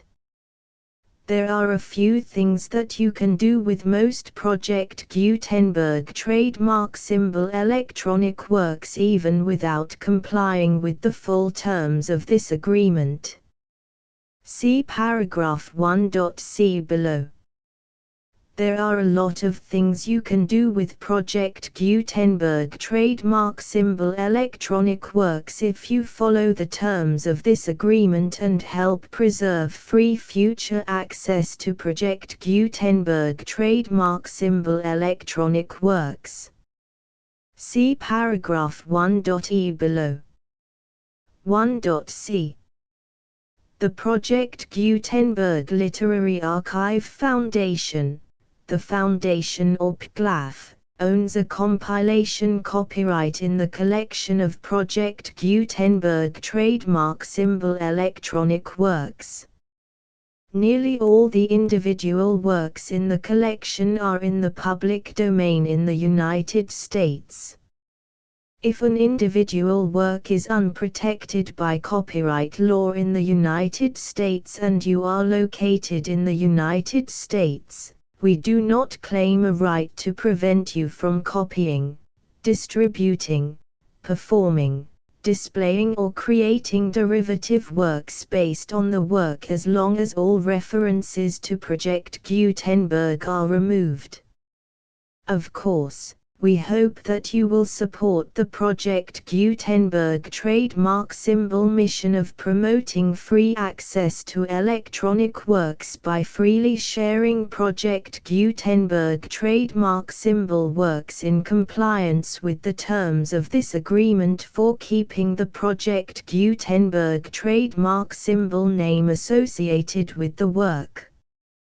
You can easily comply with the terms of this agreement by keeping this work in the same format with its attached full Project Gutenberg trademark symbol license when you share it without charge with others. 1.d The copyright laws of the place where you are located also govern what you can do with this work. Copyright laws in most countries are in a constant state of change. If you are outside the United States, check the laws of your country in addition to the terms of this agreement before downloading, copying, displaying, performing, distributing or creating derivative works based on this work or any other Project Gutenberg trademark symbol work.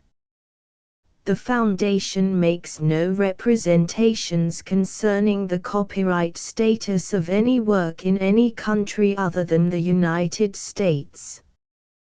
1.e Unless you have removed all references to Project Gutenberg. 1.e.1 The following sentence, with active links to, or other immediate access to, the full Project Gutenberg trademark symbol license must appear prominently whenever any copy of a Project Gutenberg trademark symbol work, any work on which the phrase Project Gutenberg appears, or with which the phrase Project Gutenberg is associated, is accessed, displayed, performed, viewed, copied or distributed.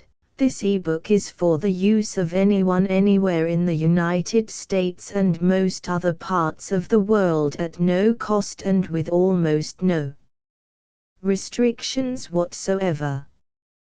You may copy it, give it away or reuse it under the terms of the Project Gutenberg license included with this ebook or online at www.gutenberg.org. If you are not located in the United States, you will have to check the laws of the country where you are located before using this ebook. 1.e.2 If an individual Project Gutenberg trademark symbol electronic work is derived from texts not protected by U.S. copyright law, does not contain a notice indicating that it is posted with permission of the copyright holder, the work can be copied and distributed to anyone in the United States without paying any fees or charges.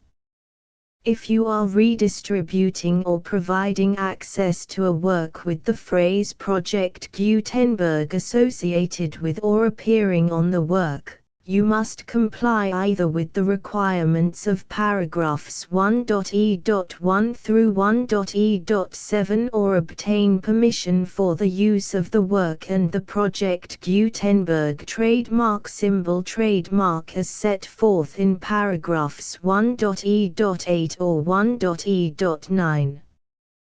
1.e.3 If an individual Project Gutenberg trademark symbol electronic work is posted with the permission of the copyright holder, your use and distribution must comply with both paragraphs 1.e.1 through 1.e.7 and any additional terms imposed by the copyright holder. Additional terms will be linked to the Project Gutenberg trademark symbol license for all works posted with the permission of the copyright holder found at the beginning of this work.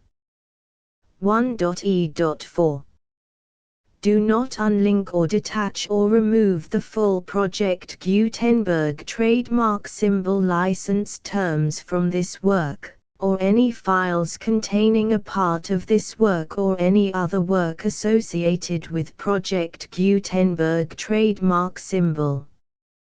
1.e.5 Do not copy, display, perform, distribute or redistribute this electronic work, or any part of this electronic work, without prominently displaying the sentence set forth in paragraph 1.e.1 with active links or immediate access to the full terms of the Project Gutenberg trademark symbol license. 1.e.6 You may convert to and distribute this work in any binary, compressed, marked up, non-proprietary or proprietary form, including any word processing or hypertext form. However, if you provide access to or distribute copies of a Project Gutenberg trademark symbol work in a format other than plain vanilla ASCII or other format used in the official version posted on the official Project Gutenberg trademark symbol website, www.gutenberg.org, you must, at no additional cost, fee or expense to the user, provide a copy, a means of exporting a copy, or a means of obtaining a copy upon request, of the work in its original plain vanilla ASCII or other form. Any alternate format must include the full Project Gutenberg trademark symbol license as specified in paragraph 1.e.1. 1.e.7 Do not charge a fee for access to, viewing, displaying, performing, copying or distributing any Project Gutenberg trademark symbol works unless you comply with paragraph 1.e.8 or 1.e.9. 1.e.8 You may charge a reasonable fee for copies of or providing access to or distributing Project Gutenberg trademark symbol electronic works, provided that you pay a royalty fee of 20% of the gross profits you derive from the use of Project Gutenberg trademark symbol works calculated using the method you already use to calculate your applicable taxes. The fee is owed to the owner of the Project Gutenberg trademark symbol trademark, but he has agreed to donate royalties under this paragraph to the Project Gutenberg Literary Archive Foundation. Royalty payments must be paid within 60 days following each date on which you prepare, or are legally required to prepare, your periodic tax returns. Royalty payments should be clearly marked as such and sent to the Project Gutenberg Literary Archive Foundation at the address specified in Section 4. Information about donations to the Project Gutenberg Literary Archive Foundation. You provide a full refund of any money paid by a user who notifies you in writing, or by email, within 30 days of receipt that he does not agree to the terms of the full Project Gutenberg trademark symbol license. You must require such a user to return or destroy all copies of the works possessed in a physical medium and discontinue all use of and all access to other copies of Project Gutenberg trademark symbol works. You provide, in accordance with paragraph 1.f.3, a full refund of any money paid for a work or a replacement copy, if a defect in the electronic work is discovered and reported to you within 90 days of receipt of the work. You comply with all other terms of this agreement for free distribution of Project Gutenberg trademark symbol works. 1.e.9. If you wish to charge a fee or distribute a Project Gutenberg trademark symbol electronic work or group of works on different terms than are set forth in this agreement, you must obtain permission in writing from the Project Gutenberg Literary Archive Foundation, the manager of the Project Gutenberg trademark symbol trademark. Contact the Foundation as set forth in Section 3 below. 1.f1.f.1. Project Gutenberg volunteers and employees expend considerable effort to identify, do copyright research on, transcribe and proofread works not protected by U.S. copyright law in creating the Project Gutenberg trademark symbol collection. Despite these efforts, Project Gutenberg trademark symbol electronic works, and the medium on which they may be stored, may contain defects such as, but not limited to, incomplete, inaccurate or corrupt data, transcription errors, a copyright or other intellectual property infringement, a defective or damaged disk or other medium, a computer virus, or computer codes that damage or cannot be read by your equipment. 1.f.2.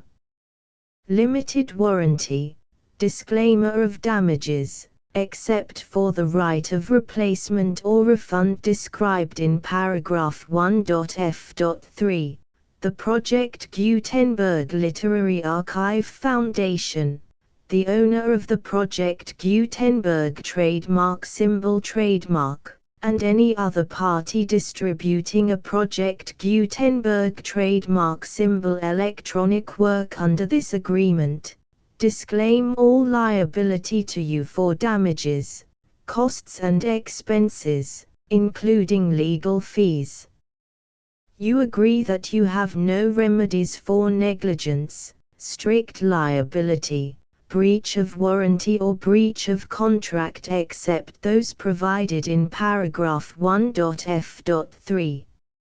You agree that the foundation, the trademark owner, and any distributor under this agreement will not be liable to you for actual, direct, indirect, consequential, punitive or incidental damages even if you give notice of the possibility of such damage. 1.f.3.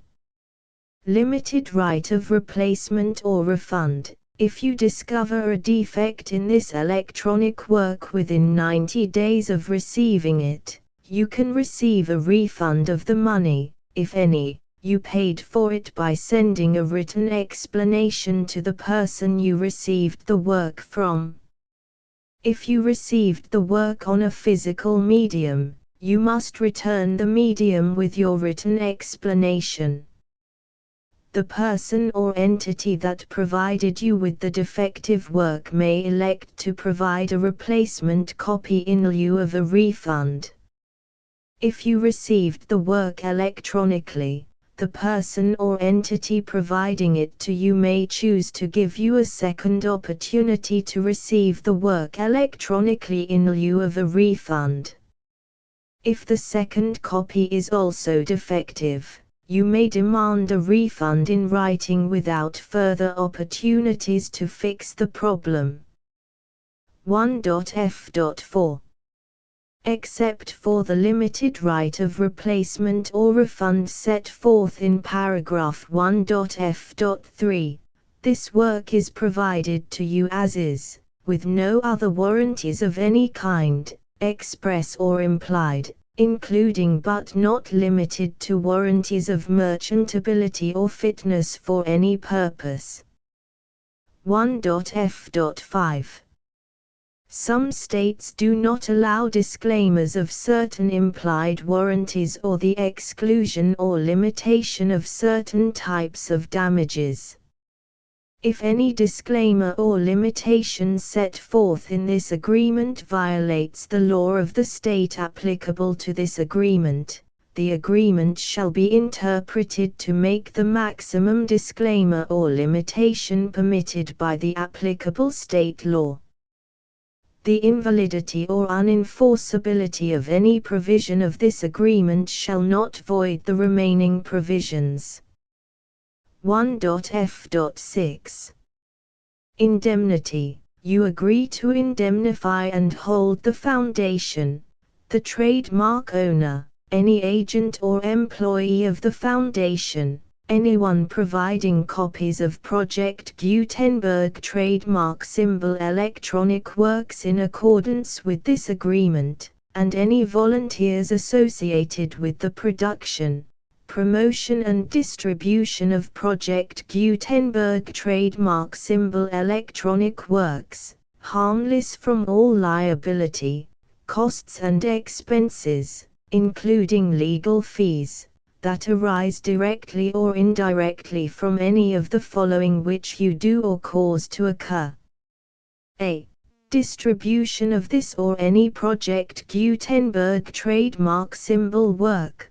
B. Alteration, modification, or additions or deletions to any Project Gutenberg trademark symbol work, and c. Any defect you cause. Section 2. Information about the mission of Project Gutenberg trademark symbol. Project Gutenberg trademark symbol is synonymous with the free distribution of electronic works in formats readable by the widest variety of computers, including obsolete, old, middle-aged and new computers. It exists because of the efforts of hundreds of volunteers and donations from people in all walks of life.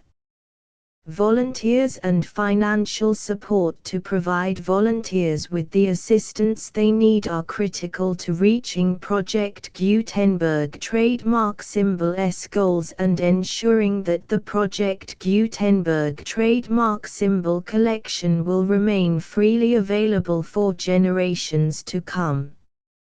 In 2001, the Project Gutenberg Literary Archive Foundation was created to provide a secure and permanent future for Project Gutenberg trademark symbol and future generations.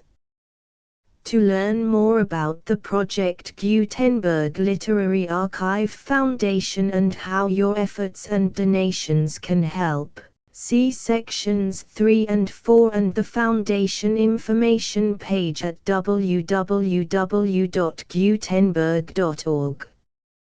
Section 3. Information about the Project Gutenberg Literary Archive Foundation. The Project Gutenberg Literary Archive Foundation is a non-profit 501(c)(3) educational corporation organized under the laws of the state of Mississippi and granted tax-exempt status by the Internal Revenue Service.